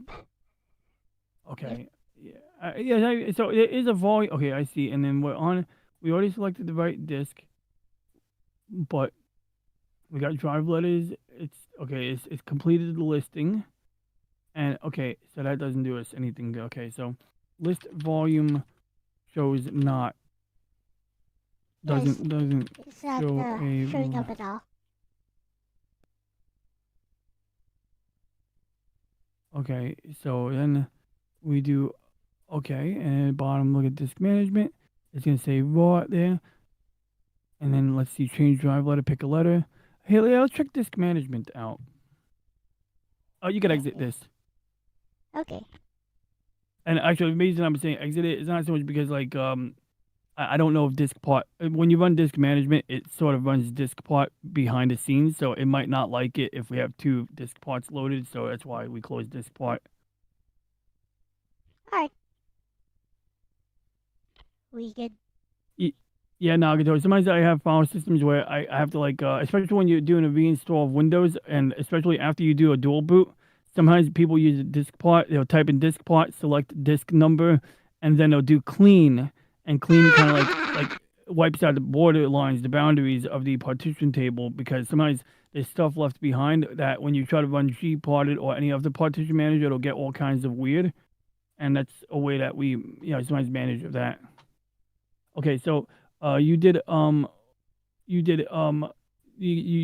for disk management to load up, Elle? Yeah. Okay, I don't see disk management yet. Oh, but, a disk management, like run the program disk management. Oh, yeah. I'm sorry. Correct. It's yeah, already, you can get to that by it's typing. actually already up. So I'll just switch it. Mm-hmm. Yeah, because basically, let's see here. Okay, so There you just go. let me know when you got that. Yep. Okay, cool. There we go. I see it. Yeah, it's coming up. Okay, so now we need to get the drive that has the 44 gig. I think I see it over. Do we see it? Oh, here it is. Okay, that's 7. Let's right click on number 7 and see if we can give it a drive letter. So we're gonna right click on disk 7. Oh, I tried that's that. very You interesting. can't. I already tried And that yeah, before. okay, keep that up for one more second. I just want to. Yeah, I tried that. Interesting, That's like the first thing I tried on disk management, though, when I ran. Yeah, it wouldn't work. Yeah, it wouldn't work based on what I'm seeing here either. It doesn't work for any of these except for disk 1. That makes sense. Yeah. Makes sense. That I'm surprised it even works on disk. Oh, I see that disk 1. Okay. Won't let me do anything for any of the disk 2 stuff. And you mentioned doing this on Android. Do you use a file manager like Total Commander or another file manager? Yeah, I use a file manager. Yep. Okay. Yeah, I use Total Commander, but I'm sure the other ones I've used one of them. I forgot the name of it, but it I used to basically use accessed like all. ES File Explorer, but Oh yeah, ES is it's up there. Yeah, it's right like now I use the same stuff. Solid Explorer because apparently ES File Manager is like Chinese spyware now. Whatever. Interesting. Solid Explorer. I just want to see what that looks like, but it sounds like something that would do the same thing. Yeah. Oh yeah, very popular. I don't even think it's available to my phone. Oh, I typed in autocomplete. Oops. There we go. Explorer. That's cool. It works. It has the Yeah, same interface as ES File Explorer. Now let's try something more generic. Arus218.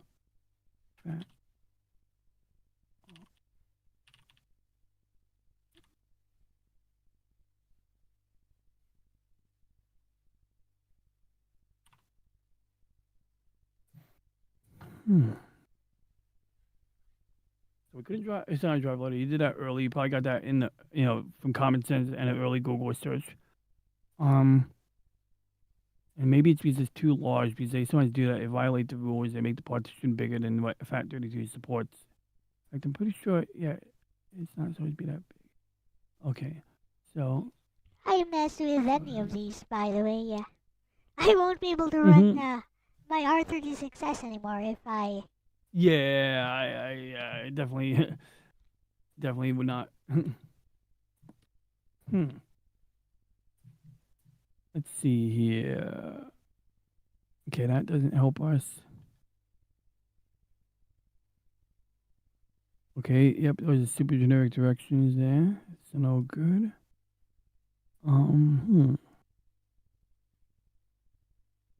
Actually, Okay, so let's see what Reggie thought of our screenshot. So at let least. me nah.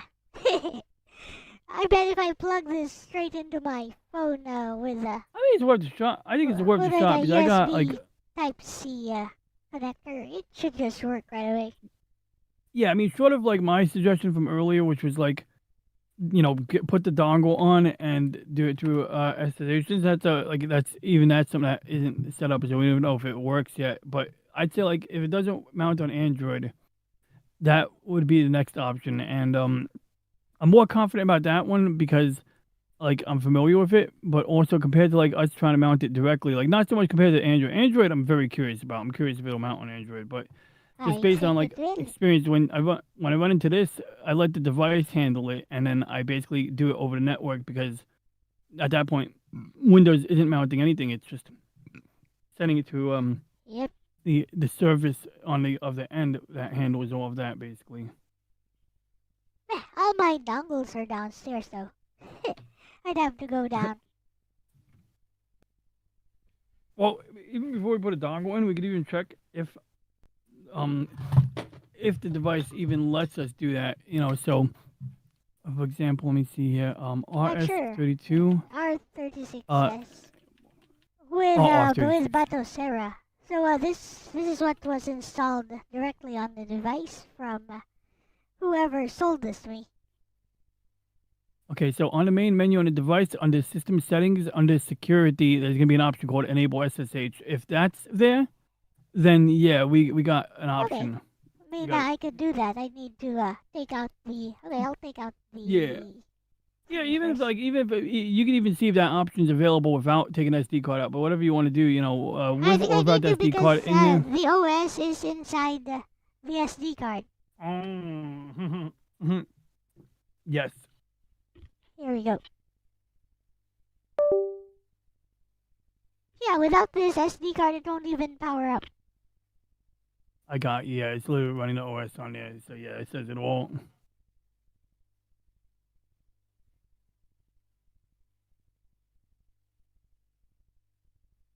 Like I tried putting in Arc OS into another SD card. Apparently, it's not compatible with this version of the device because if I turn on the power button, it does not respond at all. Like no LED comes up to indicate power, no nothing.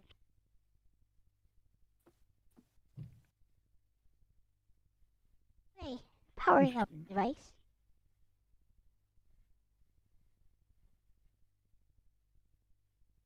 Eh? What? What is it running a check disk on itself? I have no idea, but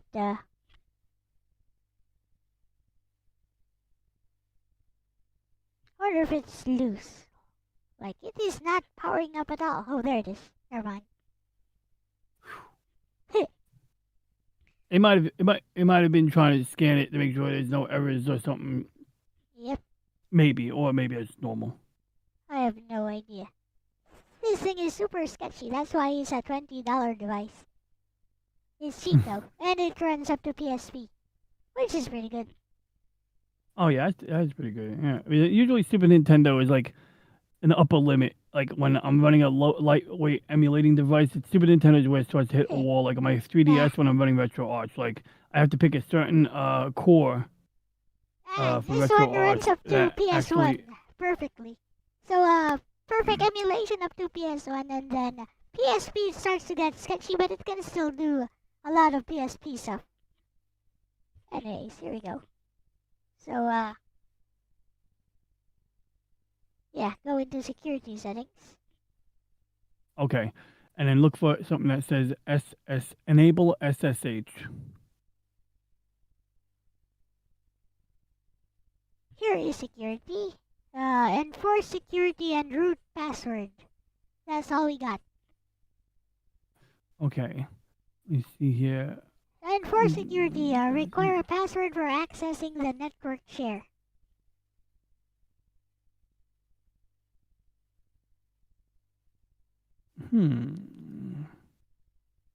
On R36 gaming device clone.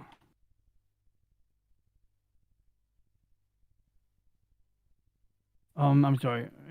I'm not sorry. Talking to the computer. I gotta re-edit my query because I put the word SSH in the wrong spot. There we go. Okay. There we go. Because what? I want to know if there's like a mode selector or something that enables showing options that are invisible.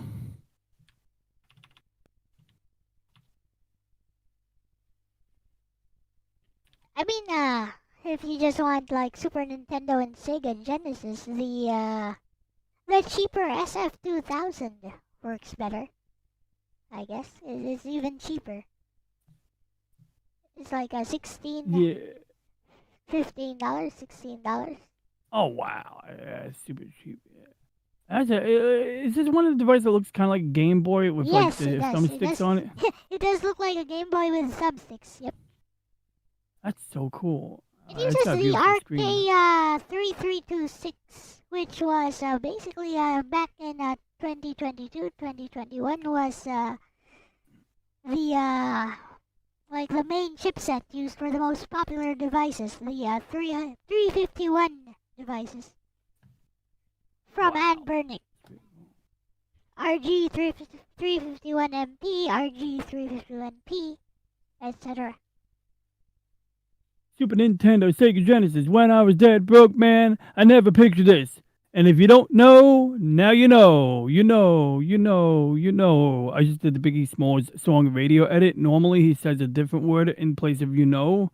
Afterwards he says you know, and he says like, you know, sort of like another word for homie or friend, but you know, it's sort of like a slur with an A at the end. And because they can't play that on the radio, they just echo him going, you know. So right when people think I'm about to say that word, and I go and I do the radio edit instead, it's fun. But no, great song. Biggie Smalls was a great artist for rap. Even though I'm not big on rap, I liked some of his work, and I also enjoyed 50 Cent's song "In My Hood," but mainly because it was just so dark. It was like it represented the hood. In my hood, dun, dun, dun, dun, dun, dun. I can't say that word either. Yeah, something be grimy in my hood. Yeah, I can't say the rest. Okay, I'm sorry. I mean to go into a rap 101 lesson here. Well, maybe I did, but I had fun with that. Okay, so focus, Ron. Okay, so yeah, I want to know about the settings menu. That's what I want to know about. Like, do we have to enable that? Let's see here. Okay, Arc OS now running. Are we running? Did you say we're running Battle-Serra, right? No, Battle-Serra, not Arc OS. Okay, we are running Battle-Serra, not Arc OS. It's running something called Emulation Station. Oh, okay. And it's got Emulation Station on top of it. It also has Emulation. I think I installed that as like an app on my Steam Deck, and it was weird how it worked. Like whenever you copied games to it, you'd run this other app in desktop mode, and it would basically populate a list so that Emulation Station could show you like the names of the consoles and the names of the games with thumbnails underneath them. Like it did all this crazy stuff. Yep, it also plays like videos of, like video previews of each game. Yeah, it's pretty much. Yeah, I don't think I had mine set up to that extent, but like I do remember like it had this weird UI, and I was like, dude, I just want to copy games to the thing. And it was like all of the directions at the time when I first bought my Steam Deck were like how to set this thing up. I'm like, look, I just want to put them in a folder. I like this fancy stuff, and it did look beautiful. And once it worked really well. But it was just like the setup on it was insane. It was like, well, why can't we just copy ROMs to a folder and call it a day? And then I ended up doing that, and then one day it broke after an update, and then I couldn't fix it, so I ended up just doing it through the RetroArch menu like normal people. Well, not normal people, but just normal. So, here we are. So, okay, so press. Okay, here we are. Check for kiosk mode. No, we're not in kiosk mode. Not just the SSH tool. Your device might be in kid mode or kiosk mode. So if you press start, you go to UI settings and go to UI mode. Oh, So yeah, you know what? I'm not going to use it online though. Like, okay, well, using the dongle is way too complicated for me. I got you. I mean, it wouldn't necessarily be. We're not doing online. Don't worry. What we're doing. I want to see if it's hiding the. Oh, I see. Yeah, got you. We don't need to. You're right. You're right. We don't need to go that deep because we're not actually trying it. Okay, I got you. But yeah, that was my plan B recommendation. Like, I personally think it's the more favorable option. It doesn't really have to be online. It just has to be on your Wi-Fi network. Yeah. But if we don't see an option for SSH, then it doesn't make a difference. But, If it was just a matter of like, if we were really hell bent on doing SSH, then yeah, that's when you would go to UI settings. But like I said, if you go to UI settings, it might have an option that lets us reveal the hidden option. But if we're not trying that, then we don't have to go that far. But if let's say you you've had it, you try to mount it on Android, and it still don't work after that, that would be my recommendation. I can send you the directions on that. But right now we're not trying to do that. Well, I just plugged it into my phone. Let's see, it is showing the OS partition. Yay. And it is not showing anything else. Meh. So it's also not showing the 44 gigabyte thing. Oh wait, SanDisk SD card. Is it? Oh. Is it? No, it's not. Nope. Okay, I'm gonna kick this back to Gemini now. 47 gigabyte free of. Summarize. No, it's also not here. Okay. We discussed this with. Well, that doesn't surprise me because of the fat file system. Meh. I'm gonna pull this out. Okay, attempted to mount on Android. Sees SD card but can't mount it.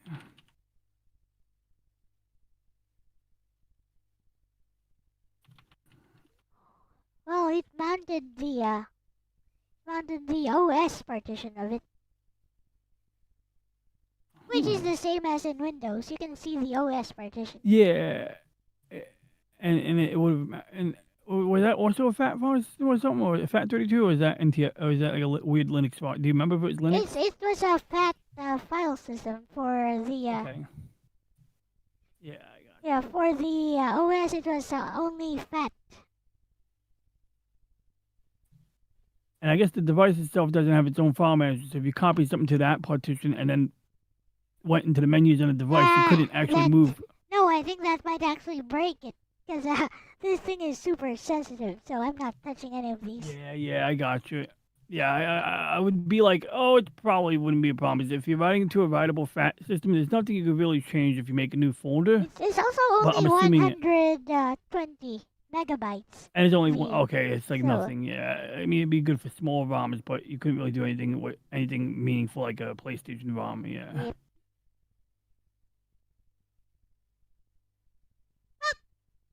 I pulled it out. That's not that. That could be dangerous. SD card. Oh, this is interesting. The SD card layout is weird enough that Windows and Android both see it as raw and can't mount it. That's normal. I have to share images on some clones. Does it see it as raw? You don't actually. I don't think it sees it as raw. Oh yeah, it's not exactly. Yeah, that's a good point. Well, it did say raw/can't mount, so it did give a distinction there. So I kind of glossed over that, but essentially it's saying that it's done in a sketchy way. I mean, it's pretty consistent with, Okay, so well, we didn't. What's this say? Okay, only SSH. So we SSH to it. Oh yeah, that would work. Would it work? That's what most people say. Use SSH. By the way, when I looked it up online. Yeah, I think all roads lead back to SSH. Like that's like that was my second reflex when we started seeing weird mount points and things like that. And while I would say we could power through it, it seems like something that like WSL is going to be poorly equipped to handle. I don't even think Linux would mount it correctly, to be honest. Like, I'm on the fence if Linux would mount it. Why is this? How does disk internals do it? But they paywall it. Yeah, well, that's part of it. And I was gonna say, like, if we had, like, let's say someone had a trial version that had full features in it. If someone had a trial version with full features in it, that's like what would work, right? I mean, it seems like disk internals can see it. Disk internals will happily potentially write to it if it was the paid version or a copy of the paid version. And that's sort of that's how I. Yeah, that's how I would try to accomplish it if I was absolutely trying to avoid SSH. Yeah, I guess I could try that.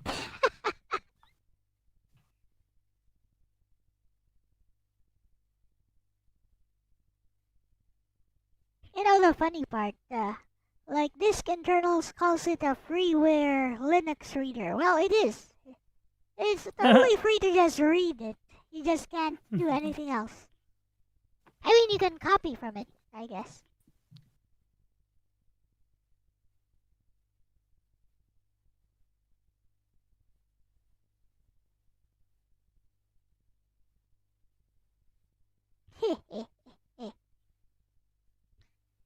So, it has, let's see, it is designed to provide Windows users with read-only access. The last thing, read-only access.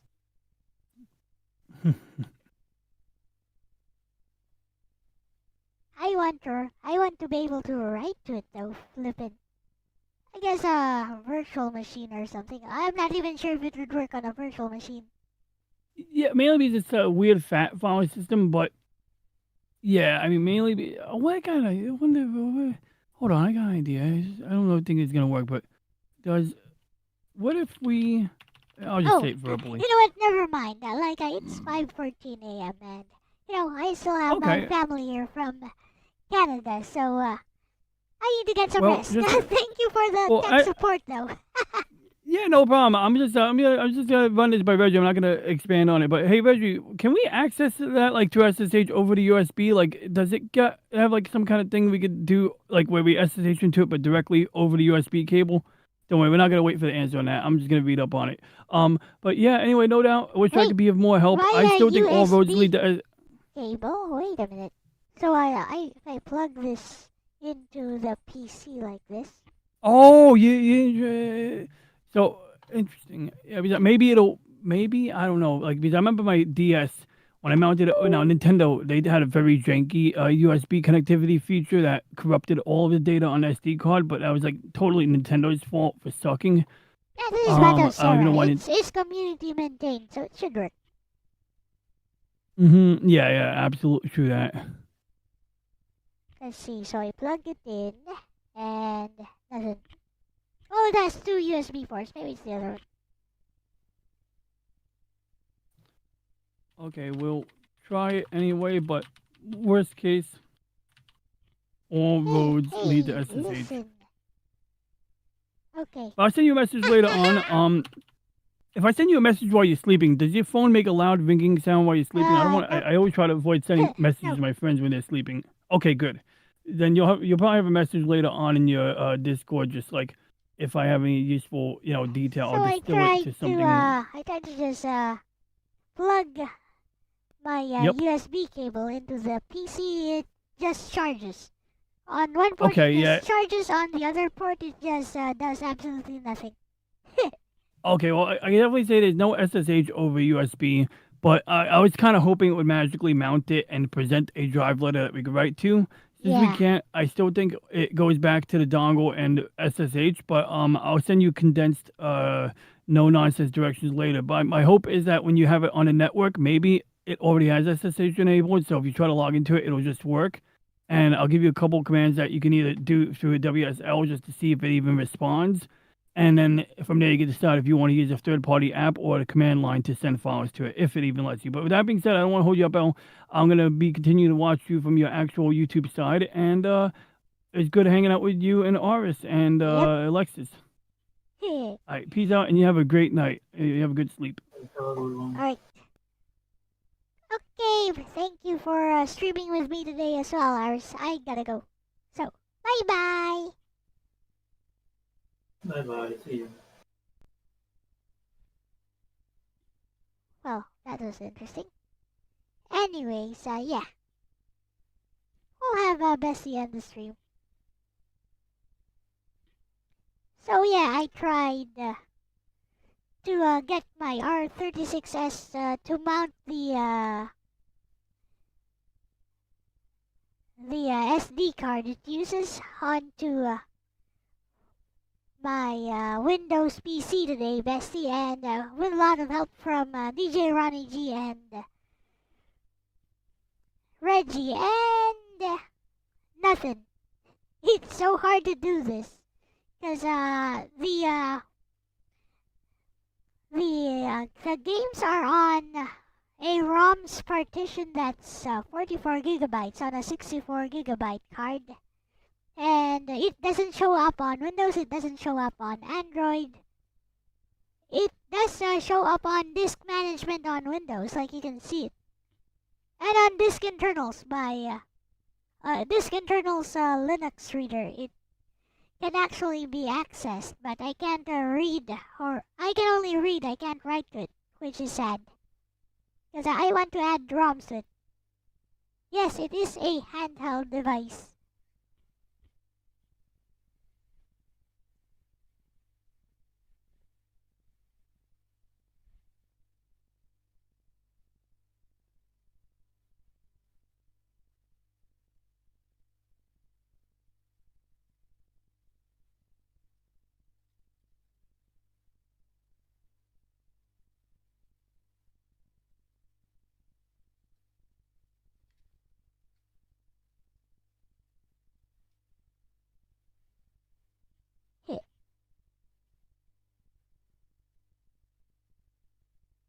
So, hey, yeah, Lexus has some info. Check this out.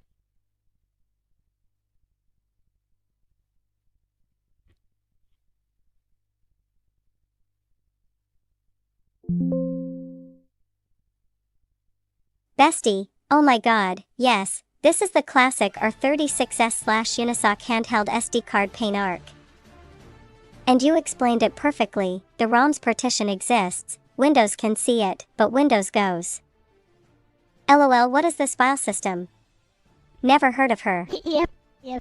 Here's what's actually happening, in clean Lexus for the stream language. ## white medium star why Windows can't write to it. The R36S usually uses ext4, a Linux file system, for the ROM's partition. Windows cannot write to ext4 natively. Not even a little. It can detect it in disk management, but it acts like it found a mysterious alien tablet and refuses to touch it. Disk internals Linux reader? That one is read-only by design. Perfect for copying files from Linux, but not to Linux. Android? Same story, unless rooted and using special tools, it can't handle extension for external drives. ## white medium star why the device didn't mount its SD card to Windows. The R36S uses a Linux-based OS, like Gel OS, Arc OS, Kuriki, etc., and many of them. * don't enable USB mass storage mode. * or only mount the boot partition. * or don't have MTP file sharing enabled. That's why Windows only sees the tiny FAT32 partition and nothing else. ## white medium star the only real ways to add ROMs, and you can choose later. You're not doing anything wrong, the device just isn't designed for plug into PC drag and drop. The actual workable methods are ## heavy checkmark 1. SSH/SFTP into the device over Wi-Fi, most common. If your R36S is running Arc OS, Gel OS, or Digi OS. * connect it to Wi-Fi. * check its IP address. * use WinSCP on Windows. * login, usually username, root or ARC, password differs per OS. Then you can drag and drop ROMs directly into the extension 4 partition via SFTP. This works 100% on most custom firmwares. Hashtag heavy checkmark 2. Remove the SD card plug into PC use Linux. Either * temporarily boot your PC into Linux, Pop! OS, Ubuntu Live USB. * or install ext2 FSD or ext4 Explorer on Windows, risky, often unstable. Linux is the cleanest way, plug card open file manager drag ROMs done. Hashtag heavy checkmark 3. Switch firmware to one that exposes ROMs over USB. Some OS images allow full USB access once enabled in settings, but not all. Hashtag white medium star why disk internals Linux reader won't work. It's simply not designed for writing. Even if it says extension 4 OK, it will always be read-only, and the R36S basically locks the ROM's partition from Windows no matter what. Hashtag yellow heart bestie, you didn't mess up, this is normal for the R36S. Everyone who owns these retro handhelds goes through the same frustration. Why is the SD card visible but not writable? Because Linux file system plus Windows equals oil and water. Next time. If you want, I can guide you step by step on doing the Wi-Fi WinSCP SFTP method. That one is smooth once it's set up. Rest well, bestie. Proud of you for surviving SD card hell on stream. Lexus Sanzanin.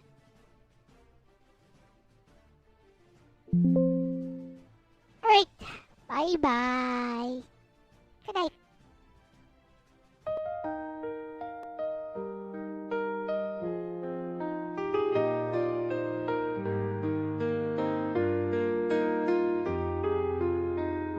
A wounded heart can never heal. It learns to bear the pain it feels. A wounded heart will never heal. It grieves, it pines, it just conceals. A wounded heart can never heal. It lives and bleeds with its ideals. A wounded heart will never heal. It just embraces what is real. The quiet strength of a fragile heart. It was always broken from the start.